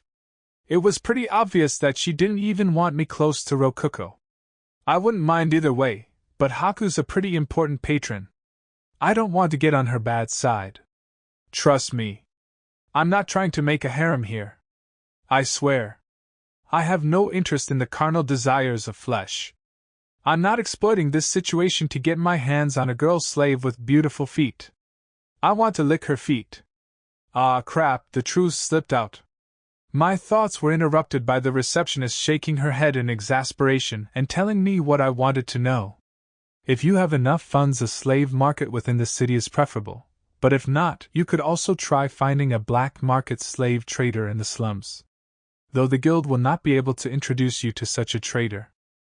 I have a little under 1 gold to spend on a slave. In that case, I recommend Dokasp's slave market within the city. And by the way, if you are looking for an experienced slave, you could try checking the local brothel to see if they are selling any of their slaves today. No, I didn't mean it like that. We left the guild and immediately went to Doskop's slave market. Rokuko stopped by several stands on the way, so it took a long time for us to get there. And so, we reached the slave market without buying anything on the way. We needed our money for the slave, after all. I looked the place over and... Yep. They may be selling slaves, but this place just looks like a normal old brick building. This place is very different from where I was. You really were sold to those bandits. What kind of place were you kept in? It was a really dirty place outside the gates. Nothing was gonna happen if we just stood around, so I went into the building with Rokuko and Meat. Alright. It's shopping time. The moment we entered the building, we saw a counter with a slave standing behind it. Welcome to our establishment. I am the owner of this establishment, Dokasp. Valued customer, I heard that you would like to buy a slave on this fine day. The shop owner gave us a smooth business smile. So, what kind of slave are you looking for? First of all, I want a girl with really pretty feet. I have lots of things I want her to do, so her being smart would be a huge plus. Rokuko punched me in the side after she heard me casually include pretty feet as a criteria. Hold on, Kaima. Why did you mention pretty feet? And as the first thing, too? Sorry, my friend, but could you keep quiet while I'm negotiating? This is actually an extremely high-level bartering technique. It'll play a very important role in us finding the slave we need. Really? Yeah. I'm too busy to explain how right now. So please keep quiet for a bit. Rokuko nodded, though her expression was conflicted enough that I couldn't tell if my answer had satisfied her. But either way, it looked like she'd stay silent for me. Perfect. And came back after a brief while with 4 women in tow. Judging from their collars, they were all slaves. Yep. They all have fantastic legs and feet, every one of them. Spectacular. Starting from the left, the slaves were a beared bee-skin, a fox-eared bee-skin with a fluffy tail, a vaguely unhappy elf, and a normal human. For whatever reason, they were all eyeing me over as if they were the ones buying me, instead of the other way around. Sup pal, ya lookin' fair a slave? How about me? I'm a great deal. The human girl's slave talked to me, for which the slaver used the collar on her neck and tightened it. Hey, don't speak out of the turn, said the slaver, choking her a little. Sorry about this one, she is quite a handful, but at 60 silvers she is the cheapest of the group. A handful? I asked. She had fallen into slavery after being unable to repay a loan she took out for gambling and extravagant foods. Her last owner returned her after she wounded him. The man who bought her said that he'd give her. What sort of the injury was it? Out of curiosity, I asked the slaver. The man who bought her said that he'd give her a real tasty meal, but then came back the next day saying that she had bit his, member. The slave herself, when questioned, would only say, "It tasted like total garbo. Gimme my money back." I'm pretty sure that's what the guy you bit should be saying. The slave collar didn't stop her in time. Don't worry though, the collar still works. Ouch. I am sure every man who heard it must have felt that man's pain. She certainly did have a nice and shapely body, with healthy curves where you'd want curves and a narrow waist to boot. Her hair was blonde with a hint of red, as was common in this area. Visually, she was a feast, though I was satisfied with her beautiful feet alone. And to be honest, having a buster receptionist with a pretty face was more than ideal. So how did it turn out? I let that turbo jerk by me cause he said he'd give me some tasty food. Can you blame me for doing what I did when he shoved that nasty thing in front of me the second we got back to his place? I was super hungry and really looking forward to whatever good stuff he had ready for me. Really, did I have any other choice but to give it a bite and see if it really did taste good? But trust me, if he actually gave me a good meal and filled up my belly first, I definitely wouldn't have pulled any tricks like that. You scratch my back and I'll scratch yours, Kay? What the hell? This slave sure has a big personality. I would do basically anything for the sake of sleeping. I care more about food than my own life. I'll die if it means eating a good meal. For real. I like her. Well, she's the cheapest one, so I feel like buying her would be smart. I think so too. Plus, our food is really good. She'll like that. I like this guy. Hey, Mr. Daskup, would you be super duper nice and lower my price for him?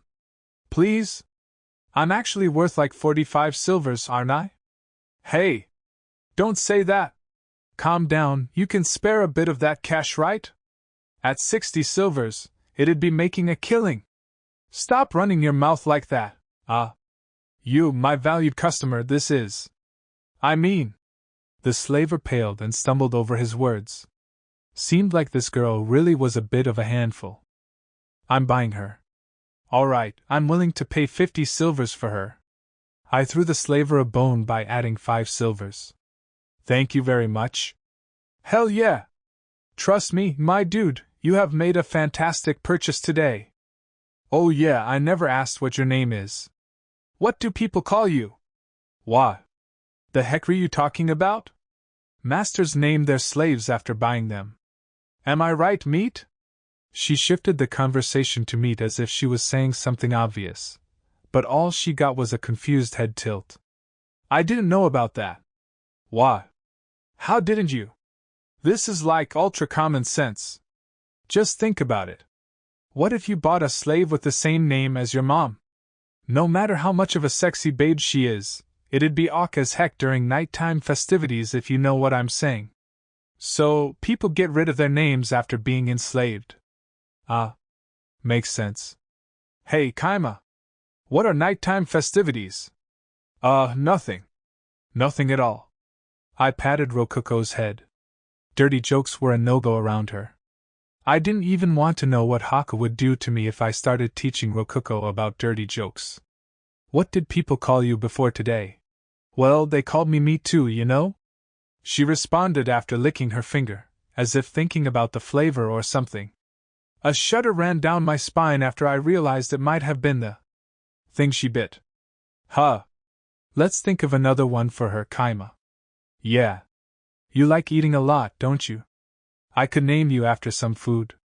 How about apple? Or kebab? Apple isn't the worst name I've ever heard, but kebab? No thanks. She cackled happily with her own large melon swaying side to side. I wonder if meat is just a common name for slaves. What do you think about Ichika, boss man? Huh. What's that mean? It's a name I ripped off from the god of food. They're named Ishidaka, and they're also the god of oceans. So, mixing their name with salt, since salt comes from the ocean, we get Ichika. Super cool, huh? Oh wow. That's really clever. We definitely bought the right one, Kaima. Rokuko nodded, impressed, but I had no idea how she got Ichika from Ishidaka and salt. Probably had something to do with the auto-translator messing up. Yeah, I'm used to this now. Alright, Ichika's good with me. Here's to a long and fruitful relationship. Hee, you got it. From Nameless to Ichika. We shook hands again. We all headed to the Adventurers Guild. Do you want me to register you as an adventurer too, Ichika? Having some ID would be pretty useful. I used to be a C-rank adventurer before falling into slavery, so I really don't want to start over from G-rank. Plus, this collar works as ID just fine. Ichika pointed to the slave collar around her neck. Oh yeah? Slaves can use their collars as ID, right? Meat and Rokuko are both adventurers. I guess that's good enough for now. By the way, slaves were treated as items and could go with their masters on any quest regardless of their own rank.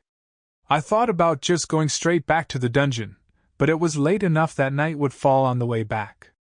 Worst case scenario, we'd end up camping outside for the night before getting home. In which case, it would probably be better to just do some simple quests and relax at an inn for the night. Looks like we're definitely gonna be taking this rabbit hunting quest. We left through the east gate to go rabbit hunting. The gatekeeper didn't charge us anything since we were on a quest. I knew I could expect great results from the master of hunting, Meat, but I was mainly interested in seeing how Ichika did. She was a former C-rank adventurer, after all. Surely I could count on her kicking butt and taking names, especially when delicious food was on the line. Though leaving her bare-handed would probably get in the way of that, so I lent her my sword. Oh, thanksies. Well, I'm gonna be real for a second, I can just use my bare hands for this. Rabbits' pelts are worth way less when they're covered in blood. It's just like common sense to kill them without cutting them up too bad. Huh. But you can't bleed them without cutting them. Bleed them? What are you even talking about, dude? Huh. She doesn't know about bleeding animals after hunting them? If you drain the blood from an animal corpse, the meat won't smell so bad later. It'll taste better too. Raw meat smells so weird because of the blood. Wow. I totally didn't know that. You sure know a lot for someone with no common sense. Huh, meat tastes better if you drain their blood. Yeah. I feel like that's gonna make a lot of meat more tasty for me, Geihei. Ichika immediately started drooling while imagining the taste of delicious, blood-free meat. This girl really is a food monster. What do you do to drain the blood anyway? A little demonstration should show you all you need to know. Meat, go hunt a rabbit for me. Understood. Meat dashed into the forest. And 30 seconds later, she came back with a rabbit. She had sliced its head clean off. I grabbed it by the feet and held it upside down, causing blood to gush out onto the ground. Ew, there's blood everywhere. It stinks, Kaima. Hey, the blood's gotta get out somehow. It'd make the meat stink if we didn't do this. So? What do you think, Ichika? Blood starts gushing out after you cut off its head and hang it upside down. You keep hanging it upside down until no more blood comes out. That's it. Simple, right? Totally. Looks super simple. But I'm kinda distracted by how a tiny bean sprout like Meat managed to hunt that rabbit. Like, girl, bagging a rabbit in only 30 seconds is crazy fast. Were you a hunter before becoming a slave? Finding rabbits inside a forest is no joke. Eh? It's really simple. I can smell them. Right, you're a beast in. I totally get it now. But still, hunting with thin arms like yours must be hard as heck. Ichika was getting caught up in admiring Meat's skill, but it was her turn to hunt. I wanted to see just how skilled she was, so I left the bleeding rabbit to Meat and followed after Ichika. Rokuko waved goodbye as I left. Ichika advanced through the forest, brushing aside branches and occasionally pausing to listen. After about 5 minutes, she suddenly flipped her blade around in her hand and slid the blade across the ground in a fast, backhanded swipe. Yo, how's this? Oh, whoa, it's bleeding like crazy. Ichika lifted up the headless rabbit by its feet. Looks like she killed it with one smooth blow. Just what I'd expect from a former C-rank adventurer. Yep, you're pretty strong. You cut off its head in one slice. I can tell you're skilled with blades. Yup, you bet. But I used to be a scout, so I'm more used to daggers. I see, so I gotta do this for some great tasting meat, but I wonder if it's fine doing this in the middle of the forest. Is there a problem? Well, let's head back. We headed back to Meat and Rokuko with the rabbit in tow. Welcome back, master. Meat was standing where I had left her, with the rabbit still in hand. Plus 5 goblin corpses scattered around her.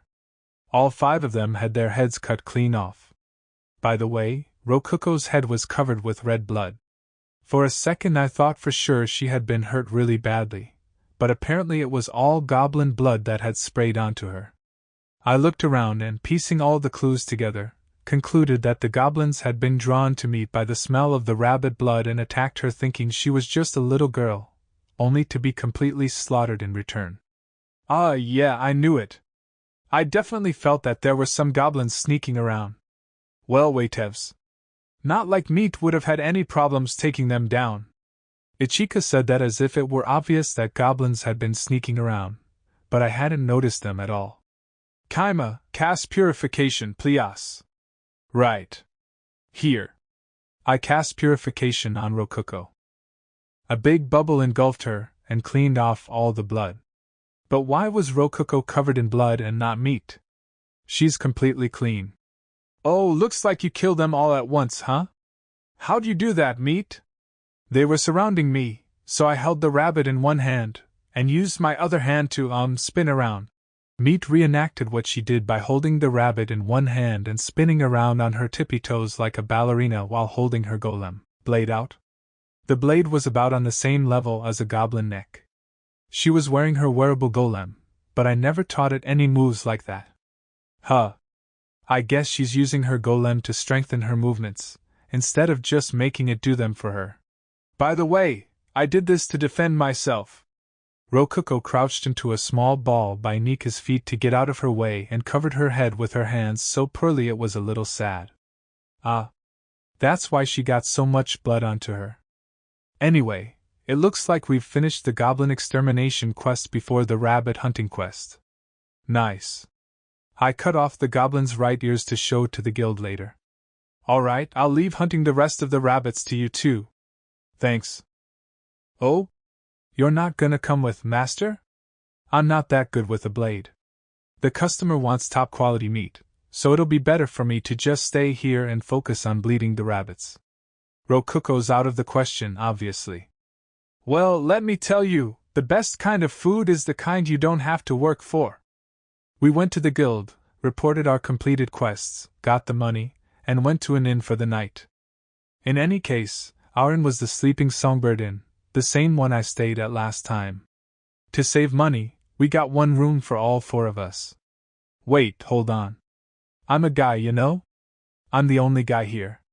Can we at least get 2 rooms? You're my partner, Kaima. It's definitely important for us to sleep in the same room. I'm your Dakimakura, master. I'll sleep together with you. I don't want to be all on my own, so I'm just gonna watch and take notes. Take notes? Please. I'm not gonna do anything funny. Of course, I bought a normal meal for everyone. No slave meals. The one I bought last time was the only one I ever planned on buying. Ichika grinned as she looked at the food in front of her. Yup, looks like you really are gonna feed me well. I'm like super duper happy. Food's really important to you, isn't it? I know how you feel. I want all the people who work for me to feel good about their jobs. Oh, you want us to feel good, huh? You know, the moment I saw how healthy Nika looked, I knew you were a major score. So yeah? I'm not gonna complain about anything as long as you keep feeding me this well, Kay?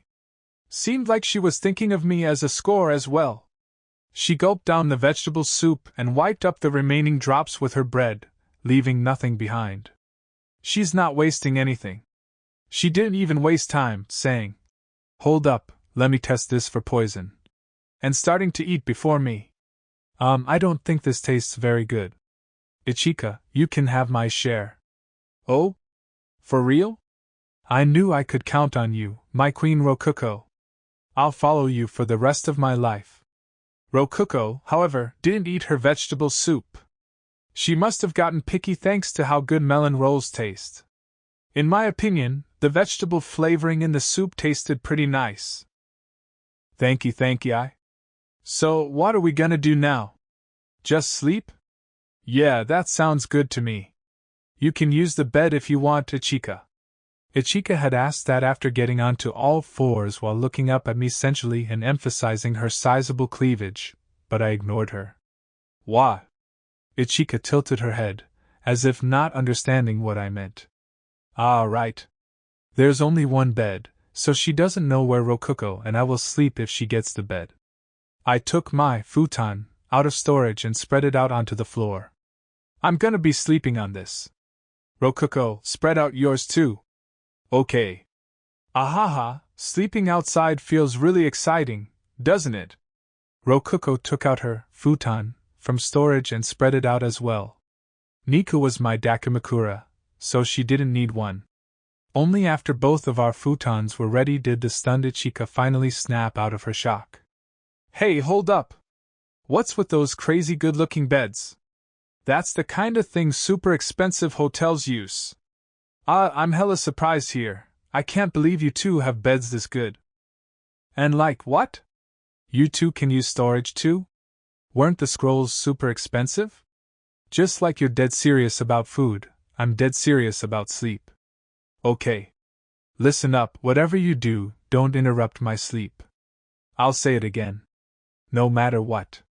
Do not interrupt my sleep. I emphasized sleep when I said it. Ichika let out an of understanding. Dude, I hella get what you're saying for real. I'll never wake you up unless junk gets really serious. I swear upon my breakfast, boss man. Now that was a vow I could trust. I nodded in satisfaction. We actually did just sleep. What the heck? Ichika left the hotel while murmuring some nonsense to herself. We arrived at the guild and saw that the morning train. The morning quest board rush was in full effect. It was ridiculously crowded. She came back. In her hand was the quest slip for the Ordinary Cave quest. Fantastic. Seemed like it had just been put out on the day we went. Great timing. Our dungeon may be buff as hell now, but I don't want any adventurers dropping by before I've finished building the inn. The requirements were 2 or more F-rank adventurers and the reward was 1 silver. That's probably the same details as last time, I guess? Oh. Good job, Meat. I rubbed Meat's head, causing her tail to wag. Hey, are you totally sure we're packing enough for a mountain trip? I know you have storage, but still. I don't really want to use that too much in public, so yeah, I guess preparing a little better would be smart. I handed over 2 silvers to Ichika. Could you buy enough stuff for us with this? For 4 people? For sure. Rokuko looked a bit angry to me, so I asked her. What's wrong, Rokuko? Isn't the quest reward too cheap? We were able to beat Haku. How can we settle for such a low price? Well, that was 'cause your elder sister kept things on the down low. I was about to say that, but Ichika and Meat came back with the supplies. Master, I got us lunch boxes. I guess we head back now. And so, with our preparations complete, we headed to Saia Mountain. After we got some distance away from the town, I put all the stuff Ichika bought into storage and started running down the mountain road carrying basically nothing. We took 6 hours and 32 minutes to return. The sun started to set on the way there. Ichika was the only one among us without a wearable golem helping her out, but as expected of a former C-rank adventurer, she kept up just fine. Ichika gave some good advice, suggesting that we start setting up camp. Mayest. I'm super hungry. Can we, start setting up camp? Oh, whoops. I gotta let her inside before I start thinking about that kinda thing. And now that I think about it, I never even told Ichika where we were going. Nah, we don't need to set up camp. We're here. This is your base, master? I totally thought you were talking about a whole village or something. I had been planning on explaining things once we reached the dungeon, but now that we were there, I wasn't sure what exactly to say. This actually is our base. This is a cave, dude.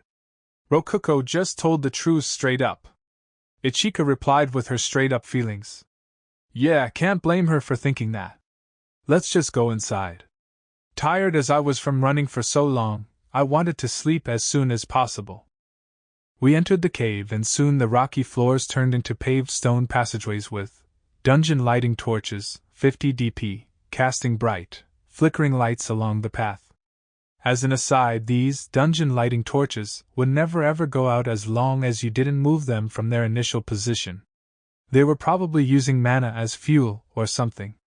Whoa! Hold up! This is totally a dungeon, isn't it? This is a dungeon. What happened to this being your base? It's also our base?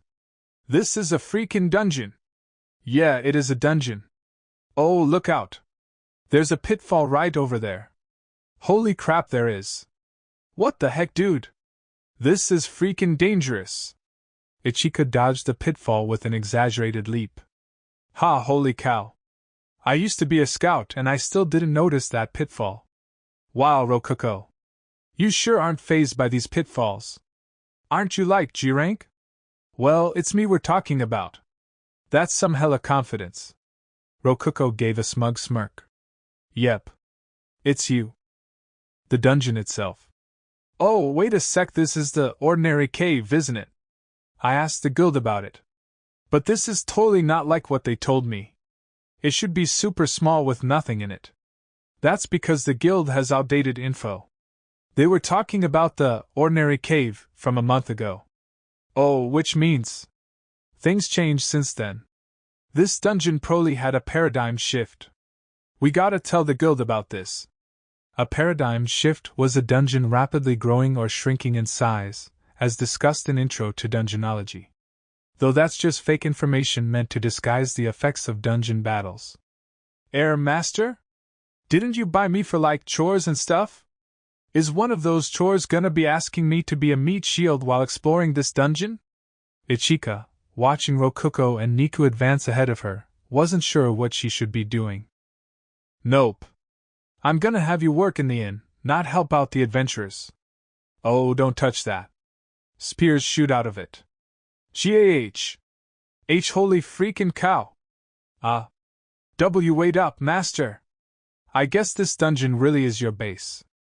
No way would you be moving this fast if you weren't used to the place. Master doesn't lie. Niku was speedily advancing through the dungeon right in front of Ichika. She too had perfectly memorized the location of each trap. Suddenly it hit me that I could probably just ask Ruko to withdraw us into the master room. I guess all this exercise has tired my brain out a little bit. Hey, Ruko. You can withdraw us, can't you? Sweet, thanks. Take us away to the master room. Oh, that's right. We don't need to go all the way to the core room. I'll just withdraw us here. What do you mean, withdraw us? My vision was engulfed by a bright light the moment Ichika asked that. My vision blurred and I felt a little floaty. Before long, I was in a familiar old white room. The master room. Our base within Ruko's true body. I'm so tired. Hey, Kaima. I'm going to just go ahead and sleep right now. I turned just in time to see Rokuko plopping down onto her futon. Wait, no, that's mine. What gives? She has her own futon. What the heck? Where are we? Did we step on a teleportation trap or something?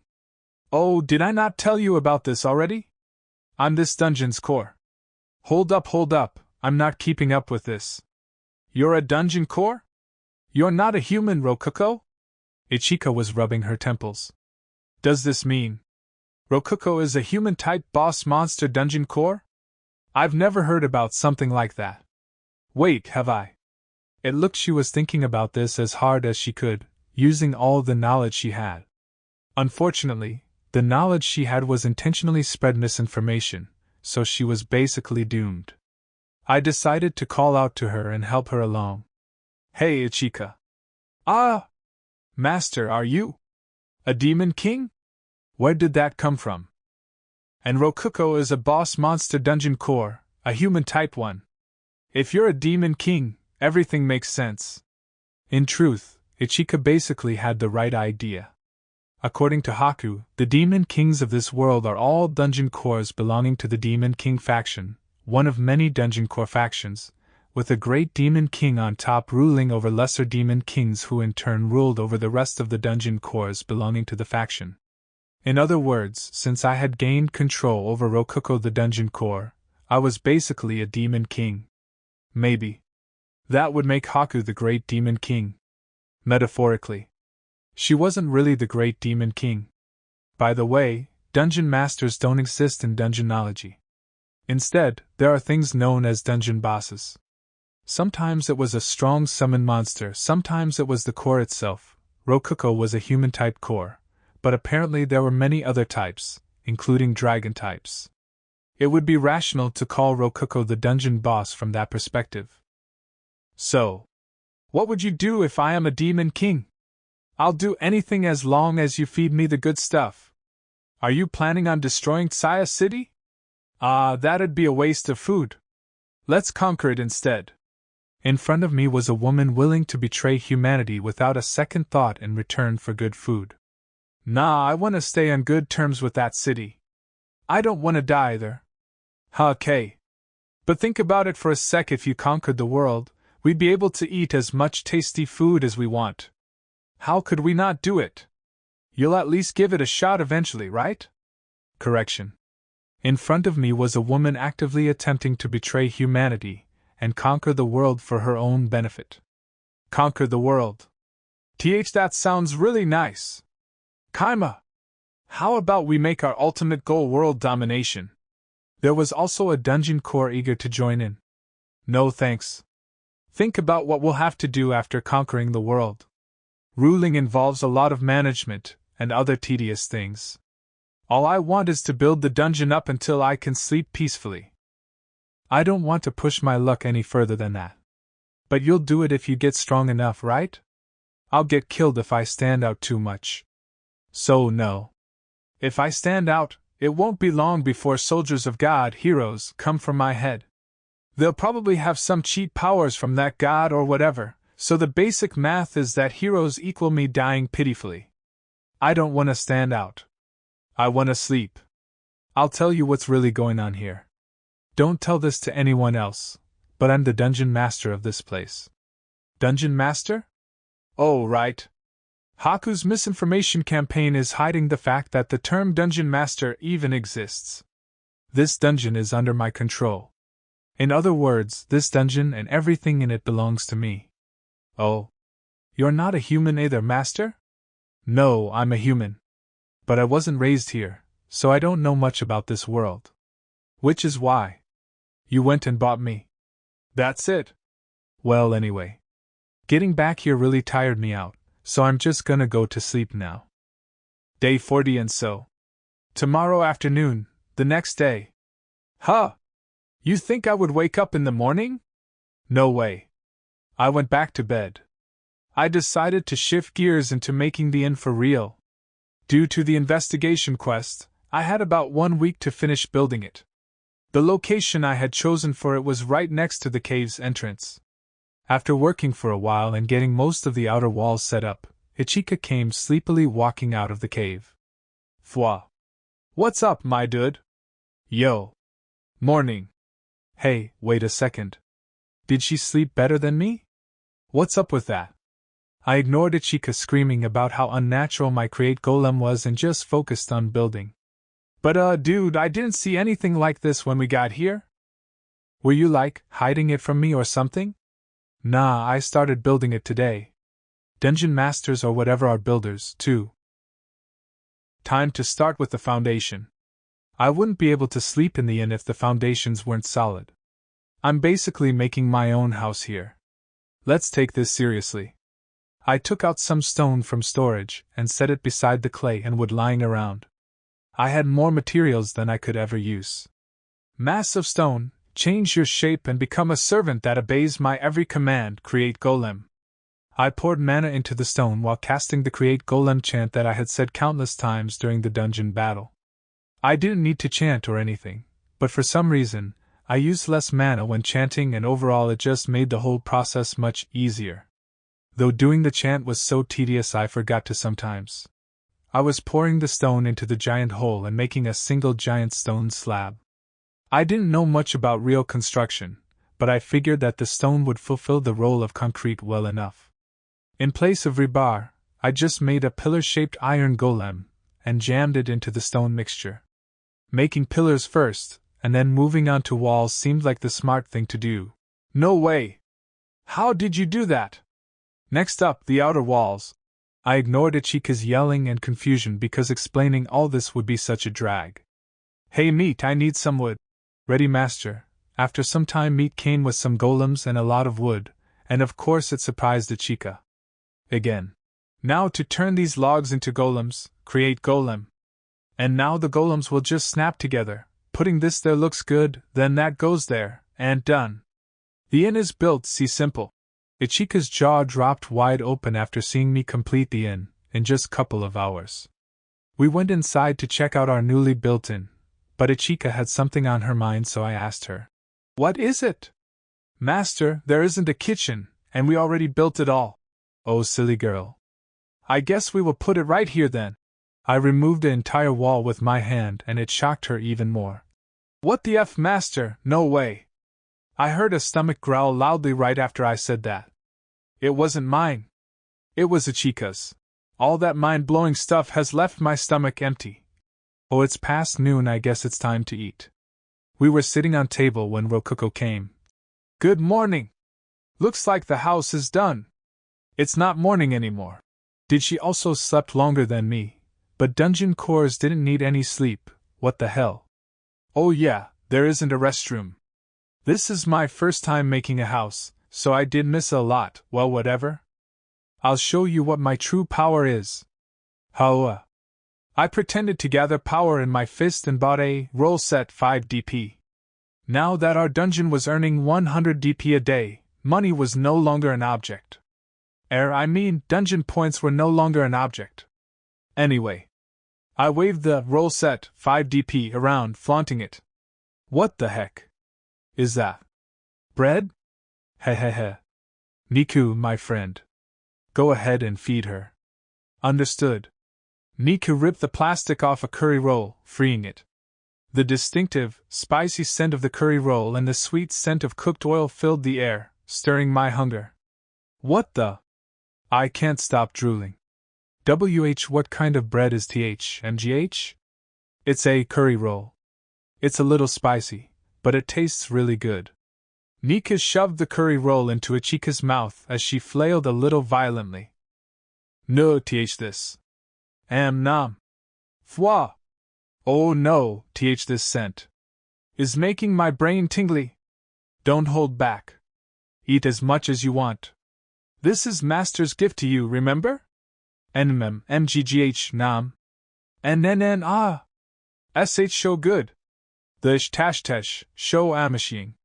Perhaps due to the spiciness or perhaps due to the tasty flavor, Ichika smiled blissfully with teary eyes. For some reason, I was starting to feel kinda weird about the whole situation. I was born to meet this food. For sure. It tasted good, didn't it? Listen to me. If you serve Master well, he'll let you eat a lot of food just as good as this. I will. I'll do anything Master says, anything. So please, more. I knew she'd be happy with the food, but I definitely didn't expect her to go this crazy over it. I'm honestly pretty weirded out. The client this time is Kaima Masuda, a dungeon master summoned from a different world. At first glance, this structure he built is a magnificent inn. But it doesn't have a toilet. I lack various modern appliances in my daily life. But one craftsman stood up to fulfill this small wish. It was Ichika. I was thinking about building an open-air bath for the inn, when Ichika interrupted my chain of thought. Master, I will draw up a revised plan for the house, but what are you doing? I have decided on an inn concept. It didn't have a bathing area. A mountain inn needed an onsen, plain and simple. No ifs, ands, or buts about it. And so, I entered the second day of construction. I had my golem start digging holes, looking for a real source of hot water instead. Saia Mountain seemed to be a volcano, so it would definitely have some heat sources inside of it. If there was an underground stream of flowing water nearby, digging into it would get us hot water then and there. That would definitely be more efficient than just digging around randomly looking for heat sources. Though, finding the water stream was up to luck too. I developed drill golems in order to dig all those holes. I made a wearable golem for Ichika. This time, I based the design around a navy blue maid outfit set, 500 DP. That was what came up when I looked through the catalog for some clothes fitting for an inn receptionist. It was less a raw maid outfit and more a cosplay thing, but it came with gloves, socks, a hairband, and even underwear in addition to the maid outfit itself. Now isn't that just cheap for something that only costs 500 DP? Oh, and of course, it came with knee socks and a garter belt.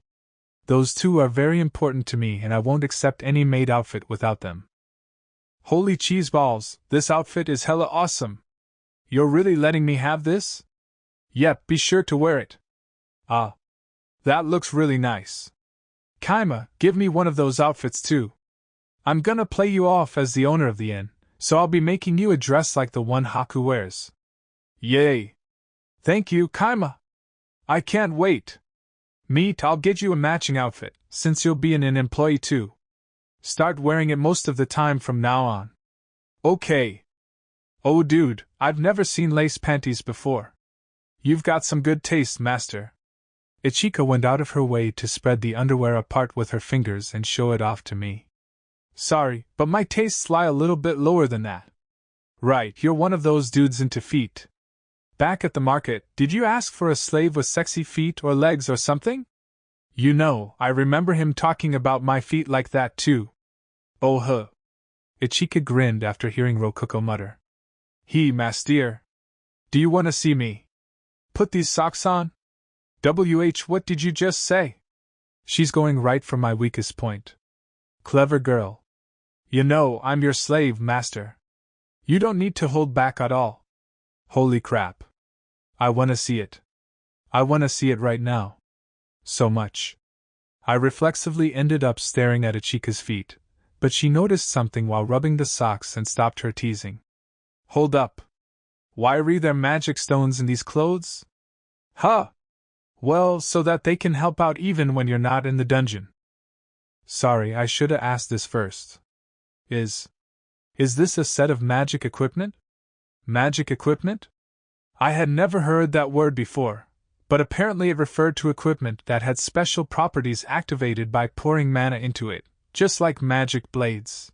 This is a rare item. I have never heard of magic stones in the clothing. If it doesn't exist, is it okay to use it so casually? I wondered just then. Ichika yelled it actually exists. So after giving her golem clothes I thought of making her a weapon. She told me that she uses kitchen knives as her weapon, so I decided to make her one. I took out a tree branch and an iron ingot bar from my storage, and poured some mana in both, chanting my create golem spell. Ichika, watching from the sidelines, was dumbfounded as the iron ingot and the tree branch shone brightly, fusing together. And done! Well, at least it doesn't require magic to make golems. It's a golem. That's out of the ordinary, too. Moreover, it's a magic blade. Originally, create golem makes a humanoid golem. You can't make weapons with it, master. The same goes for your magic. Master's magic is already in the realm of the gods. No, you are a god, master. After Ichika say that, I asked the two ladies standing beside me. Is that so? What do you two think? But before they could say anything, Ichika gave me a suggestion. As expected, create golem isn't a good name for it. What if you'd give it another name, master? Should I not use this maker magic then? Well, it's better not to use it in public. Do you want to cheat? Seems good. It's great. The inn looks like it's becoming an ideal place to stay. Master. You are being strange. A question for you all. Tell me, where is Kaima's other hand?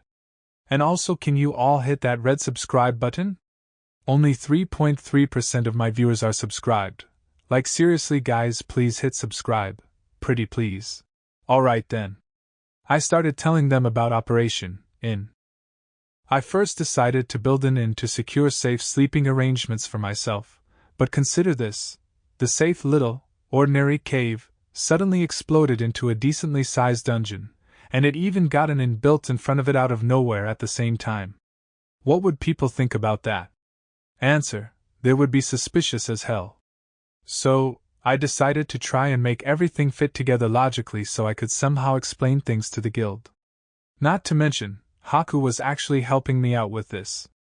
The owner of this inn will be Ruko, little sister of the A-rank adventurer Haku. The inn was built by one of Haku's associates, who did so in no time with their skills. Are we all on the same page so far? My sister would definitely know someone capable of making an inn in a single day, or at least bringing one from somewhere else. After all, you did that yourself, Kaima. That's it. Well, be sure to keep the fact I made it myself a secret. It'd probably be annoying if people found that out. They all agreed with me so far. Haku herself suggested that we focus on presenting Ruko as the little sister of the A-rank adventurer Haku. From there, I just happened to meet Haku, and one thing or another led to me lending my slaves to her little sister and owner of this inn. Bam! My role will be acting like an adventurer that stays in the inn and sleeps all day. Aren't you just going to do that because you want to? That's not a role, that's just you being yourself. It'll be a lot easier to hide a bunch of things if I'm supposedly in my room all the time. Not like I can do dungeon master stuff in front of people. Yeah, I totally see your point. It's perfect. I know, right? I glanced at Ichika, wanting to know if my plan wouldn't fly in this world for whatever reason. My dude, do you and Ruko really know Haku, the white-winged goddess? Like, for real? That's what you're worried about. Yeah, we do. And she gave us permission to say these things. She said we could use her name all we wanted if it meant helping out Ruko. Like, seriously? I mean, with her backing, we can say whatever we want and nobody will question us, dude. The White-Winged Goddess is an A-rank adventurer and a major higher up in the Imperial capital.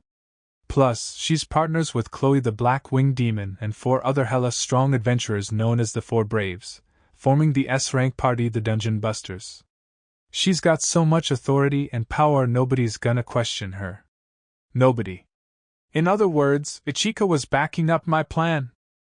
After the dungeon battle, Haku had asked me what I would be doing. I told her I might set up an inn, to which she said, "Oh, and I presume Ruko will be presented as the owner? In which case, you will certainly need my help." Very well. I will permit you to use my adventurer identity as you wish. But in return, do a good job, understand? Yeah, I hadn't thought that far ahead at all. I knew I wanted to make an onsen inn, but I hadn't thought up any ideas for how to make people not suspicious of an inn popping up out of nowhere next to a massively expanded dungeon. And yet, the approval of an A-rank adventurer fell straight into my lap. And you know, thinking about it, Haku's really doing whatever she wants as an adventurer, huh? She's got 2 names and a strong party called the Dungeon Busters. Does she destroy dungeons in her spare time? But you know, it's super funny that we're gonna be claiming that the leader of the Dungeon Busters is the older sister of an actual dungeon core. Like, talk about irony, am I right? Ha ha ha, yeah. The real irony is that she's also a dungeon core herself. Yeah, I'm still hiding Haku's true identity from Ichika. Slave or not, that information isn't something I should be spreading around lightly. Wait. Is this really okay? Is this actually gonna work? What's with you, Kaima? It'll definitely work. We have my sister on our side. Yeah, my dude. We'll be totally fine. I was hoping that since you're the only one here familiar with how this world works, you'd kind of help me work out the finer details and stuff. I mean, I'm one to talk, but this plan is just ridiculous. It's filled with holes. Could you throw me a bone here? Day 42. It was day 3 of me building the inn. I just wanted a day to rest since I had been working really hard lately. Feelings are important. Also, golems were digging out the onsen while I was resting, so yeah. There were still a lot of things I needed to build, though. Although I could buy food with dungeon points, people would get suspicious if I didn't have fields and crops. So I would need to make some. While I was lazing around on my futon in the master room, Ichika suddenly said something. Wait a sec, aren't you an F-rank master? This dungeon's definitely gonna be an E-rank dungeon, for sure. If you're not careful with those magic blades, it might even end up as a D-rank dungeon. I hadn't expected that at all. Naturally, it'd suck if I couldn't go into my own dungeon. The inn was located with the dungeon regions, so I wouldn't be stuck outside of it or anything, but it'd still be a definite problem. The simplest solution would just be to raise my rank. Going up to E rank from F rank just took completing 10 F rank quests and a combat test administered by the guild. The combat test is something simple like killing goblins, right? If so, the main problem here is the 10 quests. The only F rank quest I know of is that goblin extermination one. I mean, what's wrong with hunting goblins, my dude? I ranked up just from hunting boars. And so, I got to work summoning goblins and collecting enough right ears to fulfill the quests. Naturally, I'm not enough of a monster to summon a bunch of goblins and then cut off their ears. Feral goblins in the wild are one thing, but I owe a lot to summoned goblins. Heck, Gobsuk sacrificed himself to protect the dungeon core. Even I'd feel like garbage summoning them en masse and mutilating them. Guess I'll go hunt some wild goblins. Ruko tilted her head in confusion. If you want goblin ears, why don't you just buy them with DP? Huh? What are you on about, Ruko? We can't do that. Can we? There are dragon claws and stuff in the treasure section of the catalog, so I don't see why not. Why not indeed? I checked the treasure section of the catalog, but there were no goblin ears. Makes sense. It's kinda hard to call goblin ears treasure. But I didn't give up there. I checked the other sections and found right goblin ears under the materials section. Right goblin ears. 1 for 6 DP. 5 for 30 DP, which would earn us 30 coppers. They cost just as much as the quest's reward. The whole point is to encourage adventurers to take care of goblins hurting crops, after all. But whatever. This is fine. I care more about my time than that. The quest says to bring ears, and that's it. I'm not breaking any rules here. Anyway, we have the stuff to get up to E rank now. I'll ask about what we need to do to rank up again just in case our dungeon ends up being restricted to D ranks and above.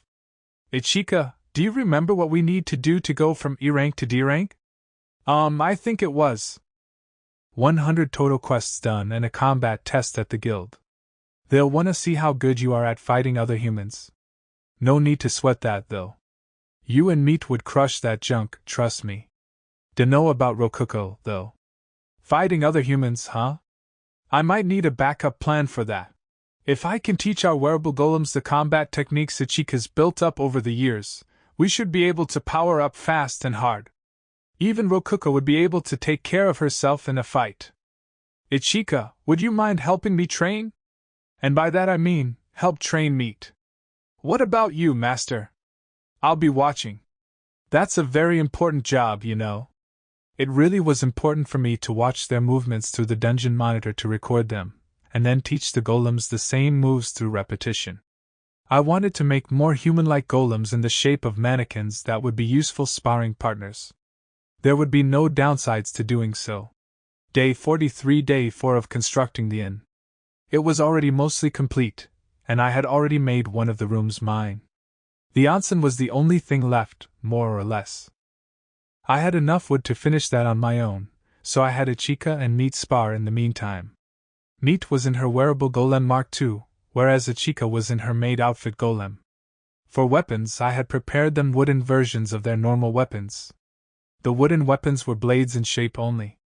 Holy cow! What's with these clothes? I'm not using my muscles at all, but I feel hella strong. Wow, I guess this is Meat's secret. I'll definitely be able to pull off some crazy tricks with these babies. I want to try out a lot of moves today for Master's sake. My job was to watch them spar. Or more accurately, to open up the dungeon monitor and film them. I had put my wearable golem on a much more human-shaped mannequin golem. By having it repeat what was happening on screen, it would master the perfect moves for assisting me and thereby become the first truly complete wearable golem. This was a lot easier than what I did before, since I didn't have to teach it the motions myself.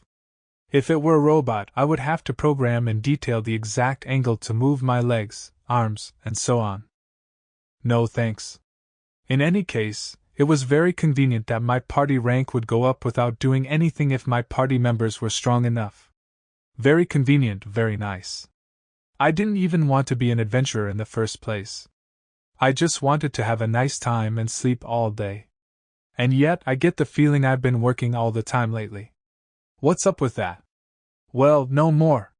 It's time for me to buckle down and get to snoozing. I dove into the futon, spread out on the floor of my inn room while still recording Meat and Ichika sparring. This is my room on the 3rd floor of the inn. The wall is 3 times thicker than normal, so it's perfectly soundproof. The bed is also the best kind that can be obtained with DP. This is the best sleeping environment I can make right now. My bed, it must be like this. Now finally I can sleep in peace. Kaima, or not. Just as I was about to jump in my bed, Ruko came running, yelling my name. Kaima! We finally hit an underground water source. And it's warm. I try to sleep. And this is what I get? I mean, I'm not gonna complain about finding water for the onsen, but come on. Alright. I'll start connecting it to the bath and all that, I guess. It's clear. It doesn't smell, and it's pretty dang warm too. Ichika picked up the bucket, and, without a moment of hesitation, started gulping down the water. The hell? What are you doing, Ichika? Fwa. Okay, if I'm not dead in 2 hours, it's definitely not poisoned. And if it is poisoned? I was just kidding about being dead. At worst I'll get a stomachache or something like that. And 2 hours later she was still totally fine. The water wasn't poisoned or anything. Phew. I really hadn't expected her to just drink it out of nowhere like that. Seriously. And so, with the onsen complete, so too was the inn. A stepping massage. Obviously enough, that was a massage performed with feet. Normally it would be done by kids who needed to use their full body weight to put a satisfying amount of pressure on someone else's body. Parents often requested that their children give them such a massage. The execution was simple. You put your foot on the person and step down using your body weight. The end. That's right. You step on someone. With your feet. I mean, obviously, stepping on someone means using your feet. That's just how language works. And to someone with a foot fetish like me, that's the best massage I could ask for. Oh, this feels so good. Meat drilled her toes into my back as if digging into it while rubbing her heel against me. I'm being stepped on while laying down. Sweet Mother of God, I feel like my dreams have all come true. Hiya. Hiya. Oh yeah, that's it. Being stomped on feels good too. The bottom of her feet gently stomped on my hips. Fwa. Her feet rhythmically hitting my back is making me really tired. Day 44 I woke up and found that I was using Meat as a dakimakura just like always, thanks in part to the distinctive sweet scent of a girl. Good morning. Since the ordinary cave request time limit has reached, I prepared a perfect substitute report, and we came to the guild, and behind the counter sat the usual receptionist. Man, this lady sure works pretty hard, huh? Hello? It's been 1 week, I believe. How was the ordinary cave? Before we get to that, I'd like you to take care of these first. I gave her the 45 goblin ears that I had bought with DP. I heard from Ichika that I could take the rank up test after turning this many ears in. Goblin ears, HM. Well, they all seem fine to me. But still, this is quite a lot of ears to hunt in only a week. Did you find a colony of goblins near Saia Mountain? Something like that. Truth is, we got all of these in the ordinary cave. Is that so? Would you mind telling me more? The receptionist, sensing that there was more to our story, stood up and gestured for us to come behind the counter. All right. Time to show our dungeon. We were guided to the guildmaster's room. Yeah, we are bringing some serious info here. Makes sense we tell it to him directly. Within the room was the old buff dude, the guildmaster. The receptionist remained standing in the doorway entirely, as if blocking off our means of escape. So, what happened at the ordinary cave? Take a look at this. I showed the guildmaster a magic, golem, blade and 2 mana potions. In other words, loot from my dungeon that was good enough to sell. And not only that, but loot valuable enough to be a huge find in a small dungeon. To say nothing of the magic blade, even mana potions were a full silver each. This is. I found it in the ordinary cave. Really now? I thought that dungeon only had 1 room. 1 room? That's crazy talk. There were tons of rooms, and even some staircases. I got this sword in one of those rooms. There were golems all over the place, so I got out of there. I figured I had gotten a good enough look at the place. He took it and held it at various angles, investigating it. This doesn't seem to be a normal old iron sword. Wait, it has a magic stone inside of it. This is a magic blade. It sharpens when you pour mana into it. Oh ho, that makes it a low-rank magic blade. But still, a magic blade nonetheless. There's also an inn by the dungeon. An inn? Why the hell was there an inn there? The guildmaster furrowed his brows, baffled by what I had said. Yeah, it is pretty unbelievable. Basically as unrealistic as you can get. But this is where persuasion comes in. Does it matter why? Haku had an associate of hers build it. It's probably pointless for us to try and think about why she'd do that. You've got a point. Who knows what the hell that woman is thinking? She made it clear that the ordinary cave was not to be touched, but yeah, thinking about this is a waste of time. Which means all we gotta do is take your word for all this and figure out what to do with the dungeon. Sure. The guildmaster closed his eyes and nodded. Nice. Persuasion really worked. Well, a lot happened and now I'm actually gonna be working at that inn. I'm gonna be using it as my base of operations from now on. Alright. But the moment I thought that and let my guard down, the guildmaster continued speaking. Guess I'll put a branch office of the Saia Adventurers Guild there. Huh? A branch office? What do you mean? I meant what I said. If that dungeon really did grow, adventurers are gonna be crawling all over it. Things will go a lot more smoothly if we have an office there. Especially if there's also an inn there. Well, yeah, that's true. A town might spring up around that dungeon depending on what it's like. We're gonna have to investigate this further. Which means another quest. You can take it if you want. A town? This is serious. I didn't plan on anything that big happening. If too many people come to the dungeon, I won't be able to make golems do all the farming. Crap. Can I grow crops inside of the dungeon? And it'll be a lot harder to use special golems like the one I used to carry us here. My thoughts were interrupted by the receptionist bringing back our guild cards. He had said we'd be ranked up after they checked out the dungeon, but our cards already had E rank on them. But that was the least of our problems. I said some halfist goodbyes and left the guild. Things might not go so well for us here. Let's get back to base. I named the dancing doll inn. That name would provide cover if anyone stumbles upon the golems farming the nearby fields. We could just claim that Ruko, the owner, was a golem user and the inn was named in her honor. And that wouldn't be a lie either, since the golems do obey her orders. I was planning on buying a Create Golem scroll for her when I had the spare DP for it, too. I just have to give them armbands or something that signified that they worked for our inn. Ha! The dungeon also had some hurried organization. As advertised to the guild, I made so the magic sword can be obtained. Since the boss monster wasn't made yet, it will be a problem if they reach to the 5th layer. However, if they don't find a magic sword, then nobody will come. That's a problem. So on the 2nd floor I made a magic sword trial room. As soon as the sword is pulled, the exit is closed. To leave the room you must return it to the pedestal. With this, we can earn time while showing the sword's appeal. And the adventurer has just come, our first pair of customers. It was a pair of 2 men. I took up camp in my room and watched them through the monitor. They get a C rank and D rank meal, respectively. The C rank meal is a steak set 10 DP, while the D rank meal is a beef stew set 6 DP. By the way, the food was basically as good as the stuff you'd find in an average restaurant. What kind of meat is it?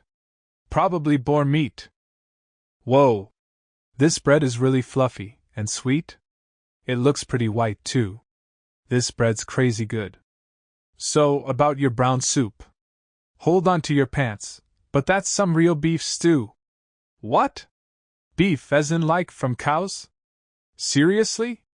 Was there some celebration recently or what?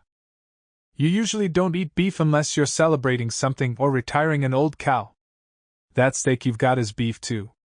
And since we're still not getting too many visitors, or more like since you two are our first customers, I gave you an especially thick one as a treat. Seriously?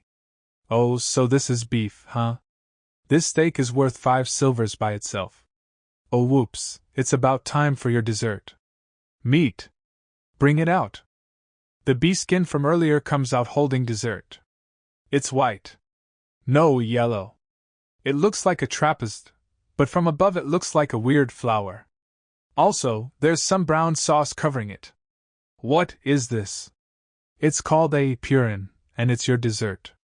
I push my spoon forward and dig into the purin, causing it to jiggle.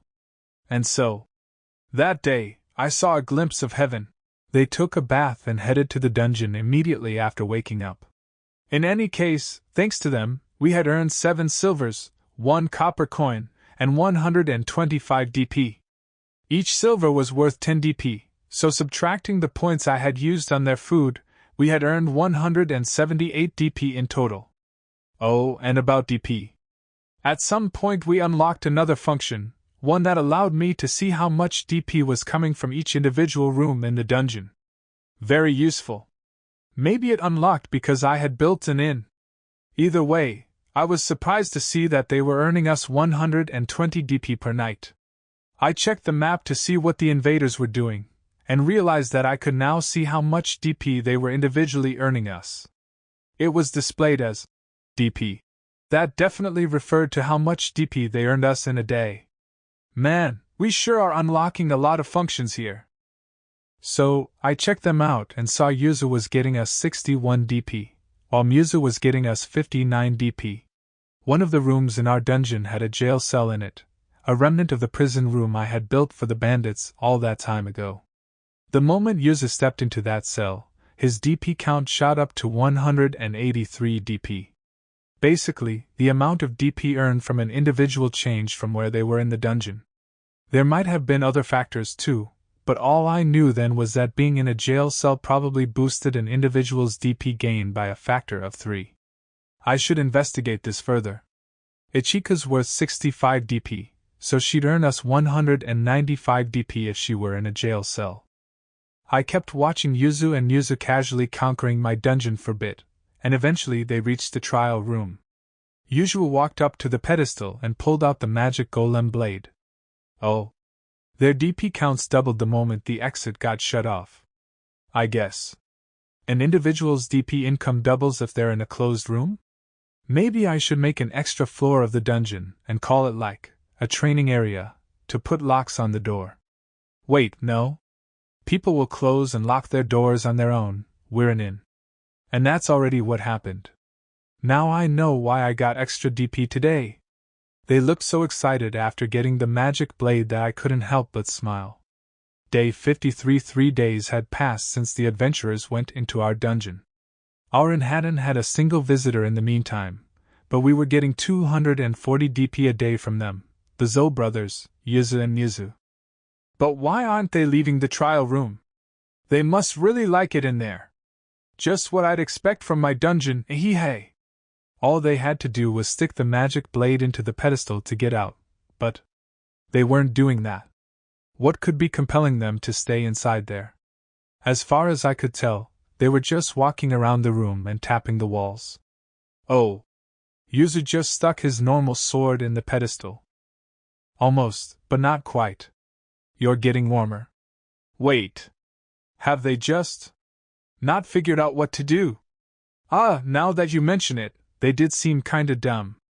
I don't think you should be saying that, Ruko. They must have been unconsciously avoiding the correct answer, maybe because they didn't want to give the magic blade up. That reminded me of the experiments where monkeys got their hands stuck in jars when trying to take treats out of them. Let's keep watching them for a bit. They'll probably find their way out soon enough. And if they don't, we get their tasty DP. Okay, Kaima. We've come this far. Maybe we should just keep them trapped in there until they die. With Ichika's help, I discovered that DP gain was doubled by being in a locked room, tripled by being in a jail cell, and multiplied by 6 by being in a locked jail cell. In that last case, however, just being in the cell steadily tired her out. Maybe because DP was being squeezed out of her? I didn't know jail cells had that kind of power. Day 55. 5 days had passed since Yuzu and Yuzu locked themselves up. A long time ago, I believe that I mentioned that an invader staying inside the dungeon for 10 days would earn us as much DP as they would by dying. In other words, we had now gotten more DP from Yuzu and Yuzu than we would have by killing them instantly. I could give them food and just keep reaping in all this sweet, sweet DP. By the way, several upper-tier dungeons apparently had human farms within them. They literally raised humans like animals on a farm to get their DP. I was watching Yuzu and Yuzu while lazing around, thanks to no other visitors showing up, when all of a sudden Yuzu lost his patience and started wailing on the spike wall with the magic blade. But too bad! That golem blade turns into just a normal, iron sword whenever it's attacking a dungeon object. In our dungeon, anyway. Who are you explaining that to? They can't hear a word you're saying, you know. The magic blade is broken. I guess I'll just go ahead and repair the spike traps. It'll cost us some DP. Yeah, go ahead.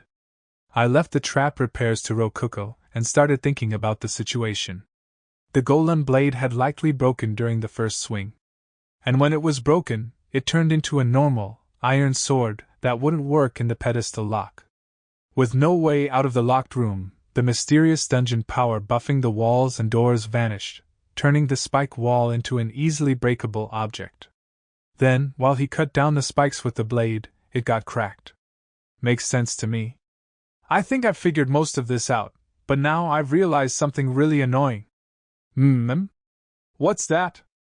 Well, golem blades are kind of the big prize for our dungeon, but can they even really be used like magic blades? I'm not so sure anymore. Thinking about it, let's say someone blocks an attack with a golem blade. Like someone swings their sword and they block that with their golem blade.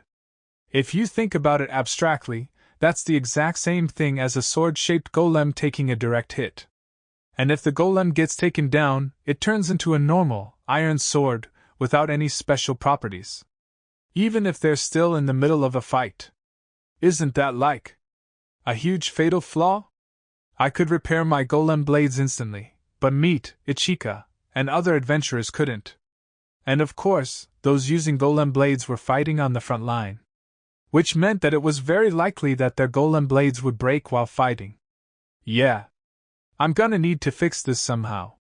Oh, and I'll make the trap unlock if Yuzu or Musa put the magic blade back into the pedestal, broken or not. Owner! There's a visitor here for ya. Huh? They're here for Ruko, not the inn. Eh? Yeah, okay. I am the owner, right? Here I go. Stop. You're not going anywhere like that. Here, let me take care of this. Rokuko was nervous to the point of shaking, so I decided to tag along with her. But that wouldn't be enough, so I had her temporarily restore my absolute authority. I then ordered her to calm down, smile while next to me, nod if I said, "What do you think, owner?" Shake her head if I said, "Well, owner?"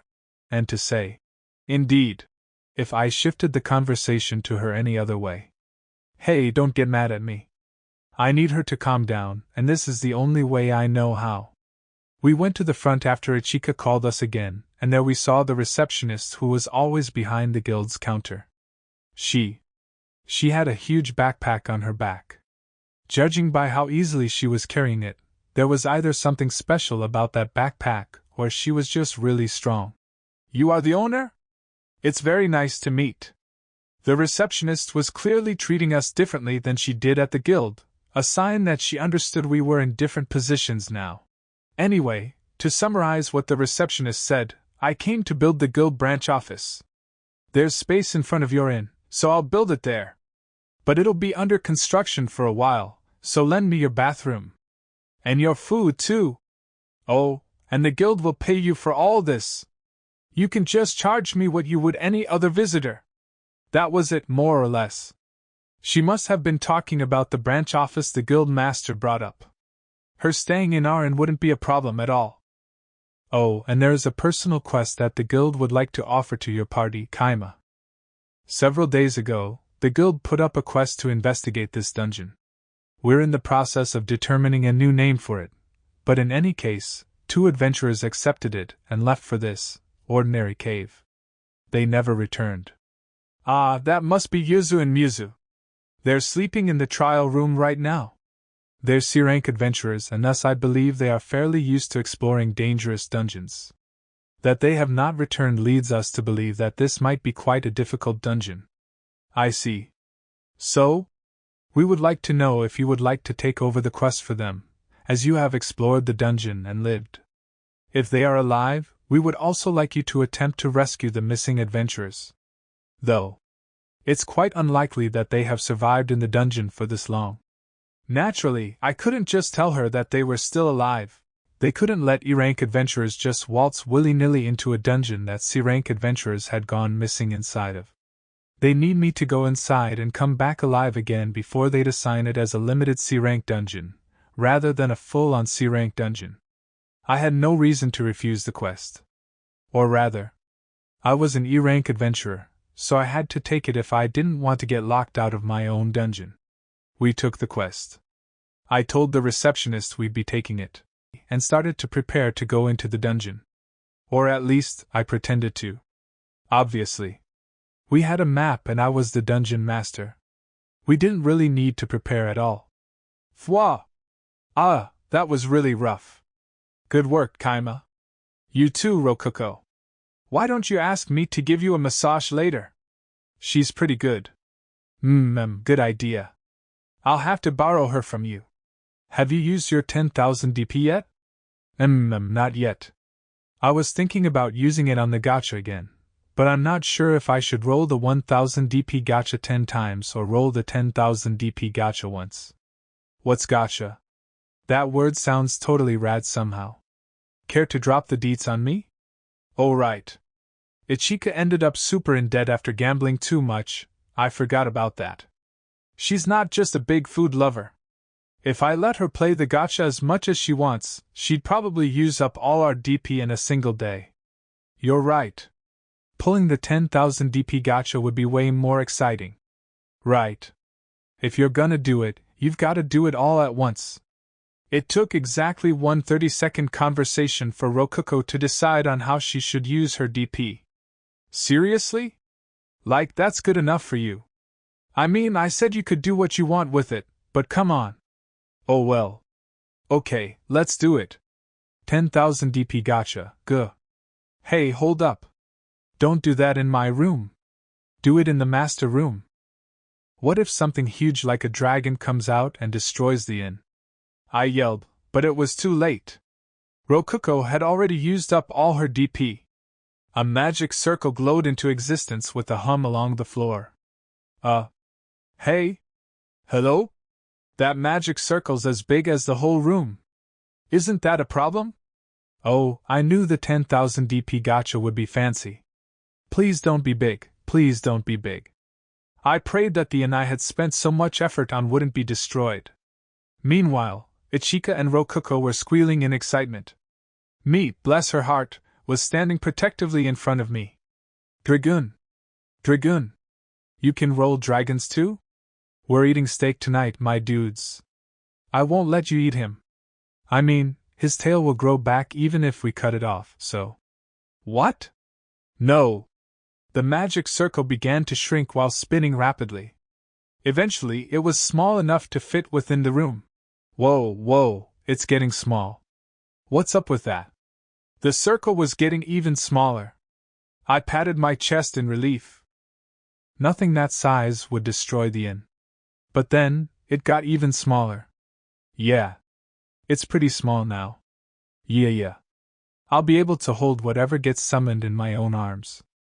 Oh. Is this a miss? Is this what you call the bad roll? Rokuko and Ichika were steadily losing their enthusiasm. Meat still stood in front of me without letting her guard down at all. And so, the magic circle disappeared, leaving behind a palm-sized box. What's this? Only one way to find out, eh? Let's open it, Rokuko. Come on. Oh, okay. Rokuko timidly opened the box. Within it was a single egg and nothing more. A pretty small egg, at that. This is an egg, right? Want to fry it? I bet it'd taste super fab, maybe. No way. But what is this anyway? I can't tell, but it's definitely something amazing. For sure. So, what is it? Did it come with a manual? Maybe it'll hatch if we heat it up. Sounds good to me.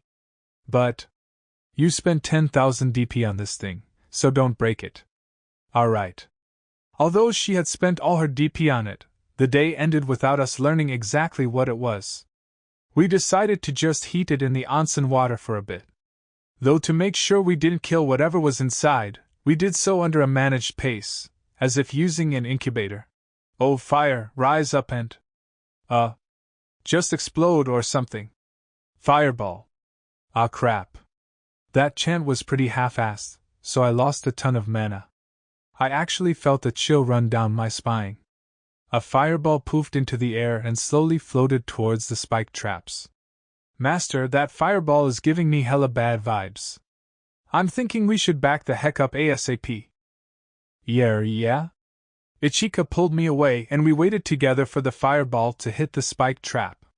The moment it did, it exploded with impressive force, filling the air with blinding light. But the spike trap was just fine. Alright, it didn't break. Good job, spike trap, that was close. Wait. Crap. I thought for sure that one would work. I guess it was just dumb of me to try breaking through metal with fire. Oh well, I'll just fiddle with the traps to make them easier to break. I shook my head at myself and used Create Golem on the traps to fill the spikes with cracks. Maybe because they were traps in my own dungeon, they were already filled with my mana without me needing to pour it into them. They changed shape fast and easy. Ichika and I went into the trial room, stealthily repairing the spike traps along the way.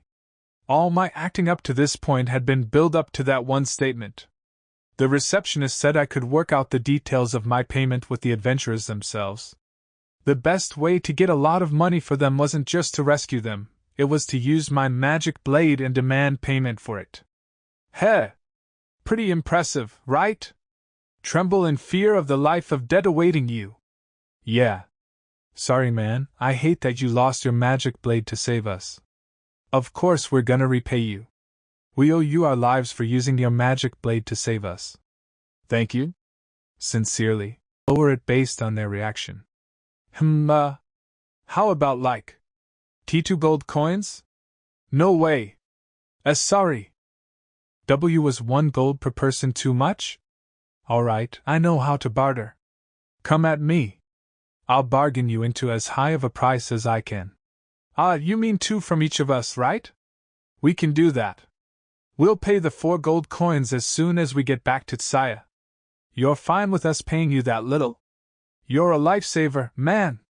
Seriously. I definitely looked like a stunned idiot as Yuzu and Musa grinned at me. What? I had totally forgotten to ask Ichika about what they'd be willing to pay for me saving them. As an aside, they didn't even have to go back to Saia to get the cash. They just withdrew it from the guild branch office and handed it to me then and there. 4 gold coins. This is pretty sweet. They said an A-rank meal would cost all their savings, but look at this. They had plenty. Though apparently 3 of these coins are Yuzu's. 4 gold coins turned into dungeon points would be worth 4,000 DP, but I wanted to keep them as coins. I could use them to buy more slaves to work at our inn. To summarize what I had gained from Yuzu and Yuzu's visit, 2,650 DP, 4 gold coins, 29 silver coins, and 5 copper coins. I calculated the DP with some rough mental math, not accounting for all the minute alterations to DP gain the dungeon does on its own, but it was close enough. If you put that all into Earth money, I had earned 4,290,500 yen in 10 days. Oh man, I'm so glad I didn't kill them. I wouldn't have gotten their savings if I killed them in the dungeon. Not to mention the new magic blade they're getting for me. Or the guild's reward for investigating the dungeon and saving them. Well, I sure investigated the dungeon, but I didn't feel the need to tell them anything more than I had to. Also, the receptionist had stayed in the inn for 5 days now, giving us 5 silvers and about 600 DP. We should have a lot more leeway with our DP now. We have 49,532 DP left right now. We earned 162 goblins worth of DP in just 11 days. Wow, that's amazing. But why did you express that to goblins? Kaima? Well, it's easier for you to understand that way, isn't it? I gave Rokuko a bright grin. Well, it was easy to understand, but I don't like it. I patted Rokuko's head. Day 67. Several days after Yuza and Yuza left, the guild finally decided on a new name for our dungeon. That name being Cave of Greed. Apparently it came from the fact that you would be putting yourself at risk if you weren't careful about being greedy. Come on, you don't need to warn people like that. It'll be a lot easier for me if they let their guard down. It was classified as an E-rank dungeon. That put it in the lower tiers of difficulty. Well, I can't get mad about that. Yuzu and Yuzu nearly dying despite being C-rank adventurers was basically an accident, and the method for escaping that trap is now public. Congratulations, my sweet little Rokuko. That's a beautiful name fitting for a girl as sweet as you. Thank you very much, Haku. Haku, who came to inform us of the guild's decision as soon as possible, gently rubbed Rokuko's head. Behind her was Chloe, standing around in her butler outfit as always. So, why'd you come deliver that news yourself? Well, of course, I rushed over immediately to be the first visitor of Rokuko's inn as soon as I heard it was going public. Sorry, you're going to be the 4th visitor. What in the world? Could you please tell me the names of the 3 prior visitors? Everything will be fine if I can just eliminate them. Please don't. You can be the first visitor to sleep in the grand suite, so please, settle for that. And don't kill anyone. Thank you? The grand suite. In other words, the room for A-rank adventurers that I had built just for fun. At the moment, I had no plans for anyone but Haku to stay in it. I had put a lot of effort into making the sleeping arrangements in the grand suite top tier. It had a memory foam mattress, 200 DP, that was much better than a plain futon, 50 DP, placed within a high-quality wooden frame I had made and decorated myself. To top things off, it even had a feather comforter, 100 DP. I couldn't help but congratulate myself on making such a high-quality bed. There were a ton of other minor improvements over normal rooms, like carved reliefs in the furniture, a candle-shaped light magic tool on the table, a glass window with curtains, and so on. It even had its own bathroom and bathing room. Yeah, bathroom and bathing room. Plus, I threw in a massage chair as well. That way, guests could get out of the bath wrapped in a towel and go to sleep while getting a massage. So, how much does it cost? I'll pay the money as I should. Don't think I'll let you get away with claiming I'm not the first visitor because I didn't pay. Why would I do that? I actually haven't decided on how much the grand suite should cost yet. I helped him decorate the inside of the room. Haku, how much do you think we should charge? Oh my, you did? Oh, and you'll have our A-rank meals for food. We're passing things off as if you're giving Ruko the ingredients through storage, so keep that in mind. Very well. And I imagine the food comes from your world as well? Here, have 2 gold ones, for both Chloe and I. I'm looking forward to the meal. I would have been fine giving her the food for free, but sure. I'll take what I can get. I'm quite looking forward to that. And I suppose I'll think up a price and pay after I've stayed the night. That would be pretty helpful. I asked Ichika what she thought it should cost, but she had never stayed at a high-class inn and thus had no idea how much a room like the suite would go for. She was more interested in paying tons of money for food, not sleeping arrangements. If you turn that around, I totally understood how she felt. Anyway, it's kind of late to say this, but I really don't think our current A-rank meal is worth 1,000,000 yen. I should probably turn it into a full-course French meal fit to serve an entire table of people. Probably. #Haku's perspective. I see that the door's not just made of wood. It has metal plates enforcing it, and it even has a lock. I open the door and see that the room is bright inside, thanks to sunlight streaming through the windows. The furniture is all made of beautiful, engraved wood. The bed looks comfortable, and there's a large chair that looks perfect for a cozy afternoon nap. But what country are these engravings from? Did they perhaps originate from an artisan from Kaima's original world? Or perhaps he did the engravings himself. He has quite the talent if so. There's a clock resting on the wall. Clocks, I believe, are a magic tool far more expensive than they're worth considering how little utility they offer. Though, they're more valuable out here, where unlike towns there are no bells to ring out the time. As for the window with light pouring through it, I imagine this is a plate of crystal in the windowsill. It's very clear. It seems that I can use the cloth on the sides to block the light if I so wish. This, and much of the room in general, must have cost quite a lot of DP in total. All in all, I'd say it's more than fine enough to be considered a grand suite. Oh, I forgot for a moment that it has a bathing room and a toilet as well. I shall investigate them immediately. The bathtub has no water, but surprisingly enough, it's made of wood. It smells nice as well. Is this the lever that produces hot water? There's a sheet of paper explaining things beside it. I see, this lever produces hot water and this one cold. I experiment by pouring hot water into the tub. It feels a little bit too hot? The idea must be to pour out cold water at the same time. What do you think, Chloe? This is quite an excellent room. At the very least, it's superior to any grand suite we've stayed at in the Holy Kingdom. The quality of this room is surprising even to me. I sat down on the chair and decided what to do next from there. This is quite a comfortable chair, I like it. My lady, it says here that the chair you're sitting in is a magic tool known as a massage chair. It seems that it will give you a massage if you put a copper coin into it. Really now? I shall try that out. I ask Chloe to put a copper coin into the chair, and once she does, it starts to shake. WH, what in the world is this? Fwa! My lady? Are you alright? I am fine. This is amazing. Fwa, it feels so good.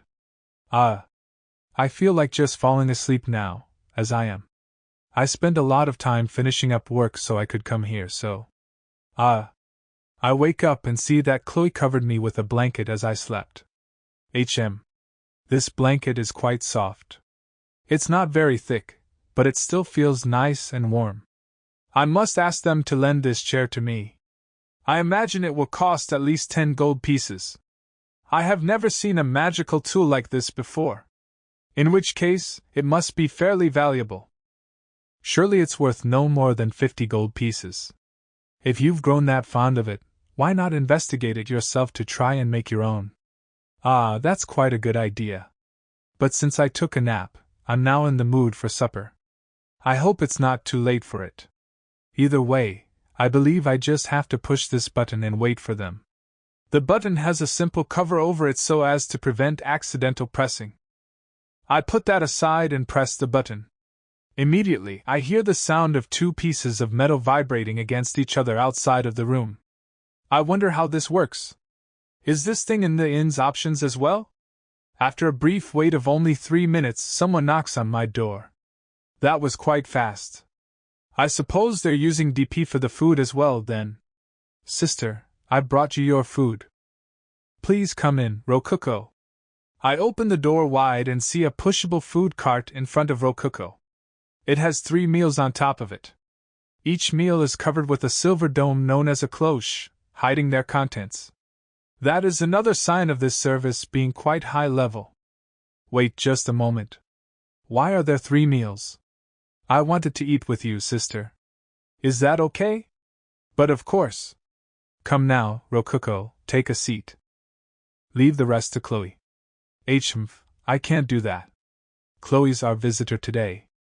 Ruko carefully places the meals on the table. Just seeing that makes me want to give her a gold piece tip. And here we go. Ta-da! Ruko lifts up one of the cloches, revealing an assortment of food stuffed onto a single plate. The plates have ridges which separate the food, allowing multiple types of cooking to be delivered at once. That is quite a clever idea. Isn't it? This is Hamburg steak, this is a Napolitan, and these are fried shrimp. These long things are French fries, and this bit with the flag in it is omelette rice. And this is buttercorn stew. Oh, right. The green drink is called cream soda. It's a drink, but it's a dessert too. The white stuff on top is called vanilla ice cream. It's really cold and sweet. It melts fast, so you should drink it soon. I pick up my fork and begin eating while listening to Ruko's explanations. Hamburg steak, It's definitely meat. It's not like any steak I've had before, but it's definitely made of meat. And I believe this meat is beef as well? Either way, the mushroom-filled sauce is fantastic. This Napolitan is a kind of pasta. I suppose this sauce covering it is made from tomatoes. It has a sharp flavor that stimulates my tongue. Fried shrimp. This feels like seafood. I wonder what frying entails? This must be another kind of food from his own world. It seems that you can eat omelette rice with a spoon. These are cooked eggs covered with tomato sauce, with a side of some kind of small grains. This isn't bad at all. But what is with this flag? Buttercorn stew is sweet, warm, and practically makes my heart melt. This purin is quite tasty. It's squishy, sweet, and makes me feel like melting. Oh my! That was close. My mind was nearly consumed by this heavenly dessert. This dessert wields both intensity through its melon soda and peaceful calm through its vanilla ice cream. It dominated my heart and mouth. In the end, the vanilla ice cream melted into the melon soda, creating a combination so heavenly I feel as if I've caught a glimpse into the true meaning of the world. This is all only 1 gold piece? Yes, that's certainly cheap. I let out a sigh of impressed satisfaction. It certainly earns high marks from me. That was extremely fulfilling. I'm honored to hear you say that, sister. That's our A-rank meal, I'm really proud of it. HMIC. A meal of this caliber is only worthy of an A rank to them. Ruko. What is the overall name of this meal? I feel that A rank meal is simply too drab of a name for something like this. It's called the, Grut. No, glutton set. This must be their answer to those gluttons that come to the Cave of Greed, wanting to eat a lot of delicious food. Oh, sister. Do you mind if I take your flag? I'm collecting them. Oh my, not at all. Here you are. I take the small flag out of my omelette rice and hand it to Rokuko. While I'm at it, I give her Chloe's as well. It seems that all of our flags have different designs. I didn't understand the purpose of the flags while eating, but now I recognize them as collector's items. He's attacking people's greed for collecting items while feeding them. Kaima has quite the fearsome mind. Oh yeah, sister. Did you try the onsen? It feels super good in there. I have not yet, but now that you mention it, it's been far too long since I've visited an onsen. Do you want to visit the onsen together, sister? Oh my, that sounds delightful. An onsen. Yes, that certainly sounds nice right about now. I'm fond of the personal bath in my room, but a large bathing area like an onsen will allow me to bathe with Rokuko. Despite having just finished eating, I decide to go to the onsen immediately. I've visited a real onsen created by a hero, so I can teach you how to properly bathe in one. There's a proper way to bathe in onsens? Wow, I'm looking forward to learning that. It was a very nice bath. I didn't know that in real onsens, you don't wear any bathing outfits or anything. Oh my, Rokuko, did you overheat in there? Your cheeks are quite flushed. Although onsens by the imperial capital do have bathing outfits to wear, this is an onsen. A bath created by Kaima, a visitor from another world. It's only right that I would teach her to bathe in public naked like those from his world do. And thanks to that, I saw something wonderful. The only problem was that someone else was in the onsen. If not for that human, I could have been all alone with her. Next time, I'll just reserve it for the two of us. Fufufu. Now I'm really looking forward to my next visit. Now then, I suppose it's time to sleep. Will you join me, Rokuko? I will. Speaking of which, I don't believe we've slept in the same bed before. That makes sense. As dungeon cores, we do not need any sleep and only choose to as camouflage or as a form of frivolous entertainment. Though of course, it does help speed the passing of exhaustion. When I returned to my room with Rokuko, I was shocked seeing Chloe in bed lying down. I shouted her name, Chloe, but she won't respond. Can it be an assassin? Someone aiming me, I asked Rokuko. That can't be, because we are inside my domain. Right, if someone had invaded there's no way you won't notice. If Rokuko-chan didn't notice, maybe Kaima did? Or what if it was long-range magic and they did it from outside Rokuko's domain? While I was thinking that, Chloe got up. I call out to her, causing her to immediately jump out of the bed and bow before my feet. Bowing like that is a classic form of apology derived from alternate worlds. It is also known as genuflection. However, it's rare for Chloe to make such a blunder. I wonder what in the world happened. The truth is, I wanted to check the bed to make sure it was up to standards before you slept on it. However, it felt so oddly comforting that before I knew it, I was. It's entirely as if you've been charmed by a spell. Although this could be the work of a magic tool. I find it hard to believe that a succubus like Chloe would fall under the effects of a charm spell. After all, since succubi specialize in charms, it would have to be an extremely powerful one to catch Chloe unnoticed. I've never seen Chloe do something like that before. I can't blame her though, these beds are really comfy. I gently touch the bed as well. And my fingers sink into it. What in the world? This isn't cotton, is it? I reflexively push my palm against it. The bed is soft, yet still firm enough to resist my hand. Oh my! I nearly became charmed by the bed myself. I pull a tactical retreat and observe the bed from afar. The frame is made of tastefully decorated wood, which would no doubt make it a valuable luxury item. I'll have to try making one of these blankets myself after returning home. I can certainly understand how Chloe was taken off guard by this bed. Succubi, given their nature, can get quite invested in beds and such. Sister, it'll be hot with both of us in bed, so let's use this thinner blanket instead. Rokuko picks up the thin blanket on the massage chair and brings it over. She seems quite used to doing that.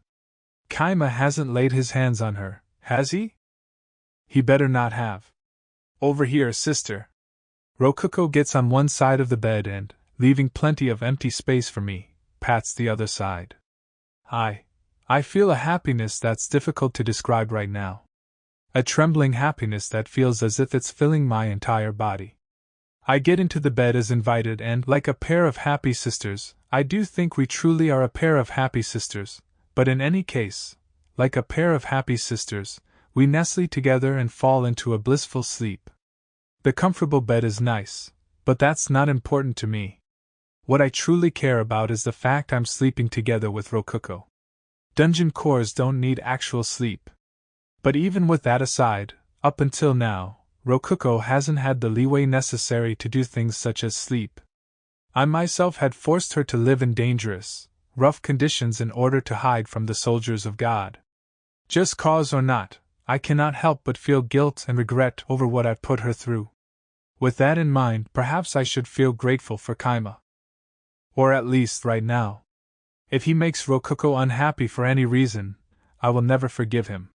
But in any case, this experience is certainly worth 100 gold coins. Day 68 #Kaima's perspective. 25 gold pieces.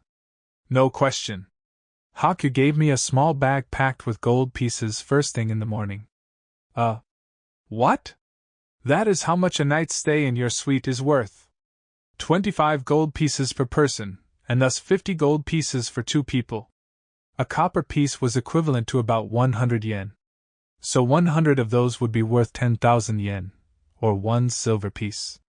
Now taking it a step further, 100 of those would be worth 1 million yen, or 1 gold piece.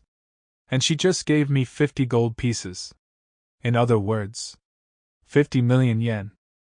I had definitely delivered Haku's food through Rokuko with instructions to get in the onsen together with her in hopes of boosting the price as much as possible, but 50 million yen for a single night's stay was more than I had ever imagined. And on top of that, Haku put another 13 gold pieces on the counter. And as for the food, 1 gold piece is simply too little for a meal of that caliber. I know the special circumstances under which you are acquiring the food, but normal inns would charge around 10 gold pieces for such a meal. You should raise the price to 5 gold pieces at the least. Here is my payment for our meals, splitting the difference, with Rokuko's included. 5 million yen per meal? A child's deluxe lunch, 10 DP, and cream soda, 8 DP, is worth 5 million yen. Inflation is a hell of a drug. Economically speaking, I'm making over 99% net profit from this. I mean, I definitely want to earn as much as I can from this, but I kind of feel like I'm ripping people off. Like, sure, it's deluxe, but I literally fed a child's lunch to Haku, and she's paying this much for it. Ichika also said that the meal would be worth 5 gold coins, but it just... Honestly, I feel like this is a bit much. Are you suggesting that you cannot trust my opinion?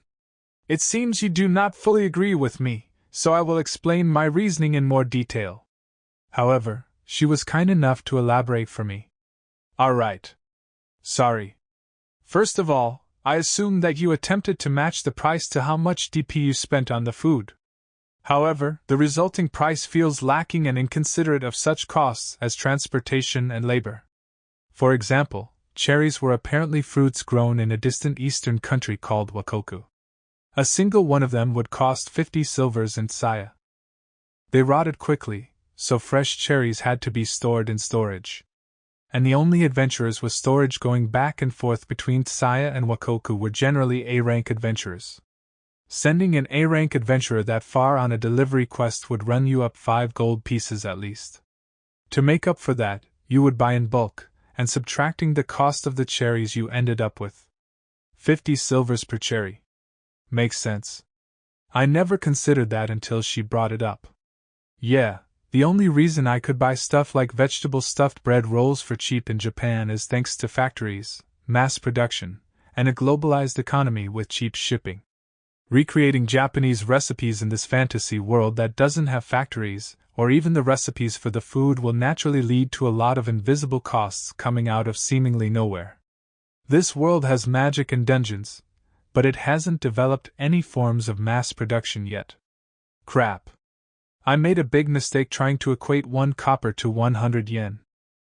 Thanks to making a shortcut between this world's money and Japan's money, I ended up calculating prices based on what they would be worth in Japan. Haku's suggested price for the A-rank meal is basically exactly what Ichika suggested to me. She should have worked a little harder to convince me. Oh, wait. Slaves can't really backtalk their masters too much. Right. This is completely my fault. By the way, I suppose it would be best for me to tip Rokuko directly with DP, yes? Yeah? That sounds good to me. Okay, Rokuko. Open wide. Alrightio.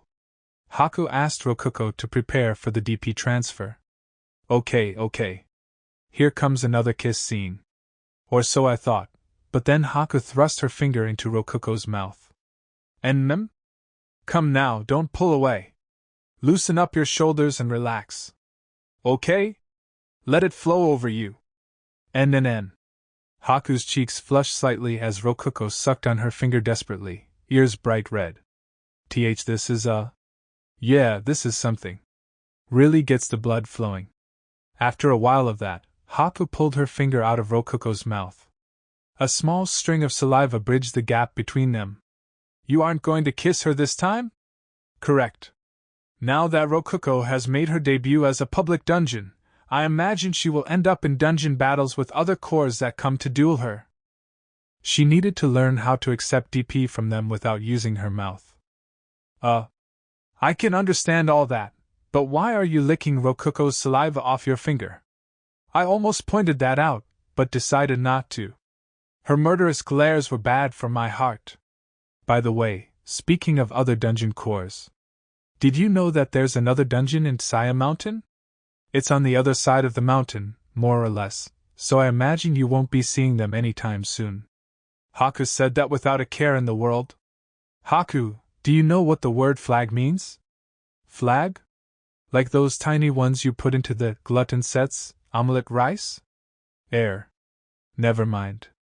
I'm not sure why, but I've got a really bad feeling about this. Suddenly, I remembered the egg that Rokuko had got with her 10,000 DP. We didn't know what it was, but Haku might. And so, I had her look at the egg that for some reason had grown to the size of a soft ball. I'm pretty sure eggs aren't supposed to get bigger. This is weird. I wonder if it's going to get even bigger. Here, sister. Do you know what it is? Oh my. It's been a long time since I've seen one, but I believe this is an immortal phoenix egg. Phoenixes are quite tasty, you know. Haku's inspection revealed that it was a phoenix egg. Apparently, they tasted pretty good. I wonder if you could just keep eating the same phoenix over and over? I'm pretty sure they're immortal or something. They are like big clumps of mana, so their blood is useful for making medicine. Phoenixes are truly useful in many ways, though they aren't too powerful as monsters. They're not strong? Although they revive on their own after dying, they're more or less birds that are constantly on fire. They're classified as B-rank monsters due to their rarity, but in a fight they're weak enough for a single C-rank adventurer to defeat them. Their primary advantage is that they don't use DP when reviving, I suppose. They're weak, huh? Guess this guy's not gonna be a boss in our dungeon. Might be smart to have him wander the dungeon as a rare monster or something, though. By the way, you'll want to really heat up the egg if you want it to hatch. I suggest throwing it into a fire. Though it wouldn't die even if you froze it or something of the sort. Egg or not, it is still an immortal phoenix. It would also revive even if I broke its egg. It would revive. As an egg. How it worked was a mystery. Apparently, the only thing that could kill a phoenix was old age. Though they turn into eggs after reaching old age, so it was questionable whether or not they truly died. Wow, an immortal phoenix. Thanks for telling us, sister. I really want to thank you, but I'm not sure how. Fufufu. It's the thought that counts, Rokuko. But there is one thing. I would quite like the massage chair from the room. Would that be possible? I'll pay in DP if necessary. Oh hell yeah, it's money-making time. Time to wring as much DP out of her as I can. Oh, that thing? It just tickles me. I don't think it feels good at all. Let's just give it to her for free, Kaima. How about no? Is what I'd like to say, but Haku, you've been a good friend to us. I don't mind giving it to you for free. Oh my, really? I'm quite happy to hear that. Haku's smile was filled with suspicion and her eyes practically pierced my soul, trying to figure out what I was planning. I smiled back at her as brightly as I could. My face muscles hurt. Seriously, I'm just being nice here. Well, I'd be pretty grateful if you tell me about that dungeon on the other side of the mountain. I get the feeling that they might end up posing some problems for us later. Oh my, that's no problem at all.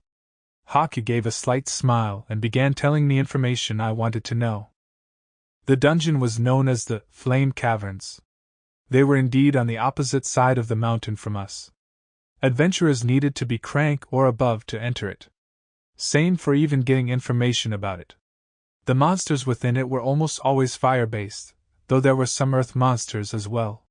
Now, that was all information that any adventurer, C rank or above, could get at the guild. Everything after that was information I could only get from Haku herself. The dungeon core is a salamander type. Its number is 112. Salamander type, huh? Furthermore, the Flame Caverns had a dungeon master as well. And that master was a dragon, even. Apparently it was a red dragon that had originally been living in Saia Mountain long ago.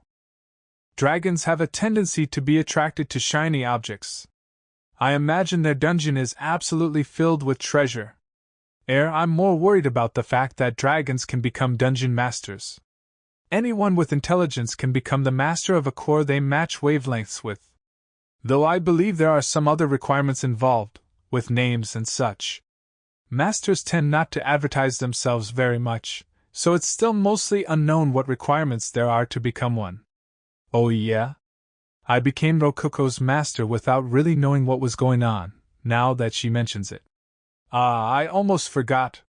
You won't be able to use your rat strategy on their dungeon if you end up in a battle with them. Huh? Why not? The floor of their dungeon is quite hot. A good pair of boots would provide enough protection to not worry about it, but rats wouldn't fare so well. They would likely all be crippled by the end of the first floor. Now that's some good info.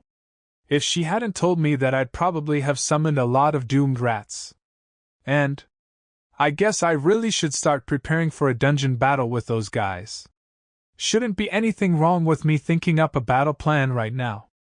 Wait. I might lose some sleep getting plans ready. And I was just reaching 13 hours of sleep a day, too. Anyway, that was basically all the information Haku gave me. Though as I mentioned, you likely won't be seeing them for quite some time. They are on the other side of the mountain, after all. Haku, come on! You're tripping a lot of bad flags here. And so, Haku left with clear reluctance after giving Rokoko one final hug. Her visit had proved very beneficial to us, both financially and intelligence-wise.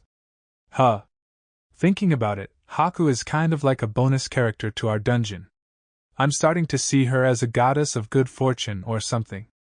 Guess I should start praying to her. Oh, and by the way, I decided to let Rokoko do whatever she wanted to with the DP tip. I didn't want to even think about what Haku would do to me if she found out I took it from her. How much did she give you anyway? About 100,000 DP. Yeah, I'm sure she'll be fine if I take just a little of that. It's tempting. Anyway, about the phoenix. So, do you want to break the egg and see if it really revives? I went along with Rokoko's invitation and broke the egg with a lit torch. Have you ever heard of the Vietnamese dish known as hot vịt lon? It's a type of boiled duck egg. Except that the egg has a live bird inside of it, just days away from hatching. It's a dish famous worldwide for how gross it is. Pretty weird, isn't it? Boiled eggs aren't gross and bird meat isn't gross, but mix them together, and you've got something extremely gross to most people. The mind can play some funny tricks, Okay, enough trying to escape reality. The broken phoenix egg looks exactly like hot vịt lon. I feel like I'm gonna have nightmares about this. So, that's what Haku said would taste delicious if we ate it? You've got a pretty strong stomach, huh? I'm impressed. Sincerely. Soon enough, however, the gory mess was consumed by flames and, with light particles gathering around it, regenerated as an egg right on the spot.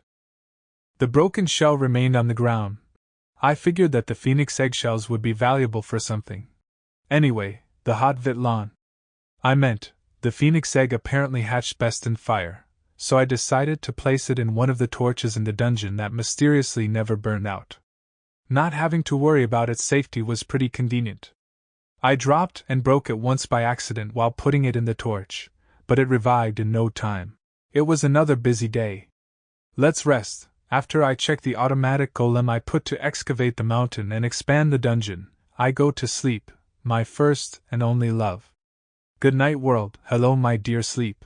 Day 73. Several lazy days passed, and soon enough I forgot all about the flags Haku had tripped. Ruko suddenly burst into my room while I was sleeping and using Niku as my Dakimakura just like always. We're in trouble, Kaima! The tunnel broke through. I glanced at the dungeon map and saw that we had dug into some kind of hollow cavity. Looking at it directly through the menu, I saw a red cave sprawling out in all directions. Though I had to look through a golem since it was outside of our dungeon. Hey, Ruko. Is this? It's definitely not our dungeon. What are we gonna do? This is probably the Flame Caverns. I see an adult dog-sized red lizard over there licking his lips with his red tongue, so yeah, this has gotta be the place. Crap. He just made eye contact with our golem. Retreat! Block the hole! I'll use DP to build a wall! I made the golem take a single step back as a wall rose up where he once was. The red lizard immediately charged towards it. The wall just barely finished in time. We could hear the lizard slamming against it repeatedly from the other side. Phew, that was close. 1 second slower, and we would have started a war. Kaima. I'm pretty sure that the war has already started. Yeah. The war started and we just avoided it. Wouldn't be weird if that wall broke down in no time. We'll plan a counterattack while buying time. Just gotta put some traps in the hallway. Bottomless swamp and spear ceiling, right? The wall broke down and the red lizard charged through right after we finished setting the traps and preparing the golem for battle. But the lizard just charged into the bottomless swamp and got stuck. Undeterred, it pushed forward, trying to use all its strength to break free.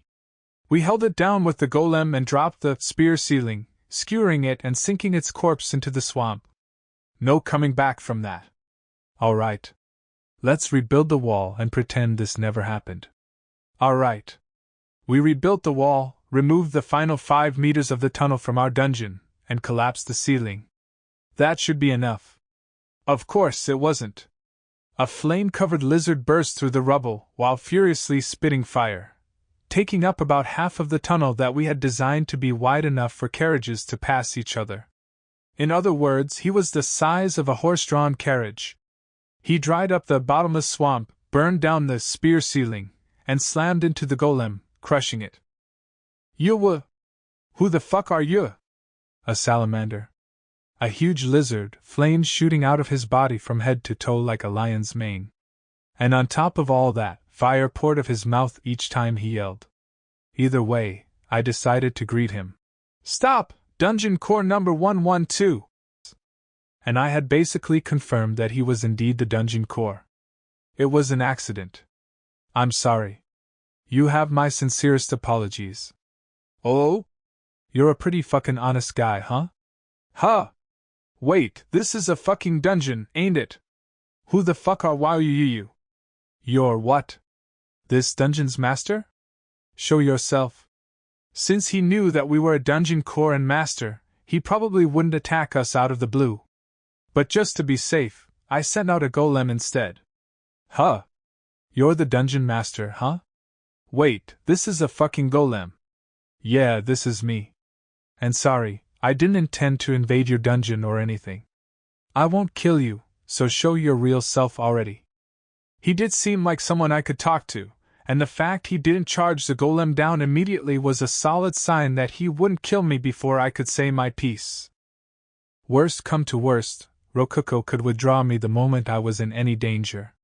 And so, I steeled my resolve and showed myself. After walking there, I couldn't use the teleport function since an invader was in our dungeon. It was a long and empty hallway, but he had charged pretty far into it, so I got there pretty fast. It was only 100 meters-ish away from the entrance to our dungeon and the former goblin room. So, how the fuck are you gonna make up for this? The salamander roared in front of me. I mean, yeah, we're definitely the ones at fault here. Well, first of all, I'll apologize. More concretely, we'll fix the hole ourselves. And? Alright. Do you know what genuflecting is? Oh? Genuflecting? Yeah, I know what the fuck that is. You get on your knees and kind of lower your head. Yeah? That's right. But do you know about the form of apology even greater than that, known as the genusness? Nope, never heard of that in my fucking life. What is it?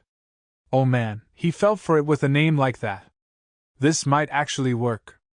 I'd normally just bow my head and leave it at that, but I didn't want this guy looking down on us and causing problems later. Tricking him like this was basically asking for a fight, but I've been preparing for a battle with the Flame Caverns ever since Haku told me about them. Right now, I just needed to buy some time. When you genuflect, you show your remorse by lowering your head, but when you genusness, you lower your entire body to apologize. I gave a made-up explanation while spreading my futon on the tunnel floor.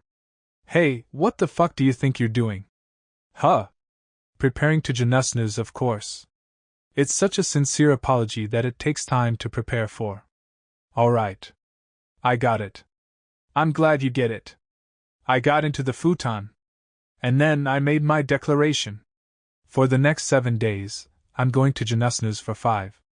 No, 8 hours straight every day. What? 8 hours? That's not enough for you? Then 12 hours. I'll spend 12 hours, an entire half of each day like this. Please, let that be enough for you to forgive me. Alright already. If you're gonna go that far, I ain't got no choice but to forgive you. Heh. I was wondering what kinda master that number 695 would have. Looks like you're a guy who really knows what's up.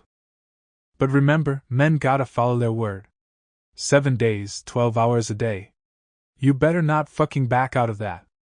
Alright? Yeah. I know that.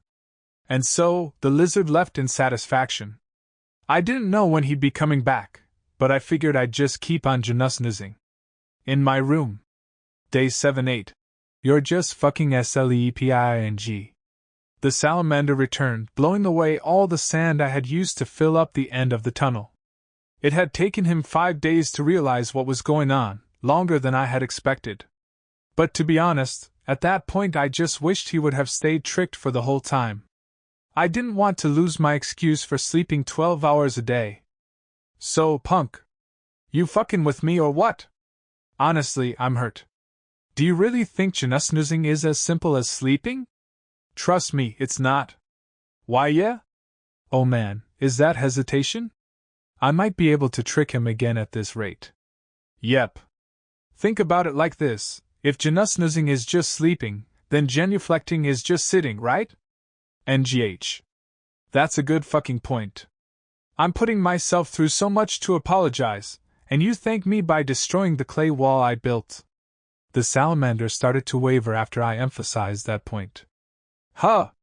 I? How are you gonna make up for this? The salamander took everything I said with utter seriousness. Gullible. This guy's really gullible. Salamander? Mo like Gullamander. Alright. This time, I'll fix up the wall for ya. That's it. You're not gonna make up for mocking my sincerity and the depth of my regret? Sorry, man. Don't worry about it. I got a little too heated up myself. I guess 12 hours of genusnoozing a day isn't enough to satisfy you. I don't fucking know. Maybe? Okay. I'll order one of my subordinates to genusnooze alongside me. What? I'll hold her down myself, so she can't move even if she wants to. Forced genusnoozing. What the fucking hell? That's pretty intense. Alright. That's good enough. I can tell you're damn serious about this, Kaima. You are a good guy. I am number 112 Dungeon Core. I am Kaima, number 665 Core's Master. Can I call you Itetsu? Oh, I like it. I am counting on you, Kaima. And so, Itetsu left in a good mood. Classic Gullamander. Didn't take much to dupe him again. A promise is a promise. I'll have Nikki get in bed with me and use her as a Dakimakura. Just like I've been doing this entire time. Day 82. I thought about it some more and yeah, you're just fucking sleeping. Huh? Oh, hey, Itetsu. I'm surprised to see you here again. You sure have a lot of spare time, huh? Itetsu came again the next day, as expected. But this time, there was a girl riding his head with a red lizard tee, well, a rough bumpy tail that looked kind of like a crab's shell. Isn't his head on fire? Is she gonna be okay? Who's that with you? My fucking master. That's right. And I know you're fucking messing with my husband, 112. Master? I guess that makes her a red dragon. Which makes that a dragon tail. Also, she's Itetsu's wife? Wow. By the way, my normal body is way too big to fit into this tunnel, so I went out of my way to come in my human form. Be grateful. Oh, wow. Thank you very much. Yeah. That's the kind of gratitude I like to see. You're welcome. The young-looking red dragon puffed out her chest in satisfaction. She's pretty cute. Too bad she's married. So, Mrs. 112, what exactly are you unhappy about? Mrs. That's right, I'm married. Right, 112? Yeah. You're my amazing fucking wife. I love you, Redra. Hey, don't flirt in my dungeon. Sheesh. I get the feeling that she's gonna be just as gullible as her husband. But like I said, Mrs. 112, what exactly are you unhappy about? I personally think that my genusnuzing is a more than sincere apology. Your genusnuzing is full of bullshit, and I know it. Oh wow, getting straight to the point. She might not be dumb like her husband is. I'm lowering not just my head, but my entire body as well. Is there anything more apologetic than that? Here, let me turn this around and ask what you think would be the best posture for showing one's regret. Now that you mention it. Maybe like showing your stomach and rolling around? Alright. Then you'll be satisfied if I start genusnuzing on my back, right? What? I will? I'll be apologizing in the exact posture you suggested. But you know, I'm surprised you two still don't believe me even though I'm going this far to apologize. It really makes me sad. And no! We're not doubting you or anything, alright? I put a hand on my head and lowered my eyes with so much forced sorrow even I questioned whether I was being too obvious. But Redra reacted entirely as if she was in the wrong. Just what I'd expect from the Gullamander's wife. I decided to be a little more forceful. You know, if you really do believe in me, then how about this? I want this tunnel to reach all the way from our dungeon to the other side of the mountain. Can we make something work? I don't think so. Oh? You really don't believe in me, then? You've got the wrong idea. Most of Saia Mountain already belongs to our dungeon in the first place. There's no space for your tunnel. Redra hurriedly explained herself. Would you mind giving us a small part of your dungeon, just enough for the tunnel? I'll pay you DP for it. Sure, for 500,000 DP. Changing ownership of the territory and moving aside the contraptions in the way of the tunnel would cost about that much. 500,000 DP? I'm pretty sure moving contraptions around wouldn't cost nearly that much. And we'd be spending DP to change ownership of the territory, not them. Is she trying to cheat me here? That's pretty cheeky for a gully wife. 500,000 DP is a bit too much, I think. I could try haggling with gold coins too. What would you say to an offer of 50 gold coins? Why would I want gold coins? Don't be dumb, we don't need anything but DP. Redra turned me down with a grin. Figures. I wouldn't have minded paying that much if it got us the tunnel though. Wait. Dragons love shiny things, right? I should try showing her the merchandise. What if you bought each gold coin for 10,000 DP? I took out a glittering gold coin and held it up so Redra could see. Ha! Why would I pay 10,000 DP for a single? A single? Why, that sounds like a good deal. Hook, line, and sinker. I waved the coin back and forth. Redra's eyes chased it. When it moved right, so too did her eyes, and if I moved it up left, her whole face tilted up to follow. She was completely enraptured. But we're not done yet. She's still debating it in her head. If you're really on the fence about this, allow me to offer you a special deal. If you agree to buy all 50 gold coins for 500,000 DP, I will give you not only the free silver pieces, but also this crystal knight statue with absolutely no extra charge. You will? The moment I put the transparent yet shining knight statue on the table, Redra's hot eyes opened wide in surprise. The statue was about 20 centimeters tall. I had made it from empty mana potion bottles. It's amazing. It looks like it'll start moving at any second. Amazing. It could move if it wanted to. It was a golem, after all. I had built it as an anti-dragon weapon, and thus had intentionally made it shine incredibly brightly. That paid off, as Redra's eyes were shining even more brightly than the statue. Wait. I remember now. Itetsu suddenly shouted. Number 695 is a fucking ally of the traitor number 89. Fire shot out of his mouth. Welp. Seems like Haku's known as a dirty traitor in the dungeon core world. Makes sense.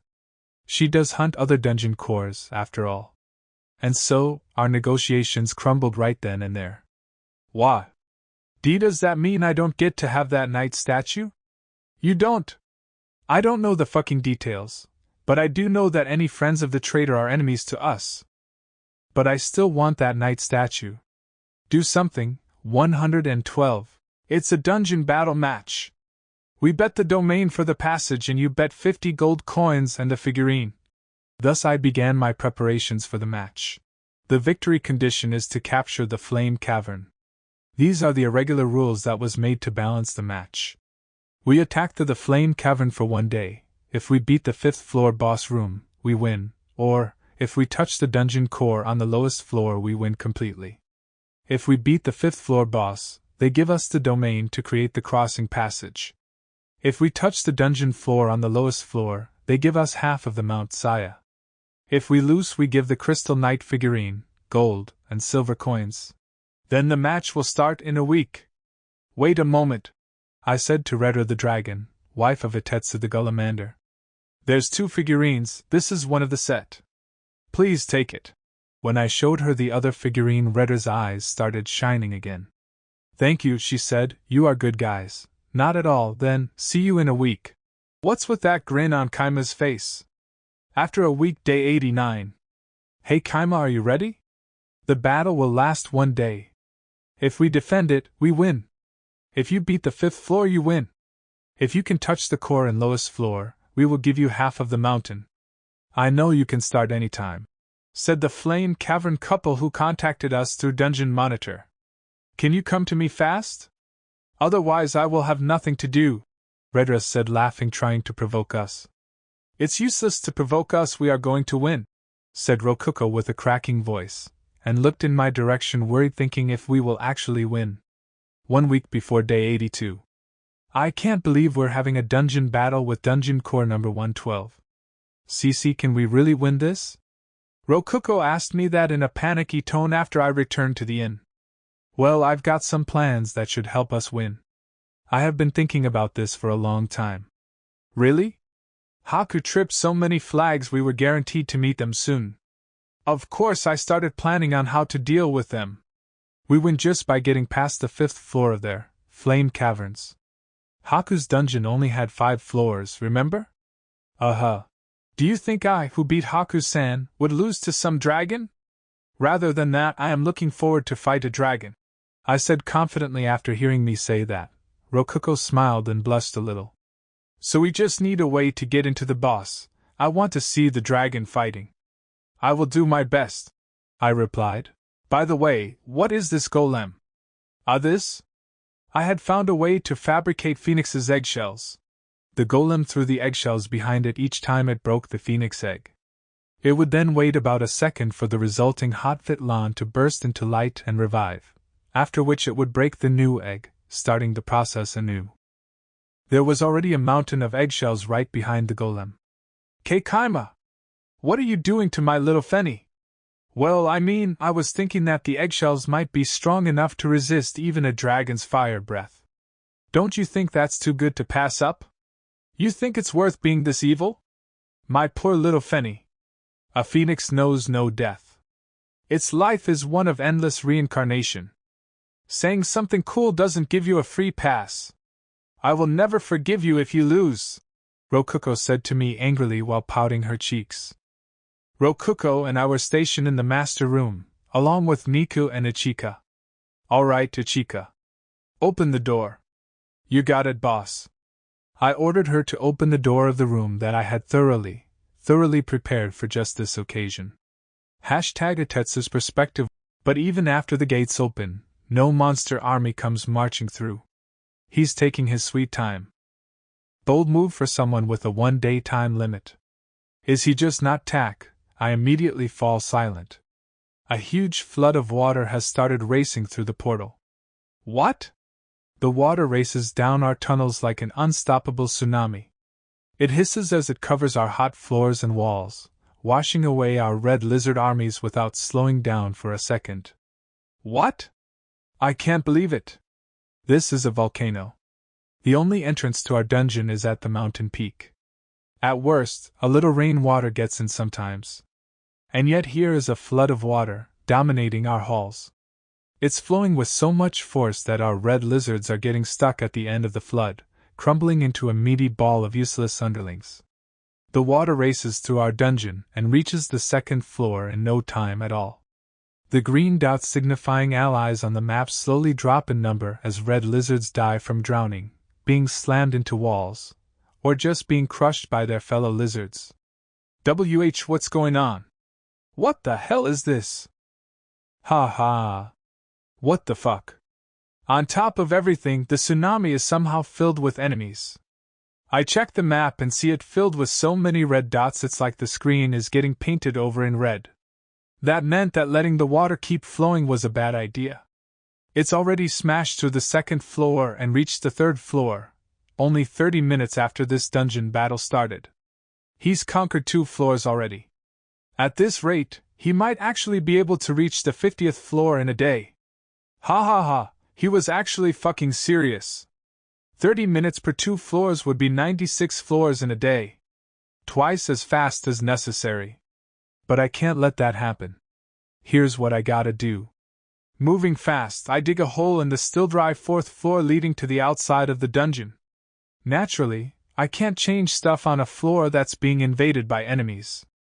I'll have to give up on the 3rd floor and above. The water quickly reaches the 4th floor, but now it's flowing outside of the mountain, along with a bunch of red lizards. Heh. You're pretty good, Kaima. #Kaima's perspective. Wow, what is this? It's pretty brutal. What do you mean, what is this? It's a water attack. Pretty basic stuff. How is it basic? Well, it's a volcano with just one entrance at the top. What else would you do? And it's a fire dungeon. It'd just be rude to fight a fire dungeon and not flood it with water. I basically settled on this the second Haku told me what kind of dungeon it was. All I did was pack a bunch of water sources close together onto the ceiling of a room in our dungeon. A very, very big room. Once the battle started, I opened the door and unleashed the flood. Of course, it wasn't just simple water. I had mixed in a bunch of plankton with it, and plankton only costs 1 DP per 1,000 critters, so it was cheap. Since this world lacked microscopes, they had no way of telling that there was plankton in the water. Their small size meant they were hard for us to use, and that they couldn't really move much and I couldn't use their eyes to see. But given that they were treated as ally monsters, I could use them to map out the enemy dungeon. I had mixed in a few ball-shaped water golems just to be safe, but they all died after slamming into the walls of T-intersections and other places. Yeah. Water golems are pretty weak if you don't surround them in something. Itetsu reacted quickly. He opened a hole in the side of his dungeon and redirected the water through it. Just as I had expected him to. Okay. I didn't get to use them last time, but now we're gonna start invading the dungeon with the second golem platoon. Rokuko, me Tachika. Initiate Plan B. Is everybody ready? Uh-huh. Alright. Golem platoons charge! Itetsu's perspective. Another large wave of enemy dots appear on the monitor. This time, it's a platoon of golems. But they aren't any golems I know about. NGH! Hey, those golems are fucking armed! WH what? They're golems with weapons and stuff? The golems are wearing rock armor and helmets while wielding shields, swords, and even short spears. But most surprising of all is how they're marching in a rigorous military formation, as if they were a human army. They're also carrying boxes, though I can't tell what's inside of them. Did he really need to use golems for something like this? Golems are weak on their own, but they're way stronger than your average human when they team up like this. The red lizards have their blows blocked by the front row shields, then get skewered by the back row's spears. Even their fire breath gets blocked by the shields, leaving them open to the spears. The golems kill with brutal efficiency, working together so well they're like an elite military squad. Our main attack force, red lizards, have been completely defeated. And before long, they reach the staircase to the next floor, taking the shortest route possible. They're slower than the water, but they're making good progress. And the moment they reach the staircase, another platoon of golems appears. They're also wearing stone equipment and move in unison. They advance through the halls protected by their fellow golems and begin conquering the second floor just as they did the first. And another platoon of golems is heading its way too. They don't seem to be as heavily armored as the first platoon, but they're pulling something behind them. It looks like a long snake, curving back to their dungeon where it seems to be connected to something. What's it for? How long is it? The golems just keep advancing, stretching it behind them. Eventually, as expected, the platoon of golems with the snake thing meet up with the other platoon. What the fuck? Another massive horde of enemies appears on the map. But they're not golems. I can't see them at all. But I can see that the snake thing the golems have been carrying is swelling like hell. It used to be flat, but now it's packed full of something. Packed full of invaders. It's probably carrying the same water that first flooded into our dungeon. Ha ha ha ha ha! This is pretty fucking serious now. Water filled with invaders is flooding into my dungeon from the tip of the snake thing. The fourth floor is being steadily covered in red enemy dots. I can only laugh loudly and buckle down to try and recover from this. Redra, I am counting on you. It's my turn. My hands are itching for battle, said Redra the Red Dragon. You know that. Take care and don't get killed, said Itetsu. Yes, I love you. 112, replied Redra. After saying their goodbyes, Redra reached boss room on the 5th floor and transformed into the real dragon, and screamed in a heavy voice, I will destroy them all. We gotta beat the final boss on the 5th floor of a 50-floor dungeon? What kinda crappy game is this? Totally unbalanced. Just awful. Looks like the flood plan failed. I never figured out a way to beat the dragon. Did you, Kaima? Guess I'll just show you my answer. Let's enjoy our front row seats to a dragon getting exterminated. An armored golem peeked into the hole to the boss room. Gawa! The monitor was immediately overwhelmed by bright white light, then went dark. The other golems saw what had happened. Dragon fire. The armored golem was enveloped with fire so hot it melted his equipment, burning him to ashes in an instant. How freaking hot does fire have to be to melt stone equipment? Holy crap.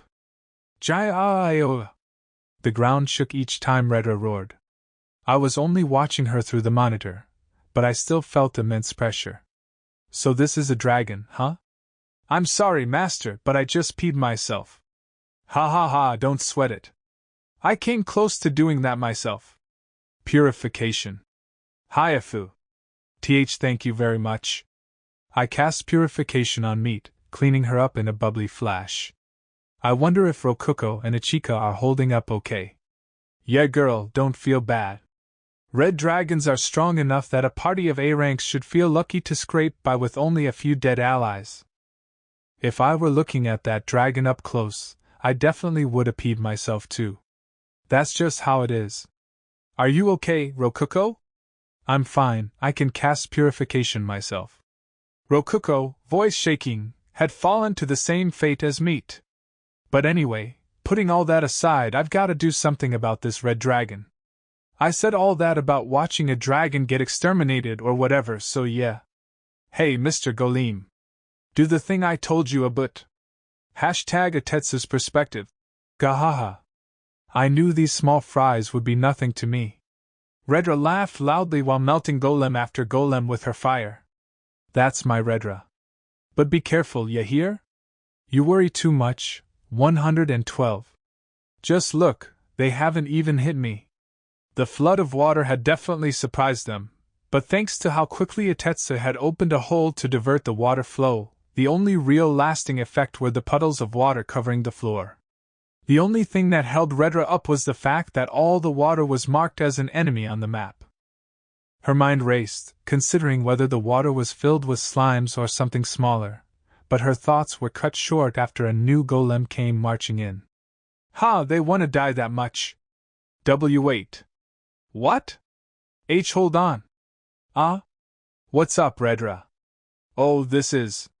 Redra started to breathe fire, but hurriedly swallowed it back down. That threw Atetsu off for a second, but he understood after seeing the golem. It was holding a crystal statue as a shield. Hey. Isn't that the statue he said he'd give me if we won? The match of the one we already have. Ha! Can't use your fire now, huh? What a fucking guy. If she breathed fire at the golem, the crystal statue would likely be damaged in the process. They had agreed to the dungeon battle largely because Redra wanted that statue. It was the worst possible thing he could have used as a shield. NGH, then I'll just use my claws. Redra tried using her claws to crush the golem directly. But the large claws of a dragon weren't capable of movements that delicate. They were meant for swiping away hordes of enemies at once. It wasn't likely that she'd be capable of deftly crushing the golem while leaving the statue unharmed. Grr. They were in trouble. She couldn't do anything. Even growling didn't do anything since they were facing a golem. A normal monster with an animal brain would have dropped the statue and fled in sheer terror. The statue-wielding golem, on the other hand, drew its sword and charged in swinging. Unable to swipe him away, she had to sit there and take the blow. Screech! The blade let out an odd noise and dug into Redra's scales. Yoa? A magic blade? She hurriedly took a step back. But the tip of her wing nearly clipped the crystal statue. She folded them as tightly as she could against her body to try and prevent that from happening again. NGH, this is tough. The golem came charging again, with its statue shield held up high. Redra, in turn, backed off again. She didn't want to harm her precious treasure. That was all she could think about. NGH, what can I do? Here? What? In the midst of her running away, Redra noticed that the floor had at some point become submerged by water. Each step she took sent water flying everywhere. She looked around and saw that the vent hole they had opened was being blocked up by golems. The water filling the room was likely the same enemy water as before. Tricky. She inhaled deeply to let loose a wave of fire on the golems blocking the hole, but the golem she had been fighting with dashed over to them, crystal statue gleaming brightly. Aya! She once again had to swallow her fire before letting it loose. A puff of heat blasted through her lips. Redra couldn't bear to remain in the room unable to attack her enemies. She was physically strong enough that she could continue chasing the golems around for the rest of the day, but not mentally. What should I do? This isn't a fight. Do something, 112! Do something. Redra, the dungeon master, said that to Atetsu. Ah. Here we fucking go. And Atetsu, dungeon core number 112, had to grant that wish by any means necessary. Even if it guaranteed their defeat. All he could do was try to make their defeat as painless as possible while minimizing their long-term losses. #Kaima's perspective. Hey Kaima! How about we make a deal? Itetsu contacted me while I was giving orders to the golem carrying the crystal golem shield. A deal, huh? Depends on the deal. I want you to give us that crystal statue. If you do, we'll let you pass the 5th floor. In other words, they don't mind losing if I give them the statue. And, I'd appreciate it if you don't pull any more tricks that make it impossible for Redra to attack you. I don't mind handing over the statue to get past floor 5, but that second part is a bit much. I'll make it work if you take us straight to the bottom floor without getting in our way, though. Redra can't fight like that. You've gotta at least let us fight in the final boss room. Wait, really? I just said that for the hell of it. I can't believe he actually went with it. Really though, something about what he just said feels off somehow. He must be under the influence of absolute authority right now. Redra did just scream. I can't fight, do something about this. Better this than you flooding our dungeon and making us open a bunch of holes. Let's take this to the real boss room and settle things there. Deal? Yeah, that makes sense. The flooding must be really rough for him. Rough for the monsters and stuff in this fire-based dungeon to survive a massive flood of water. I knew flooding his dungeon was the right call. Alright, which means you won't get in our way as we travel to the boss room. Unlock all the doors in your dungeon and deactivate the traps. We'll have a 1-hour-long ceasefire. And that hour doesn't count in the 24-hour time limit. Alright. It's a deal. Hey, Redra! There's gonna be a 1-hour ceasefire. Thus, our victory was secured and completing the bonus conditions became a lot easier. Kaima? I'm not really sure what just happened. But did we win? Did we beat core number 112? And the dragon? Ruko looked at me with a stunned expression on her face. Yeah, I guess we did. We took the dragon down. Now we just gotta touch the dungeon core on floor 50 for the complete victory. And of course, that's what we're gonna do. Ruko's eyes widened. Are you serious? Wait, what am I talking about? Of course you're serious. You bet I am. The whole reason I negotiated with the Tessel at all was to set this up, you know? But we can't use the statue as a shield anymore, and we can't use any strategies that make her unable to fight. How are we gonna beat her? Well, naturally, I've got a plan. The one you gave me. The plan I gave you? Ruko tilted her head in confusion. #Atetsu's perspective. GRRRR. Why the long face? I did something about it, Redra. But now we lost the dungeon battle. I'm sorry, 112. If only I hadn't been so selfish. Redra was acting timid in a way very unlike herself, but Atetsu just laughed it off. That's not what the Redra I know would say. And who cares? We got the second crystal statue, that might as well be our win. Won't be getting the gold coins, though. But now we gotta let them down all the way to floor 50. So what? You're not gonna lose, Redra. Kaima would've reached floor 50 no matter what if he got past the 5th floor, it's all the same. Not only that, but had the flooding attacks continued, the entire dungeon would have ended up underwater with severe damage to all its monsters and traps. Itetsu figured that out and knew that the resulting repair costs would be far greater than 500,000 DP. And now we got a promise that you get to have a nice, fun fight. Pretty sure we're the ones who came out on top here. You've got my trust, Redra. Yeah. I'll give 'em hell. I'm counting on it. You can fight all day without needing to rest, yeah? Go as wild as you want. Yeah. Redra cheered up immediately as Itetsu rubbed her head in satisfaction. #Kaima's perspective. A platoon of golems marched down the staircases, guided by a red minotaur as red lizards and flame hounds watched from afar. It was a truly surreal sight. Redra's ready to fucking fight. I'll guide you to the bottom, so hurry it up, alright? I could hardly believe my ears after Itetsu told me that. Absolute authority must have been messing with his head, or something. I followed the minotaur he sent over, and it really did guide me to the downward staircase. He had even built a bunch of new staircases to take us directly to the bottom. It felt more like an apartment building staircase than a dungeon staircase. We got past the first 49 floors after only about an hour of walking. Self-confidence is fine and all, but isn't this a little much? Though I'm guessing this is probably just better for him than me flooding his whole dungeon. We still had over 12 hours left. Redra likely intended to fight for that entire time. Red dragons were dragons specialized for battle, and one could easily fight for over a day at full potential. They were basically cheaters in that although they had to inhale first, they could breathe as much fire as they wanted.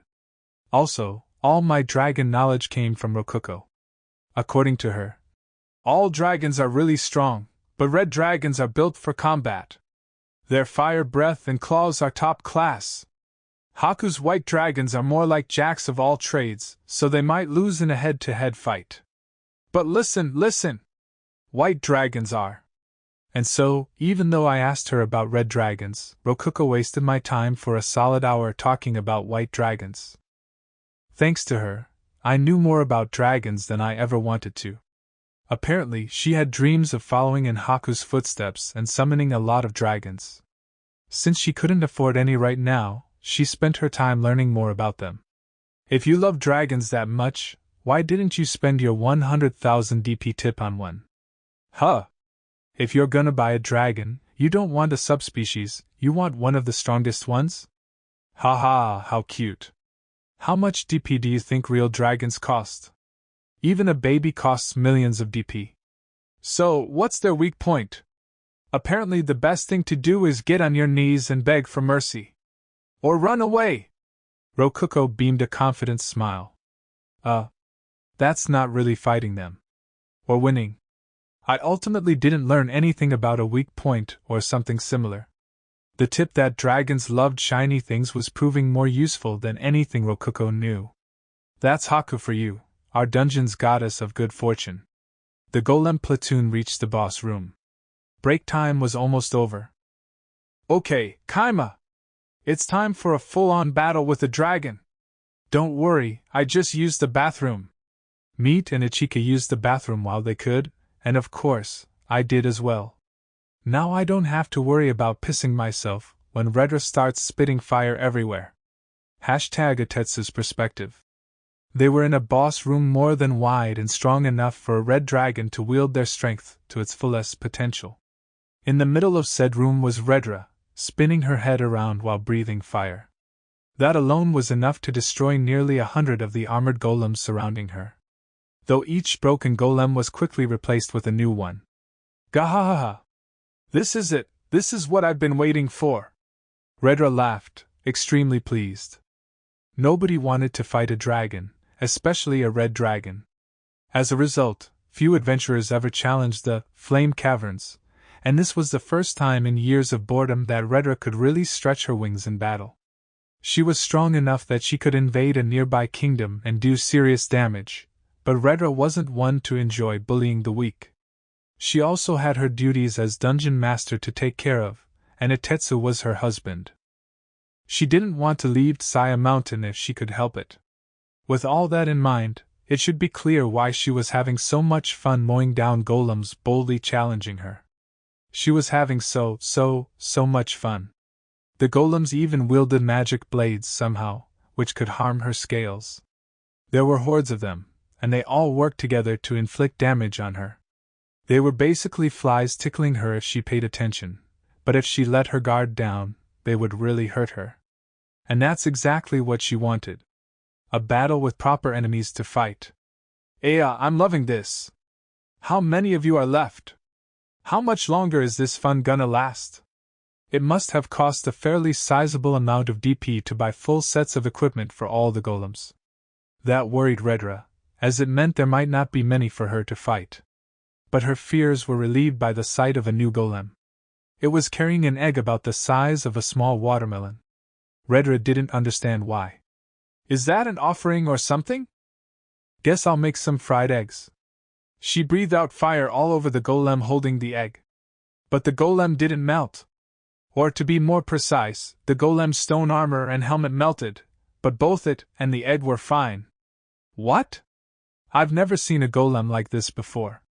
It was kind of white and kind of yellow. The same color as an egg. That made the actual egg harder to see, as if it were being camouflaged. Well, not like that matters. This time, she launched her claws at it. That naturally broke the golem apart. But it threw the egg away moments before impact, straight towards Redra's mouth. She had been in the middle of sucking up air to breathe fire again, so the egg flew perfectly right between her wide-open rows of teeth. NGGGH? She reflexively swallowed the egg.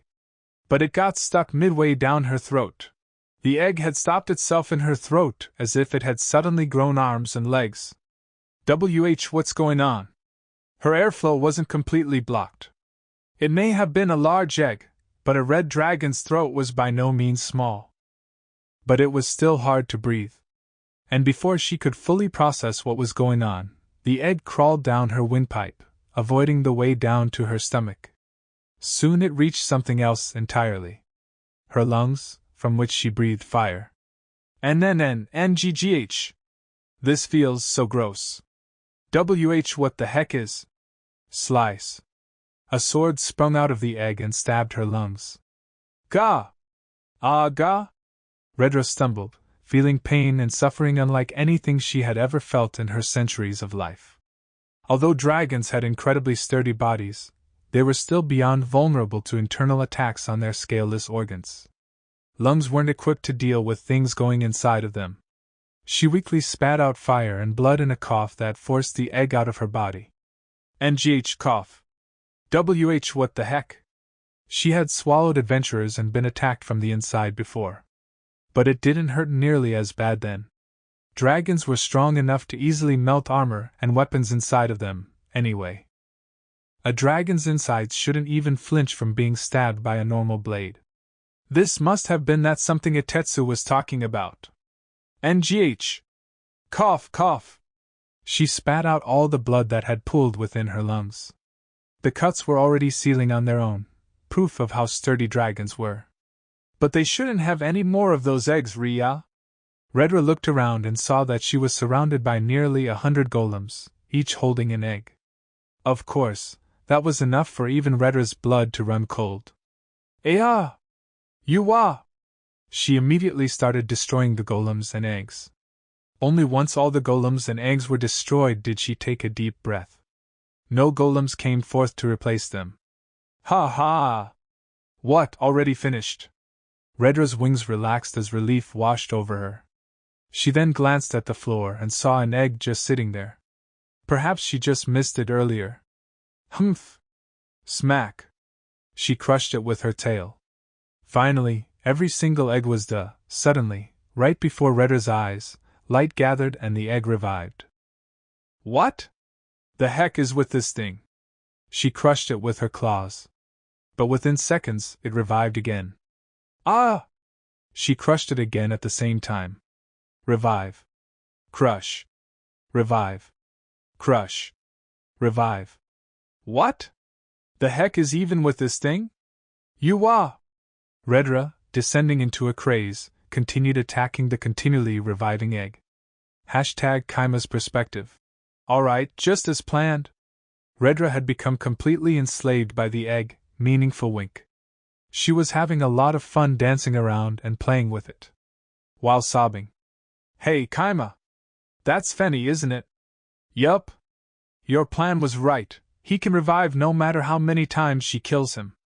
He's doing great! This isn't exactly what I had in mind. Couldn't you have had him, do something a lot cooler than just die over and over?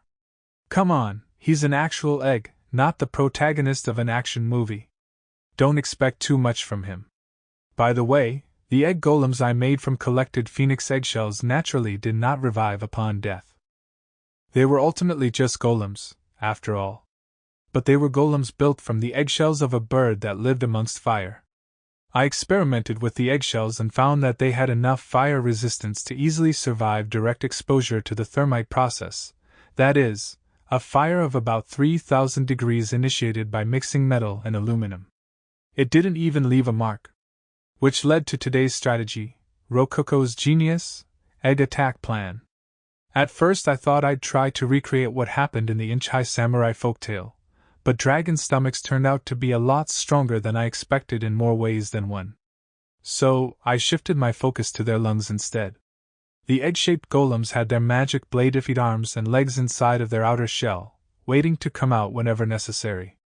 I had ordered them to sprout their limbs upon entering the throat, and of course, to hide them when spat back out. But the egg-shaped golems were very light. A dragon could easily blow them out of its throat without much trouble. That's why I ordered them to quickly stab Redra's throat before being spat out, thereby traumatizing her. I would then have the real phoenix egg, which looked identical to the egg-shaped golems, roll out and attack her.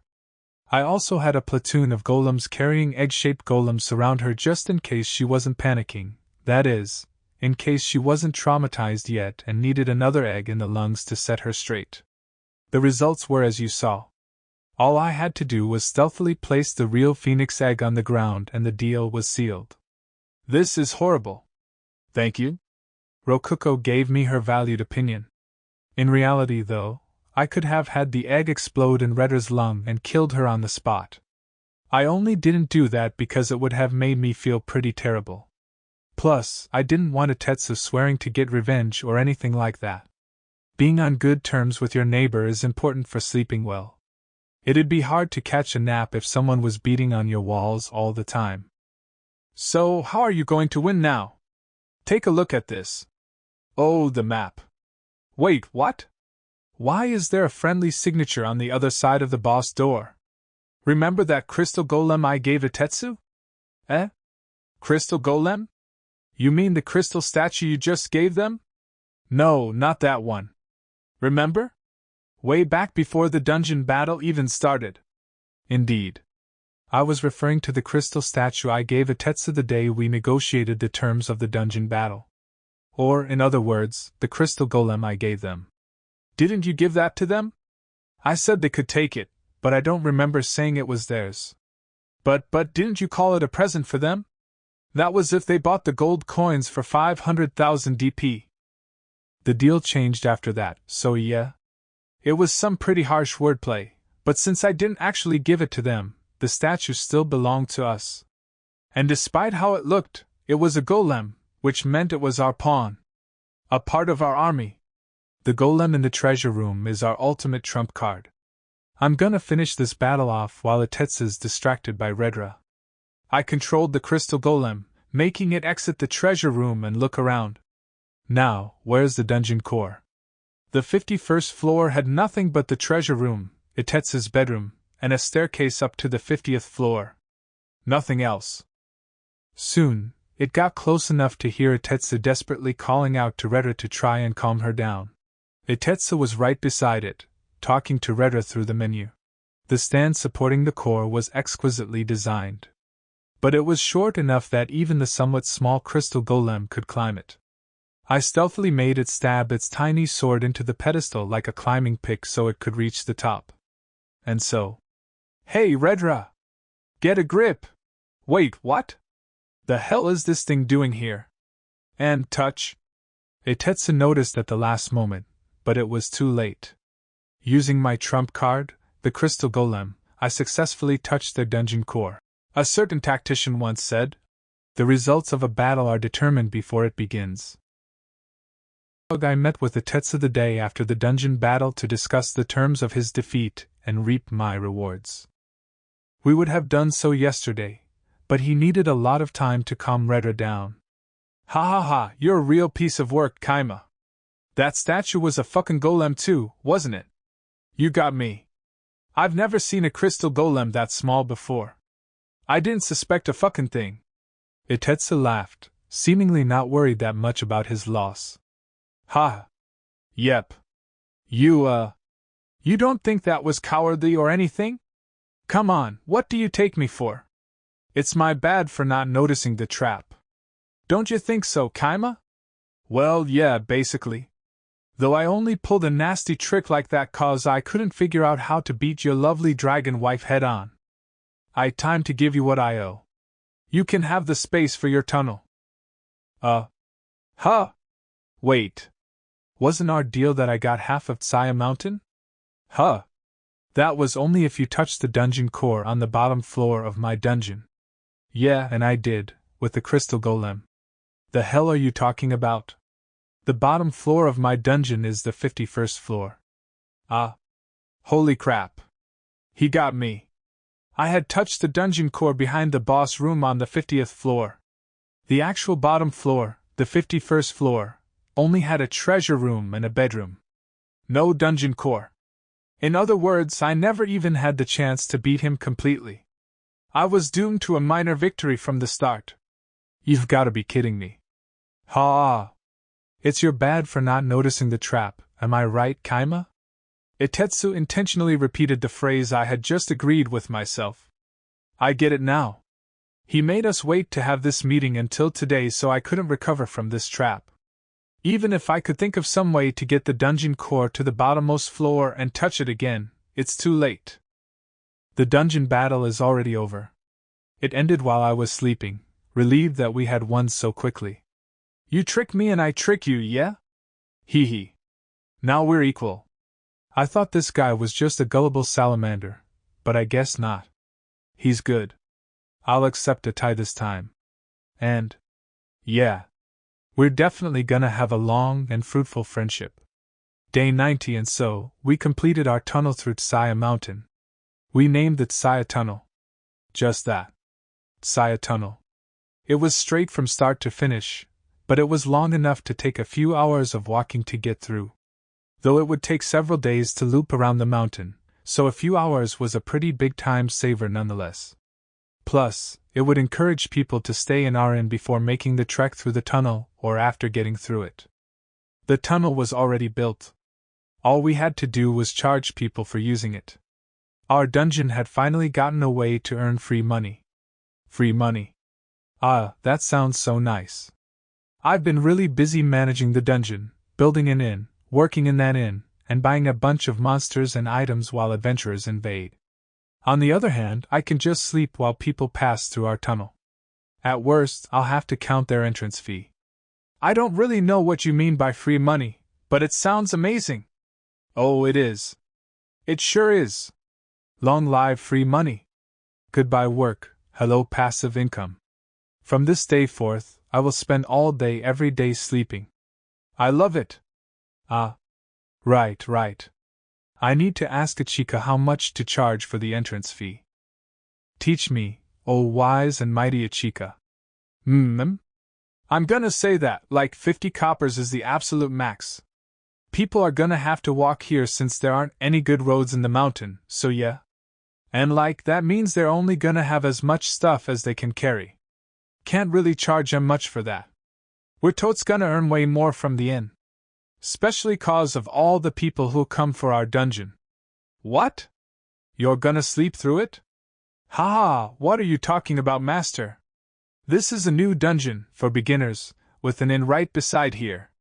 Things are gonna get busier from now on, for sure. You're gonna have a lot to do, master. There's just so much only you can do, you know? What? The boss room was exceptionally crowded. That said, aside from the armored golems forming pristine rows on either side of a stone pathway, the only people in the room were me, the dungeon master, Rokuko, the dungeon core, and my slaves, Meat and Ichika. Rokuko was wearing a white dress that showed off her slender body perfectly. It was modeled after Haku's dress, so Rokuko liked it quite a lot. Meat and Ichika were both wearing maid uniforms, but not their normal ones. I had given them new ones for this occasion.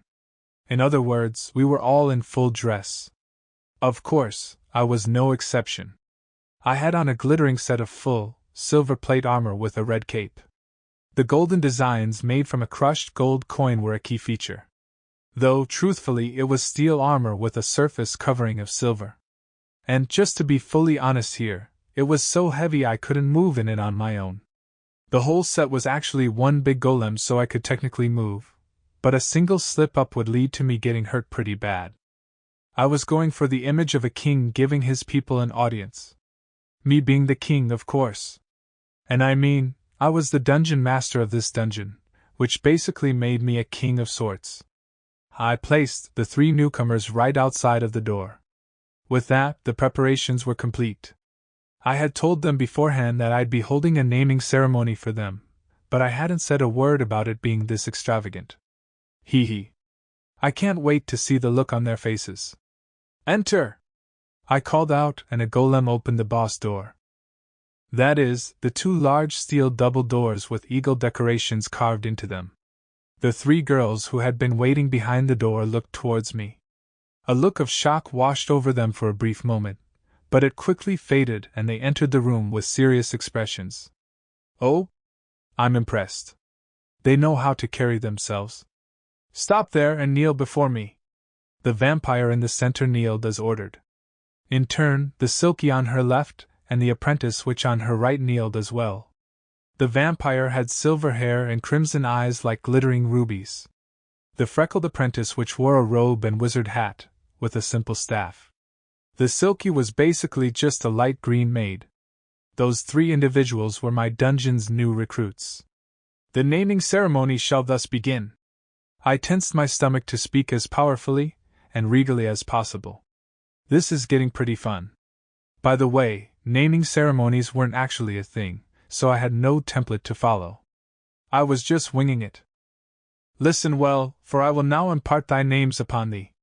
I stood up slowly, using the golem's assistance, and drew the sword on my hip. Vampire. Raise thine head. As you wish. The vampire raised her head as ordered. All right, let's see here. Her new name should be. To thee I grace the name of Ray. Understood. My gratitude is boundless. Man, I sound like a medieval asshole. Ha! Well, whatever. Too late to back out of this act now. I based her name on the fact that, due to customizing her spawn a little, she had an attack power of 0. Since Ray means 0, in Japanese, it's really easy to remember. She looks really happy about that name. Now I feel kinda bad for just lazily thinking it up on the spot. Sorry. Anyway. Next up. Silky. Raise thine head. Understood. This girl looked a lot more calm and gentle than the vampire. Rather than Ray.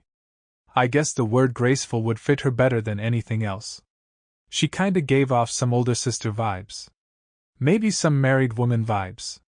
Basically, she felt a little mature. To thee I grace the name of Kinyu. I will gratefully accept this name. Silky. Silk. Kinyu means silk in Japanese. Thus, Kinyu. I thought about just calling her Kinyu, but Kinyu sounded more like a real name in this world, so I rolled with that instead. What am I gonna name the next Silky? I'll cross that bridge when I get to it. Next up was the last one. Apprentice Witch. Raise thine head. Okay. Yeah. Yep. This girl's a lot more calm than Kinyu. Really, she's just totally laid back. She's definitely the kind of girl that doesn't give any fucks about anything. To thee I grace the name of Naruna. Thank you so much, Teacher Master. Her name came from her being a witch, obviously. What does Naruna have to do with witches? Witches are always stirring stuff in pots, right? Well, the word for stir in Japanese is neru. Witches stir stuff so much they basically do it all day, am I right? Yeah. I'm right. Also, I haven't agreed to be her teacher yet. Come on. I pretty much gave them all half-assed names, but since they all came from a language that didn't exist in this world, I should be safe. Though they might actually be happy to know their names come from a different world, like Rokuko was. Thus ends the naming ceremony. Alright, all I gotta do now is wrap this up by giving them their first orders. I went out of my way to set up a naming ceremony this elaborate, all to tell them that there's a job I wanted them to dedicate their lives to. A duty so meaningful that they were utterly indispensable. A duty so vital that they would need to give it their absolute all day in and day out. Now then, I shall impart upon thee 3 my orders. Understood? Lay upon us whatever order you may wish, Master. I let out a dramatic cough to set the tone, And then, when all eyes were on me, I spoke. Hereafter thou all shall assist this dungeon. By becoming employees of the inn I built near it. Understood? As you wish? Ray's stunned voice echoed through the room. Day 100 the seasons moved on and it became summer. I was lazing around in my fairly nice room within the Dancing Doll Inn. An inn I'd built myself, I might add. Even though I had finally drilled a tunnel clean through Saia Mountain and found a way to get free money by charging people for going through it. That just backfired by making my inn so much busier that the passage fee wasn't even worth it. I even ended up going out of my way to make a recreation room after enough visitors complained about there being nothing to do around here except visit the onsen. It was more of a recreation building, really, soundproofed and built a short distance away from the main inn. A lot of people spent basically all day in there. To sum the place up, it was a room where adventurers could play with the dice and cards found in the dungeon. Dice already existed in the world before now, but the playing cards were unique to our dungeon. Now more people were passing by the area. More people nearby, more people using the inn. Ichika's prediction had been right on the money. Fuck. Regarding the dungeon I'm actually supposed to be here for, I made it such that very rarely one of the golems wandering the labyrinthine first and second basement floors will have a knife. That knife being, of course, a golem blade, a special magic blade knife that vibrates and sharpens when you pour mana into it. Any adventurer that successfully takes down the golem gets their magic blade knife. There's only 5 of them walking around right now, though. As for the dungeon, the first area is suitable for beginners, as it only has goblins. After going a little deeper, one would be met with clay golems, and in the lower section I added a iron golem spawner, which spawns iron golems, and they can be sold as materials. They are pretty lucrative, so a lot of C-rank parties are raiding my dungeon now for iron golems. I also recycled the trap used in dungeon battle with Haku, so it seems the lower area is a little hard to pass. I was getting money and DP from both those staying in the inn and those passing through the tunnel. Thanks to that, things were a lot more stable for me. Especially since I could turn the money into DP if need be. Which is why I had the spare time to laze around in my room. Alright, time to do nothing but sleep all day. I prepared to get in bed and start snoozing, but at the last moment, the guild receptionist came to the inn. Apparently, she had something big to talk about. And so, I ended up in the conference room, talking to the receptionist while Ruko sat beside me with a frozen smile on her face. What? Smithery? Yes. The blacksmiths wish to open a smithery here. It will be built some distance away from the inn and the guild due to the noise, but they do plan to build a branch office nearby just as the guild did. I assumed it would be best to tell you about this beforehand. Man, this sure is coming out of nowhere. Earlier today, a party of adventurers returned from the dungeon with the corpse of an iron golem. I am sure you know of this already, but it has been confirmed that iron golems are residing within the dungeon. Apparently, a dungeon with iron golems was treated as a gold mine. Or in this case, an iron mine. They were actually known as golem mines or quasi-mines to those in the business. Makes sense. Sources of ore are pretty valuable. And since the entirety of an iron golem's body is ore, no actual mining has to be done. A blacksmith can use the stuff right then and there. Of course they'd want to just go ahead and make a smithery here. Though apparently they were planning on making one here anyway to repair the adventurers' equipment, and so on. Nobody told me anything about that. Oh wait. That's what she's doing right now. Does all this mean that this place is gonna be put on maps now? Maps? It's already been on maps. It was added the moment we started building the branch office here. Wait, I thought dungeons weren't put on maps? Dungeons not managed by the guild are not placed on maps in order to prevent unready adventurers from visiting them on their own. There is no need or point to hiding a dungeon that has a guild branch office right next to its entrance. In fact, we are steadily advertising it to draw more people here. Oh. Crap. I might have made a huge mistake here. Soldiers of God will definitely come here if we're on a map. Ah, wait. Soldiers of Gods are heroes here and are automatic S ranks in the guild. They can see information on whatever dungeon they want, whether it's on the maps or not. Though this is still definitely gonna bring us more attention. There is one thing I would like to ask you about. Huh? What's that? When did you construct that recreation room? One day it wasn't there and the next it was, out of nowhere. A magician friend of Haku's popped it into existence for me. Ah, a friend of an A-rank adventurer. I see, that makes perfect sense. The receptionist and I nodded together. I was a friend of Haku's, so I wasn't lying to her. I just wasn't telling her the whole truth. The guild had lie-detecting magical tools, so I tried to refrain from lying to them at all times if possible. It was pretty annoying, to say the least.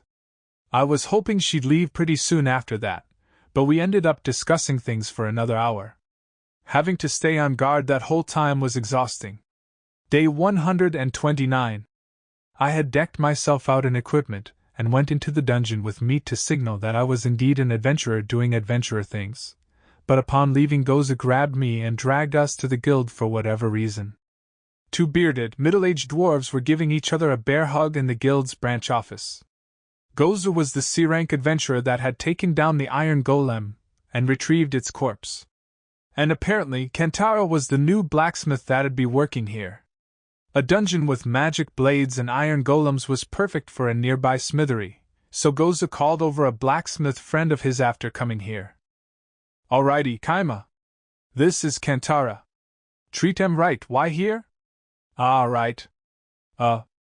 Nice to meet you. So, why'd you bring me here? So, I'm gonna be building a smithery near here. I dunno when it'll be done, but if you ever need your weapons repaired, you know where to go.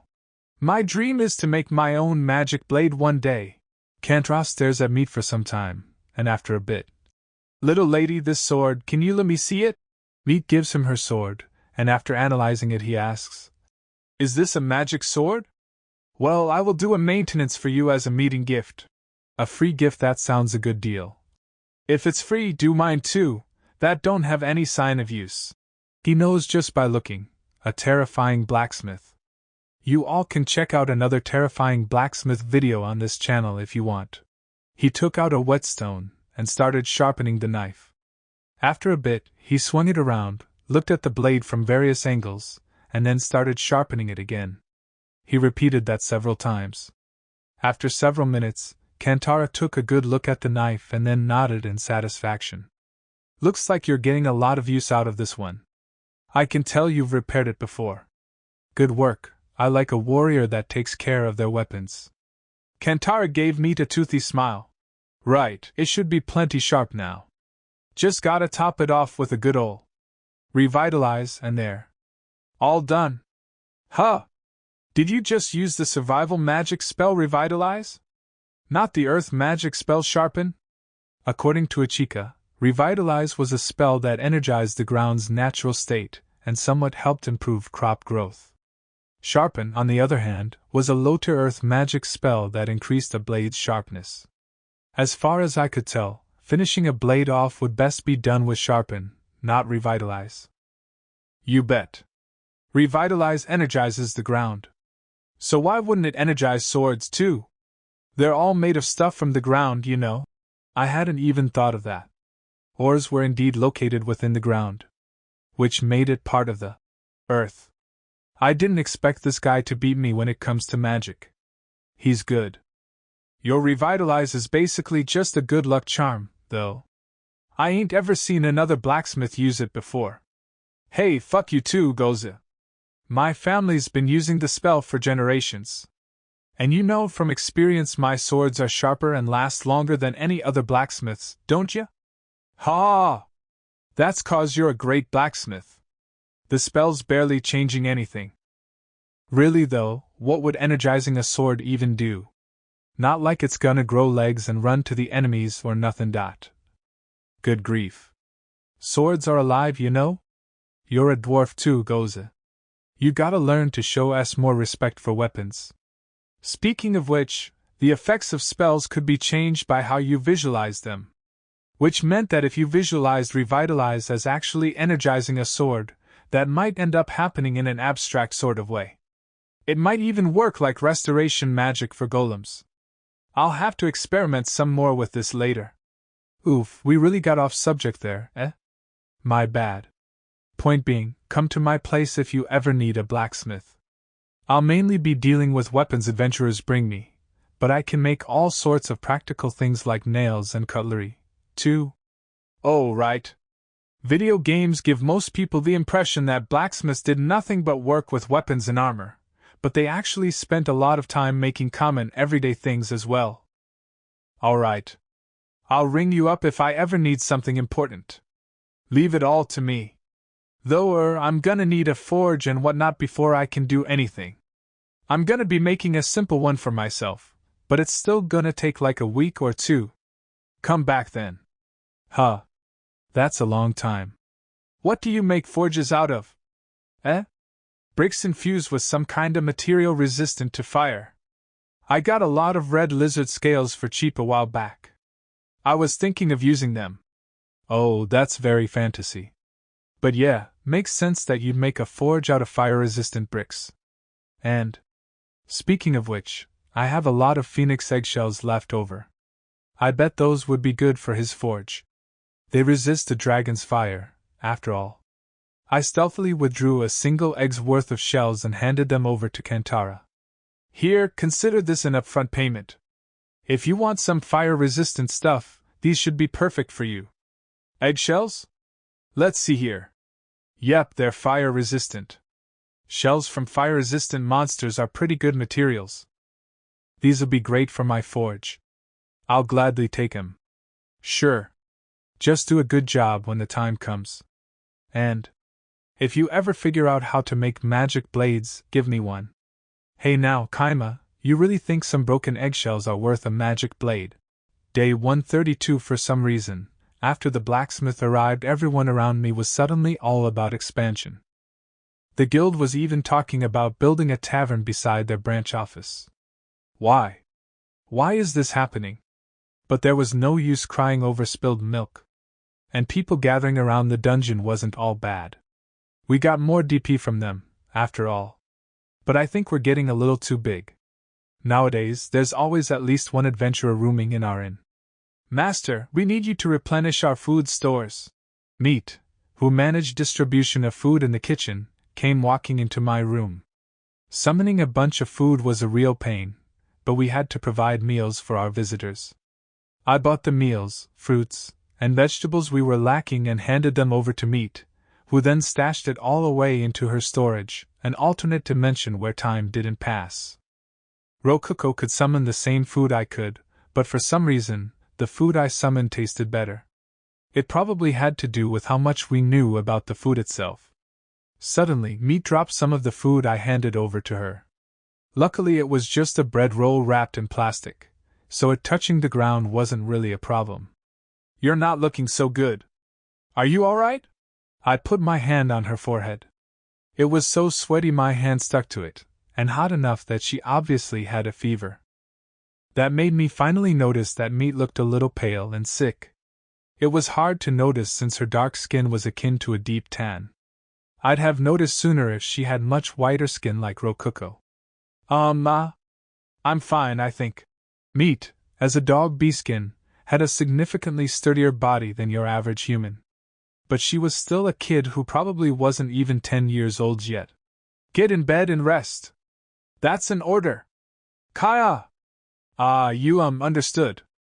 I laid the sick Meat into my futon and left my room to take her place in the kitchen. Crap, I ended up working. I groaned to myself in sorrow as I wiped Nika's forehead with a wet towel. She had fallen asleep in my futon. Nika's fever probably arose from exhaustion made worse by the heat. Basically, overworking in the summer. She needed some good rest. Ruko came in my room with some water for Meat, while I was sitting all tired out because of all the work I had to do in the inn. Are you okay? Did you two take a rest? I saw that the water she is carrying is lukewarm. Wait a minute, it's lukewarm water. But daily magic can't make cold water, right? She was right. With daily magic you can make water, but you can't change temperature of that water. Just use ice magic maybe? So I used my cheat skill, auto-translator, changed the chant of water spell from water become a ball 2. Cold water become a small ball. Water. Seeing the cold water, Rokuko was really shocked. Translation cheat is useful for these things. Perhaps meat is weak due to fatigue, she must rest for now, and then I thought. We have insufficient manpower. So that's how I started to increase the number of my employees. Crap, I ended up working. I groaned to myself in sorrow as I wiped Meat's forehead with a wet towel. She had fallen asleep in my futon. Meat's fever probably arose from exhaustion made worse by the heat. Basically, overworking in the summer. She needed some good rest. Which was fine, but that introduced another problem. We're understaffed. I mean, yeah? I noticed we were light on staff a while ago. We bought a chica, started an inn, and lately have been getting more and more customers. We had one receptionist. One cook, in the kitchen. Both roles which absolutely had to be filled once our doors opened. But there were only 4 people managing the dungeon and the inn, myself included. That just wasn't enough. Especially since 2 people minimum were absolutely required at all times. Golems could handle all of the heavy lifting and carrying, so most of what we had to do ourselves involved interacting with visitors. Thanks to the survival magic spell Purification, cleaning and laundry were so overwhelmingly easy they hardly took any time or effort at all, but interacting with customers drained a lot of mental and physical energy. I only worked in the kitchen for a single day, but despite there being way fewer customers than there would be in a town cafeteria, the fact that Meat usually managed it on her own really impressed me. Like, sincerely. Plus, people hardly complained about stuff in the cafeteria. Ichiko would race out from behind the counter and deal with any issues that popped up, but since Meat was a beastkin, a slave, and a child, you could count on one hand how many times people complained. In fact, you could count that on one finger, since there had only ever been one serious complaint with her in charge. And yet I had been swarmed with complaints the only day I worked there. The heck's up with that? Things calmed down after I had Rokuko help out in her DP saving form. Seriously? Are they all a bunch of lilicons? Not only that, but, and I forgot about this all the time, using magic ate up mana, which was basically like your mental energy in a way. Meat had to cast storage each time she took out food. That must have been a heavy burden on her. I let it slip me by like an idiot since she worked with a calm expression every day, but she must have been pretty tired all the time. And yet, whenever I used her as a dakimakura at night, she would just smile at me without complaining a single time. I don't know what to say. I'm starting to think she's too good to just be my slave. What's up with this super lowly? Master? Oh, you're awake? How do you feel? I rubbed Meat's head. Her dog tail wagged beneath the blanket I had covered her with, signaling her happiness. I'm okay now. Here, drink this mana potion. And stay in bed. You don't have to be my dakimakura tonight. NGH. But where will you sleep? I can just sleep in a random room, I'll be fine. Good thing we live in an inn.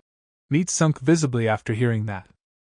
She was sad about not getting to work. What a nice, loyal dog, girl. But really, thinking about it, I hadn't really been thinking about giving anyone days off. I could sleep whenever I wanted, and although I had told the chica and Meat they could do whatever they wanted when there weren't any visitors, that was pretty rare for us nowadays. Rather, we were in the middle of a long chain of consecutive workdays. Not to mention that Meat had to work as my dakimakura on top of all that. And she didn't even get any days off. Plus, I was giving her room and board, but she didn't have a wage or anything. Basically, she was working every day for no pay with no breaks. That may sound inspiring, but really it was practically criminal and made me feel terrible now that I had realized it. To sum things up, we were way understaffed. I had to do something about this so Meat, Ichika, and even I could get as much sleep as we needed. Day 133 Meat must have fully recovered after resting a little more, as once I woke up she had stealthily returned to fulfill her duty as my dakimakura. She apparently snuck into my bed while I was sleeping. She sure is dedicated to her work. And she even replaced the blanket with a thinner one so it wouldn't get too hot. She's good. I had talked a lot about us being understaffed, but we couldn't just hire new people willy-nilly. Our inn was overflowing with secrets about our dungeon. Like how the light in Rokuko's room is actually the dungeon core. What could we do then? Well, I could buy slaves, like I did with the chica, but I really doubted that I would find any hidden gems like her among the other slaves. Even so, I needed to get some extra employees somehow. With our current numbers, I wouldn't really be able to take someone with me and leave the inn for any extended period of time. Despite having tunneled through the mountain, I still hadn't taken a chica to Pavela, for instance. Though we were getting a few visitors from Pavela traveling through the tunnel. And so, I decided to summon some new employees in the master room with Rokuko. The master room, a sort of subspace located within the dungeon core, was wide and large enough for us to summon a dragon within it. But this time, we were summoning human-sized monsters. So we decided to just do the summoning in a corner. Alright, this time, I'm gonna summon some employees for our inn. Okaway. Basically, you're going to want monsters that look like humans, right? Chloe, the butler that Haku traveled with, was in fact a monster known as a succubus. What I wanted was a girl monster that looked like a normal person, had human intelligence, and preferably could cook. Also, good feet. And just putting it out there, I'm not summoning any male monsters exclusively out of deference to the sponsor of our dungeon, Haku. I'm not trying to make a harem here. I swear. But human-type monsters are really expensive. Do we have enough DP? They are? Dang. If I wanted to do this cheaply, slaves would probably be the way to go. So why was I intentionally buying expensive human-type monsters? Because monsters with human intelligence might have the power to use DP. Rather, they were probably so expensive precisely because they could use DP. Oh, I get it. Monsters that can use DP would be able to take care of the entire inn for us, even if we aren't here. Yep, that's the idea. Anyway, I looked at the catalog, and yeah, I'm thinking we should go with some succubi. They're good fighters, which is nice, and they're just generally competent around the board. Not to mention that Chloe proves succubi can be good helpers. That's really comforting to know. But what about, Redra, was it? The red dragon. I think we could get a dragon too, since they can turn into humans like that. That'd be ideal in a lot of ways, but we don't have enough DP to buy a dragon that can turn into a human. Really, we couldn't afford any worthwhile dragon right now. And Redra still had a big tail after transforming. I'd like 2 or 3 helpers here, so. Then succubi won't be an option either. They're super expensive. By the way, they were expensive enough that we'd use up basically all our DP buying them. Though that wouldn't be a huge problem since we now had a stable DP income. Oh, I have an idea. Why don't we make Fenny learn how to turn into a human? He's still an egg, but Atetsa promised to hatch him with Redra's fire breath, right? Oh crap, I totally forgot about that. About the egg, Redra went into a rampage just from seeing it, so I was keeping the egg with us until her trauma faded. Well, even if phoenixes can turn into humans, he'll be a baby. That won't be very useful. That's true. I wouldn't know how to teach him that kind of thing anyway. These monster helpers won't need to be good fighters, right? Right. Managing the inn will be their main job, not fighting. What about this, then? Rokuko pointed at a vampire. Wait, these things are crazy strong. They cost tons of DP. I noticed this while skimming the catalog a while ago, but for some reason vampires have a lot of variants. They've got like pages of variants all on their own. And lower-ranked vampires are super cheap. A lesser vampire would probably be feral or something, so. Oh wow, even a normal vampire is pretty cheap. Only 30,000 DP. I could make that work. It'd hurt my metaphorical wallet, but thinking about it in terms of how much we earn on a consistent basis, it wouldn't be too bad. We'd recently stabilized to earning about 500 DP a day, so even if we used all our saved up DP at once, we would still be totally fine. By the way, higher level vampires cost a little over 10 million DP. They were called true ancestors. But don't vampires turn to ash when they get hit by sunlight? There's a lot variance, but there's even more customization options. See? It says immune to sunlight right there. Whoa, but that's pretty expensive too. Now it's 200,000 DP. That's what these options are for. Like, the option for how much attack power they have. They all change how much DP the changes cost, I think. The attack power option had a maximum of 100% and a minimum of 0%. Okay, now watch when I set its attack to 0% as a test. Ruko fiddled with the menu to minimize her attack power, which in turn made the immune to sunlight option cost only 1 DP. Whoa, what? This is amazing. Not only that, but all the other weak point cancelling options were super cheap as well. Though classic, awesome vampire powers like turning into bats and the ability to use their blood as a weapon remained expensive. This is pretty interesting. Let's test out some more options. Right? And so, the result of us customizing the vampire like crazy. She doesn't have any special powers, and she can't fly or grow wings. She does have fangs and spirit, and no weak points, but thanks to that she has 0 attack power. Is this even a vampire anymore? She didn't even need to drink blood anymore. Really, she stopped being a vampire the second we made it such that she only needed to eat meat every once in a while to be fine. This vampire was basically just a normal human. Wait, actually, even normal humans can do some decent damage. This girl isn't even a human. But thanks to all that, her cost had gone down from 30,000 DP to 15,000 DP. She cost about as much as a lesser vampire. Only weaker.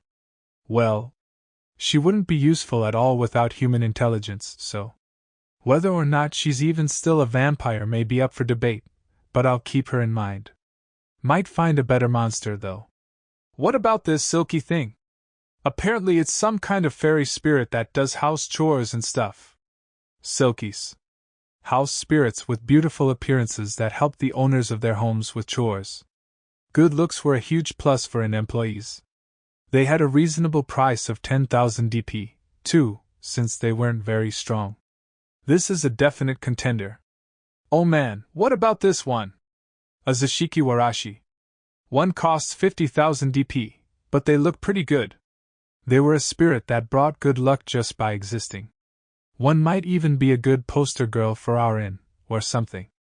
Really draw those visitors in. That's a luck spirit.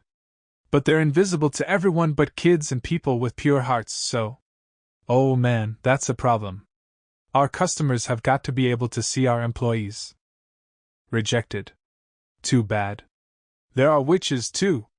How about them? Witches, huh? Should be fine. They are human type, after all. Wait. Aren't witches just like straight up humans?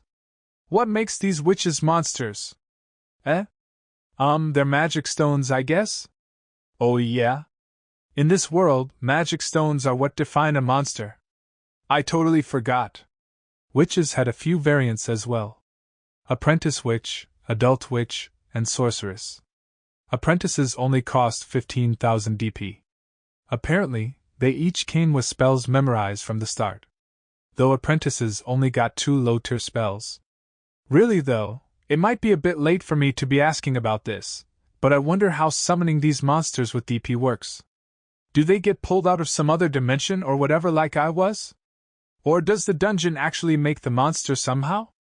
I think it usually just makes the monsters with DP. You're kind of a special exception, Kaima. And I mean, usually monsters obey when you give them an order, so. Whoa, what? Then why did I get summoned? Maybe the gacha is just special. Really, I think you're the weird one here, not the dungeon. Don't call me weird. Anyway, I decided on the monsters I wanted to summon. A vampire, customized, a silky, and a witch apprentice. I decided to get one of each kind in order to see which I should summon more of in the future. I'll just pray that at least one of them is intelligent enough to interact with customers. Vampire, silky, witch. Summon. A magic circle swooshed out from the middle of the room and expanded to fill it before shrinking back down to a circle in front of us about 1 meter wide. Then 3 girls appeared above it. First was a brown-haired girl with a distinctive robe and staff. Yeah, this has gotta be the witch apprentice. She looks like a normal girl. I'm gonna be ticked if she looks this normal but still can't talk or something. Next was a girl in a green maid outfit with light green hair. This is probably the Silky. She's got a maid outfit, so yeah. Silky. I doubt a vampire would come in a maid outfit. And really, I'm just glad she's not half transparent, or whatever. Last came a silver-haired girl wearing a black bondage suit. By process of elimination, this must be the vampire. Though I don't see any bat wings or fangs right now. The three of them briefly floated above the magic circle, but soon gently sunk to the ground. The vampire opened her eyes, silver hair so long it reached all the way down her back swaying behind her. Her sharp eyes, crimson like rubies, shifted to focus on Ruko and me. Greetings, my master. She talked. She can talk. Yay, Kaima! She has human intelligence. Eh? Oh, the vampire's getting confused. That means she's thinking about what's happening. She can think. This is a complete and total success. Hell yeah! The vampire was absolutely devastated. She was sobbing and wailing incredibly loudly. Like she was crying her absolute heart out. Reason being, she had realized how weak she really was and just couldn't handle it. I'm not gonna pull any punches here. She's weak enough that a single goblin could beat her in a fight. And no way. NGH, I am weaker than a human. Weaker than a goblin. Me, a vampire. This is humiliating. She sat on the ground and started beating her fists against the ground. But given her attack power of 0, she was really just kinda weakly slapping it. Meanwhile, the Silky tried gently comforting her. She's got a real motherly spirit. I kinda feel like I should start addressing her as ma'am. Now. And my master is just a human. He definitely made me weak so he could force me into prostitution or something. I'll never get to fight as a real monster. Nah, I'm not gonna do that. Though she's right in that I didn't summon her to fight as a monster. Anyway, nothing good would come from leaving her there to be miserable. Having no other choice, I activated my absolute authority. Dungeon masters were much higher on the authority totem pole than summoned monsters. Alright, it's time for you three to listen to what I have to say. That's an order. Understood. The three of them answered respectfully in unison. I feel like if I just said, work at mine please, KT Chenx, they'd get depressed or something. Alright. I'll just bring it up later. First of all, I want to check a few things. State your race and names. I am a vampire. I have no name. I am a Silky. I don't have a name. I'm you, an apprentice witch. No name here. Neat. Guess this is what happens when you don't name your monsters. Unlike slaves that just abandon their names, these monsters never even had one. Looks like I've gotta name you three then. The three monster girls all locked their eyes on me after hearing that. The vampire in particular was looking at me with a shocked expression. Why are you going to grace us with the honor of becoming named? Named. I guess that's a thing. There must be something special about having a name. Time to ask Ruko. HM? Yeah, monsters feel special when they're given a name. It's a sign that the dungeon master really trusts them, and they usually work a lot harder to repay that trust. Remember Gobsuk? He worked hard for us, didn't he? Gobsuk was a named monster, huh? That's a surprise.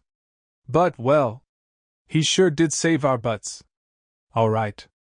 I'm gonna start off by giving each of you names, but I'll need some time to get everything ready. Wait here until I'm done. Ruko, take care of M for me. Eh? So, what do you want me to do? It'll take me about half a day to get things ready. Keep them fed until then. I left taking care of the monsters to Ruko and shifted my focus to setting up an extravagant naming ceremony. Hee hee. I'll give them names in a moment so moving they'll remember it for the rest of their lives, and while they're all emotional, I'll tell them what their real job is. They'll be so happy about getting names that they'll jump at the chance to work in our inn. Anyway, First things first. I really need to spice up the boss room a bit. It's just a blank stone cube right now, pretty much. I decided to start with the throne. I wouldn't be sitting on it very much, so looking imposing came before comfort. Thus, I built a heavy and imposing throne made of stone. I put it on top of a two-step staircase such that one could look down upon invaders while sitting. That was a major point. A demon king could sit in a throne like this and nobody would blink an eye. And so, after lining the golems up, I started the naming ceremony for the newcomers. I told them their duty at the naming ceremony. Ray, the vampire, let out a stunned cry. I ignored it. Master. What do you mean, employees of your inn? Ray asked for clarification with a shaky voice. Well, I mean, anyone with a little brain power could figure out a monster with 0 attack power wouldn't be summoned to do any fighting. But maybe she's misunderstanding something. I should explain in a little more detail for them. My dungeon runs an inn for humans, and I needed employees to deal with customers. Basically, you three are all possible candidates for some newly opened positions of power in my dungeon. Keep that in mind. Are you telling us to grovel before the humans and serve them? Don't take it in a weird way. Now, let's be clear. Are you going to refuse my orders? If you can't bear to work with the humans, say so. I'll need to give her another job if she would really hate working in the inn. Ray fell silent to ponder my question. Kinyu the Silky remained still with the same peaceful smile as her expression, while Naruna the apprentice which was staring off into space as if she didn't understand what anyone was saying. I'm getting kind of worried now. No, I won't refuse. I will accept with honor any order you give me. Ray looked at me with determination in her eyes. Hell yeah, just as planned. I knew holding a naming ceremony would be worth it.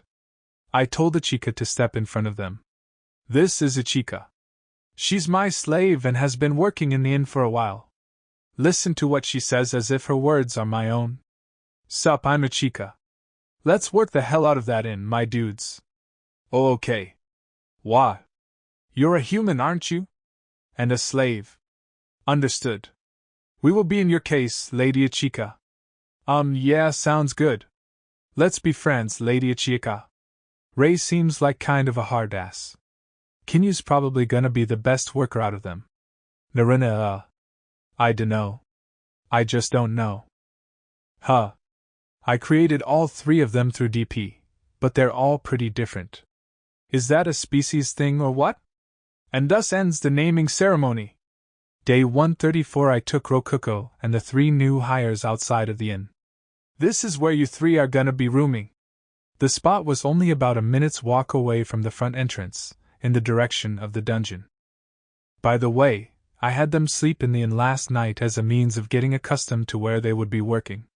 You're going to make them sleep outside? They're monsters, so that won't kill them or anything, but... Nah, I definitely wouldn't make my employees sleep outside. I'm gonna be building a little dorm here. So, what's up with the mask? I had put on my Nerican mask to hide my true identity while building the dorm. There was the guild branch office right across from the inn, and I wanted to be safe even if someone in there saw what I was doing. Okay? I have a good reason for using this mask. Don't look at me with those sad eyes, Rokuko. You're using your precious DP on us? Thank you very much. Huh! No way, that'd be a waste. I'm definitely in major saving mode right now since I spent a ton of DP on you 3. Rokuko and I started building in front of the monster girls. First up was making a hallway to the inn. I manipulated wood with Create Golem to open a hole in the inn's wall and set it up for the hallway. Fast and easy.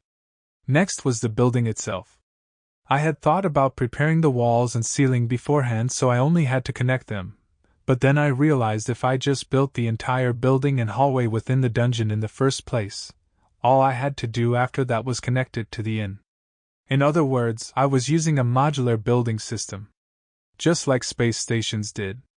With Rokuko's power, we could take the fully constructed building and hallway out of the master room and place them wherever we wanted. That's our dungeon core for you. All we had to do after that was put the pieces together. What's the inside of the building look like? A bunch of 2 tatami mat-sized rooms with a bed and dresser in each. Of course, everything inside was made with Create Golem. So convenient. I had Ruko take out the modules before connecting them with Create Golem, and some nearby wood. I put a lot of effort into making this expansion seem like it had always been a part of the inn, and done. Though that effort was mostly wasted since my mask disguise would hide my identity even if someone saw us. Construction took about 3 minutes total. That was probably as fast as possible, given our current restraints. Alright, all done. This module-based building should let me add to the inn without closing it down or anything. Nice. Your magic is always so useful, Kaima. Anyway, I hadn't heard anything from the 3 monster girls since I started. I turned around and saw the witch apprentice Naruna glancing between me and the building with shining eyes. The other 2 were staring slack-jawed at the building. I meant that literally, too. Their jaws were loose and their mouths were hanging open. I'd probably look like that too if I saw someone construct a building in 3 minutes from seemingly nothing. I looked at them and awaited a response. As expected, Naruna was the first one to snap out of her shock. You're amazing, Master! I'll do anything, so please become my teacher. Oh? Anything, HM. Now. Naruna. Girls shouldn't make promises like that so easily. I'll even give you my body if you want, so please. Aya. Wait, I already belong to you, Master. How about you start off learning to work the front desk and we take things from there? Thank you very much, Master. Well, guess I'm her teacher now. I kinda got caught off guard by how serious she was, but it might be smart to rotate between using her and Meat as my docky. It must be hard on Meat doing that every single night with no breaks. Splitting the load should help her out. Wait, no? I can't be a magic teacher, I barely know any magic. The only spells I know are 1 of each beginner, and 2 mid-tier spells, and I'm leaving the actual chanting to the auto-translator. I'm pretty confident I won't be able to teach her a single thing. Telling her to spend every other night as my docky while teaching her Jack Diddley Squat would basically be equivalent to handing someone a bundle of counterfeit bills where only the outer one is real. That's not how I roll. I'm not disappointed to lose her as a docky. I'm not feeling like total garbage right now. I didn't summon her to do that kind of thing. I'm fine like this. I'm fine. My thoughts were interrupted by the other 2 monster girls snapping out of their shock. I see that you are no mere human, Master. I suppose that you are a monster summoned by an extremely powerful wizard? This certainly seems like a building worth cleaning. More rooms. More. Hey, watch it, Ray. I'm just a normal human. Well, I'm a dungeon master, but yeah. Just like you'd expect from a Silky, Kinney basically lived for doing chores. She said the building was worth cleaning. Likely because Silkies tended to clean everything by hand without relying on survival magic simply because they loved cleaning so much. The maid outfit they were born with wasn't just for show. Anyway, I successfully killed 2 birds with 1 stone by showing the newbies my power as dungeon master while simultaneously expanding the inn. I could leave everything else to Ichika and finally get to sleep. Only wake me up if something really weird is happening, please. So, working as a receptionist wasn't actually that hard. The hardest part about it was doing the mental math when calculating prices and such. But none of the math was hard enough that you couldn't scrape by with basic counting skills. Or to say it in Earth terms, even an elementary schooler could handle it no problem. There was a time when I thought that, anyway. A distant time. There were people in this world that couldn't read, and there were people that couldn't do elementary school to math. Really, more people couldn't do math than could. 2 times 2 is 4. 2 times 2 is 4. What is 2 times 2? 0.8? That's probably it. Now Master will start teaching me magic, yay! I'm afraid the answer is 6, you two. All 3 of the monster girls were idiots. You were just saying it equals 4. This vampire's just treating multiplication tables like a spell incantation. She's not understanding them at all. Well, that's that, Master. What do you think we should do? Ichika had turned to me for help after witnessing their complete failure.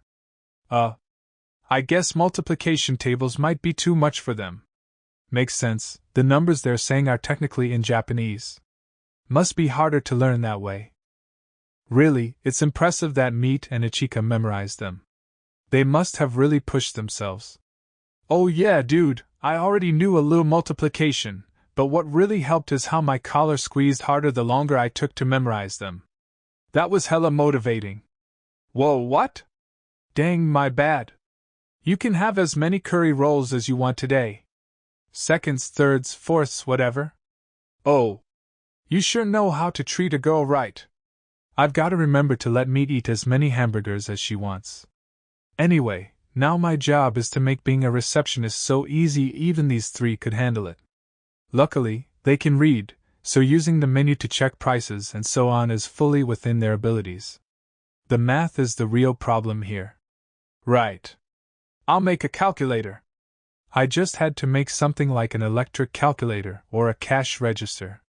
It'd be nice if I could just buy one with DP, but there was no electricity in this world, and machine-like things weren't shown in the catalog in the first place. Guess I have to make one on my own. And so I made one. It took 5 hours and 10 minutes to build. Just gotta have the three monster girls try it out. This is an abacus. How does one use it? Rather than making it look like the abacuses used in modern Japan, I designed it such that it would be easy for denizens of another world to understand how it works, which meant putting 9 balls each on a total of 8 rows. It would let them calculate any transaction, as long as it didn't surpass 10,000 gold coins. Plus, I exploited its nature as a golem to its maximum extent, basically making it a magic tool. What's the price of 5 people staying the night and ordering 4 drank lunches and 1 C-rank lunch? The balls are moving on their own. 650. 650 coppers. This is quite impressive. You can read this as 6 silvers and 50 coppers as well. You're amazing, master! Basically, the abacus would automatically do the calculations after hearing voice commands. Building the abacus took 10 minutes. Teaching it the prices of rooms and meals took 5 hours. Looks like our employee shortage has been taken care of. I settled on making some slot machines.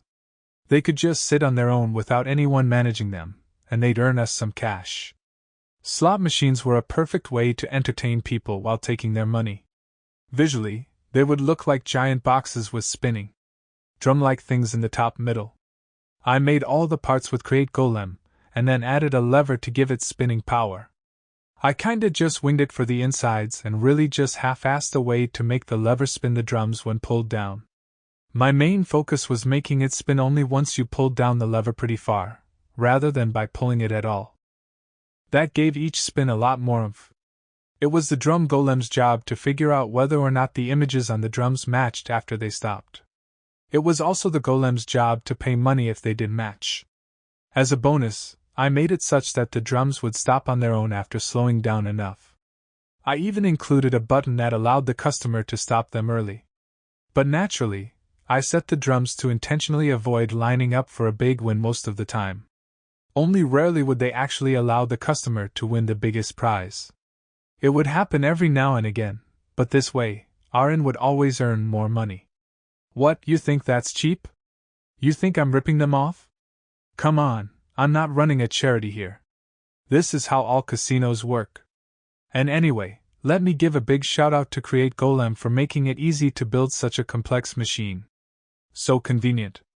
Even if someone took one of the machines apart to figure out how they work, the insides are so half-assed that they'd have to conclude they're just magic tools. Very nice. Anyway, after finishing a test model of one, I called Ichika over. This would be a good opportunity for the newbies to get used to manning the front desk, especially since not many visitors usually came around this hour. So, this is a slot machine. Give it a test play for me. Here's 500 coppers to start with. Oh. So this is a slot machine, huh? Leave everything to me, I'm gonna double your money. I mean, we're the ones paying out here, so it's all just our money. I get it. Ichika put 3 clanking coins into the machine and pulled the lever with a thunk. The drums started to spin quickly. Oh, they're spinning! Whoa, and if I press this button, they stop. The drums stopped after she pressed the button. Oh. So. Did I win? Nah, the images don't match up. Try again. Okay. Ichika put more coppers in and got to spinning. 1 hour later. She had gotten a few early successes that put her above the initial 500 coppers, but by this point she had lost enough that she only had 50 left. She was playing the slots so hard I was kind of worried that she would break the machine. Guess I don't need to worry about making it more flashy. I'll spruce things up if people ever get bored of this model. And I'll make the next ones out of metal. Ichika's squeezing the box so hard I can hear the wood creaking. Ichika. That's enough playtesting for now. And no way!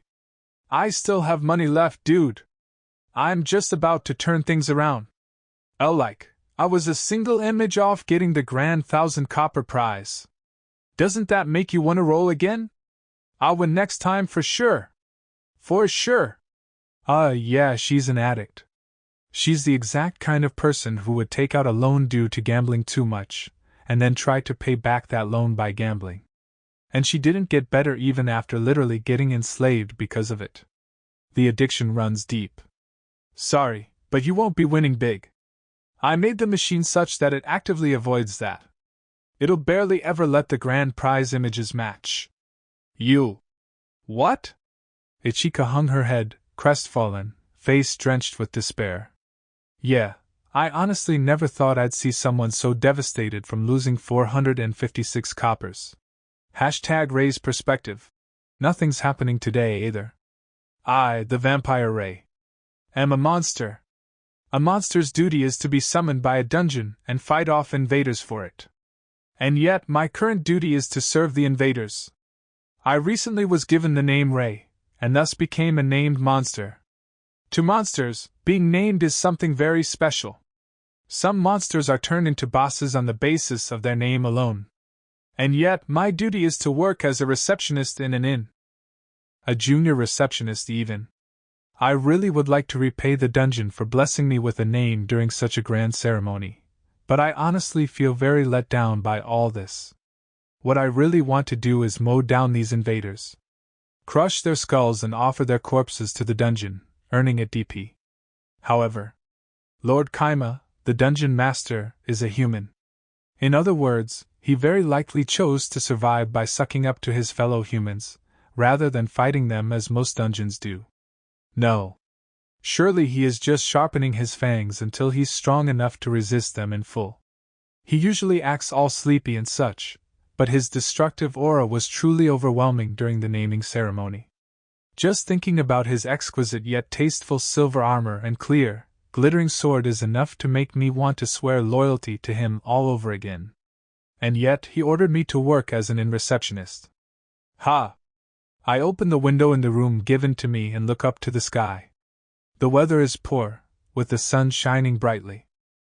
I think about myself as the sun's rays pour down on me. I'm a vampire, but sunlight doesn't affect me at all. Normally, vampires have many weaknesses. But a true ancestor is invincible.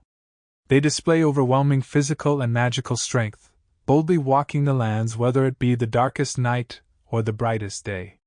That is a true ancestor, the origin of all vampires and an unbeatable monster. Sometimes, normal vampires will be largely immune to one weakness common to their race.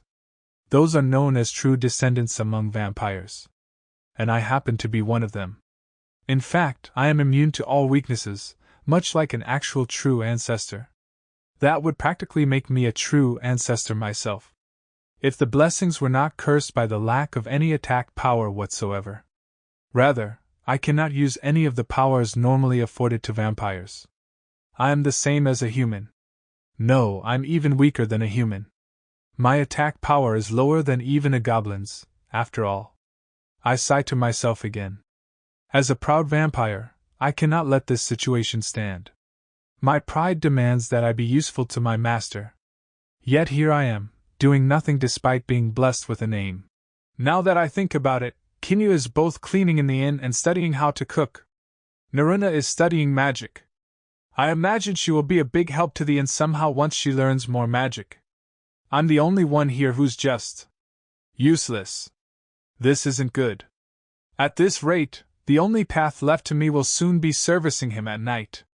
Hey. You're a vampire. That makes you a real creature of the night, yeah? No. Please give my clothes back. Humph. This is the only way I can get any use out of a waste of food and space like you. NGH, just thinking about that is making me blush. I couldn't refuse him either way because he's my master, but I really do want to help the inn however I can. I come across a farm after walking for a little while. It's one of the farm's master has golems harvesting. He grows several kinds of crops here, but they're currently harvesting sugar beets to make sugar with. Maybe I could help with the harvesting? Let's see. There's nowhere for me to help. It's all simple work golems can easily do. And since I don't have the authority to order the golems around, I'd just get in their way if I tried to help. Not to mention that helping in the first place would be pointless since golems don't get tired. I can't even help here. I continue walking. Eventually, I reach the Great Saia mountain tunnel. Coming here was pretty pointless. It costs money to enter the tunnel, and there's no reason for me to enter it in the first place. A trader just came out. He's carrying a massive bag and looks like a trader adventurer. Most traders passing through here are bringing salt from Pavela to sell in Saia.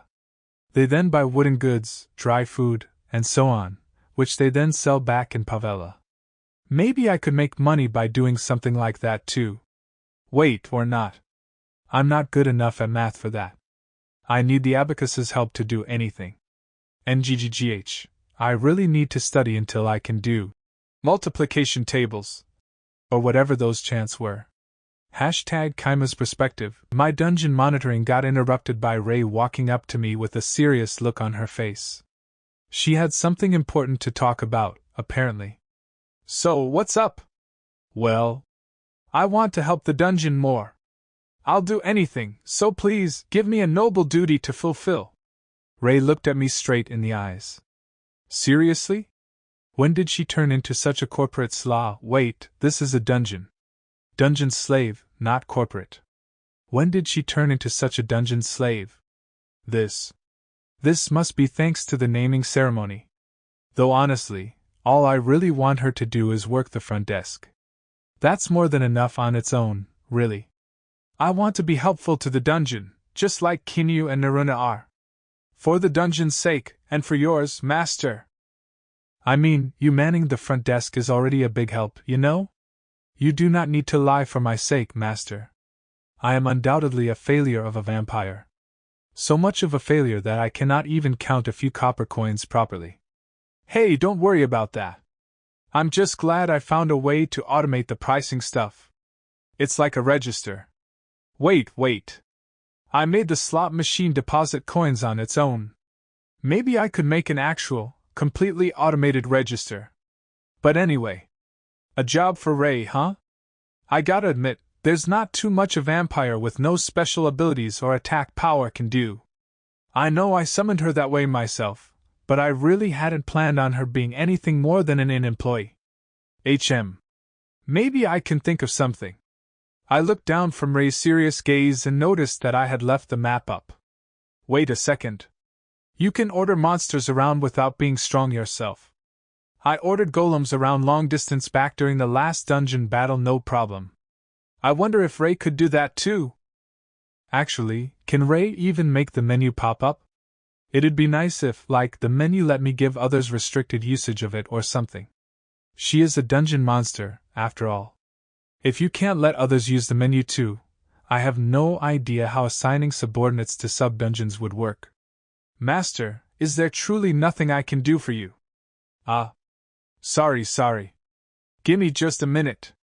I'm thinking of a good job for you to do. I searched the menu. Oh, there it is. I figured it would be here, but I'm still surprised. Let's see here, restricted usage privileges. I can choose Gobsuk, Feni, Rei, Kinyu, and Narina. Wait, why Gobsuk? The others are all white, why is his gray? Oh crap. Can I not remove named monsters from lists like this? Dang. We better stop giving away names like candy. I don't want these kinds of things to end up super disorganized. Since Niku and Ichika aren't in the list, I guess having some kind of connection to the dungeon is essential. Oh, Tessel's not here either. Maybe 'cause I made him through Create Golem? Alright. You're gonna be helping me with a little experiment. You understood? I am a vampire, so I should have a stronger body than most humans. You may be as rough with me as you like, I do not mind. With her permission, I experimentally gave Rei restricted access to the menu. Seemed like there were a lot of specific options I could use to customize how much access she had. I set the range of her access to the dungeon, plus the inn, and... Wait. Limit DP usage? Hold on, this has been here the whole time? This means I don't have to summon all the food myself, right? Holy crap. I should have looked into this sooner. Though maybe all this only showed up because I've named over 5 monsters. Gah, permission granted, permission granted. No limits on buying any item purchasable with existing DP. Permission granted. I'll just treat any monster that can use the menu as like a dungeon administrator or something. I originally summoned these 3 monster girls intending for them to be higher ups in the dungeon, so if Rei does well with this, I'll give Kinyu and Narina menu access too. Alright, let's see it. Show me what you can do. Yeah? See what? And my boobs? You want to see my boobs? There's no breast milk though, but if it's for you, master, I will gladly give you my body. What? The menu. Show me the menu. Why the heck did this girl suddenly start blabbering about boobs? Forgive me. You were staring at my chest while pointing at them and poking the air, so... Oh yeah? Other people can't see the menu. Crap, I just looked like a total pervert. Wait. Thinking about this another way. Could I get away with staring at a girl's feet by claiming I was looking at the menu? Nah, ultimately I'd still just look like a guy staring at her feet. Gonna have to give this dream up. I brought up the menu. I see, you can make the menu visible or invisible to certain people. You must have been looking at an invisible menu. That's right. And so, she gained the ability to bring up the menu. She could now monitor the dungeon and give orders to the monsters within it. Vampires are supposed to be skilled warriors, so I figured she would probably do a good job directing them. Okay. I want you to help me out with the dungeon. Yes. As you wish, master. Come on. You're really starting to sound like a sex slave or something. I didn't summon you for that. I swear. Afterwards, I confirmed that I could restrict and expand her access at will. She seemed pretty overjoyed to be helping with the dungeon, so I was pretty glad that the access restrictions didn't end up becoming permanent. Day 139. By the way, Kaima, why haven't we hatched Feni's egg yet? Ruko dropped that bomb after visiting my room to hang out. Oh crap. I totally forgot about that. Yo, Kaima, it's been a while. Actually, nah, it ain't been too long. Last time we met was when we built this room, which was about 1 month ago. That's so? Guess that might be kinda long for one of you humans? Itetsu the salamander grinned his lizard grin as if happy about something. He was the Flame Caverns dungeon core. Despite appearances, he was a nice and friendly guy. He wasn't the sharpest tool in the shed, but he could be surprisingly competent at times. But he wasn't the sharpest tool in the shed. He wasn't the sharpest tool in the shed. Apparently she was still a little afraid of eggs. She was pretty pathetic for a dragon, to be honest. But I could only imagine what a phoenix born from the fire breath of a red dragon would look like. Is this really gonna be okay? It's not gonna start running around or anything, right? With everything ready, Ruko and I took cover in the dungeon core room past the boss room. Redra's breath was powerful enough to knock back nearby stone golems even if they were just in the vicinity. No way would either of us survive in there with her. But we'd want to imprint the phoenix on us and all that, so I wanted to stay close. Itetsu, nice guy that he was, let us use the core room. And so, we were watching the boss room through Itetsu's dungeon monitor. Seriously, what a good guy Itetsu is. Total bro. Okay, here I go. Ha! Fuh! Redra unleashed her flame breath upon the egg, heating it up. And I mean she really unleashed it. Blinding light was shooting out of her mouth like a star. The ground directly beneath the egg was fine thanks to tile infused with its eggshells, but the surrounding ground was melting a little. Also, Rokuko looked at the monitor directly and screamed, "My eyes!" or something. Fuh fuh. Ha ha. Why yeah, I'm feeling kinda tired. After about 30 minutes of breathing fire as hard as she could, Redra finally took a breather. Sheesh. That's some crazy stamina. Hey, the egg moved! It's cracking! Oh wow, it is. It's about time for us to go in there. Hold up. The room's real fucking hot right now. The egg's about to hatch. We went to where Redra was pointing and saw that the crack had just about finished circling the egg. And so, the phoenix hatched. It was like a small duckling, but it had radiant white feathers. It just hatched and it already has feathers? I guess that's just how birds work. Or maybe it's just how phoenixes work. Oh. This is a phoenix, huh? Feathers don't look red to me. I've fucking heard of some soldier of God adventuring with a blue phoenix, but I ain't never heard of a white phoenix. Blue, huh? That's the color of fire when it gets as hot as it can get. Guess blue phoenixes are a thing. Which means their color probably changes depending on the kind of fire that hatches their eggs. Can I touch him? He's not burning hot or anything, right? Should be alright. Phoenix fire isn't real, hot fire. It's like fucking illusions or something. Same as mine. Pretty sure that Phoenix has some fire shooting skills, but you'll be fine if he doesn't use them on you. Give him some orders now to stop him from doing anything dangerous. Huh. I guess that's how normal dungeons do it. I followed Itetsu's advice and ordered the phoenix to not attack its allies. No friendly fire here. That should do it. Alright, let me touch it too. What? Are you going to try ripping his feathers off this time? Whoa, hold up. What kind of guy do you think I am? Rip off his feathers. The feathers of a phoenix. That might not be a bad idea. Wait, no? Yeah, no. I'll just stick to touching him this time. I reached my hand out to Fenny. Scree! Gah! Hey, stop that, it hurts. Ouch. He sure does hate you, Kaima. He had jabbed me with his beak. Huh. But I ordered him not to attack allies. Does he maybe remember how I broke his shell over and over when he was an egg? Man, I didn't know phoenixes hold grudges. He needs to get over himself. TCH, alright. Best thing to do here is win his heart through food. Itetsu, what do phoenixes eat? Fire and shit. Hey, Redra, feed them a little of your fire breath. You got it. Step back a little.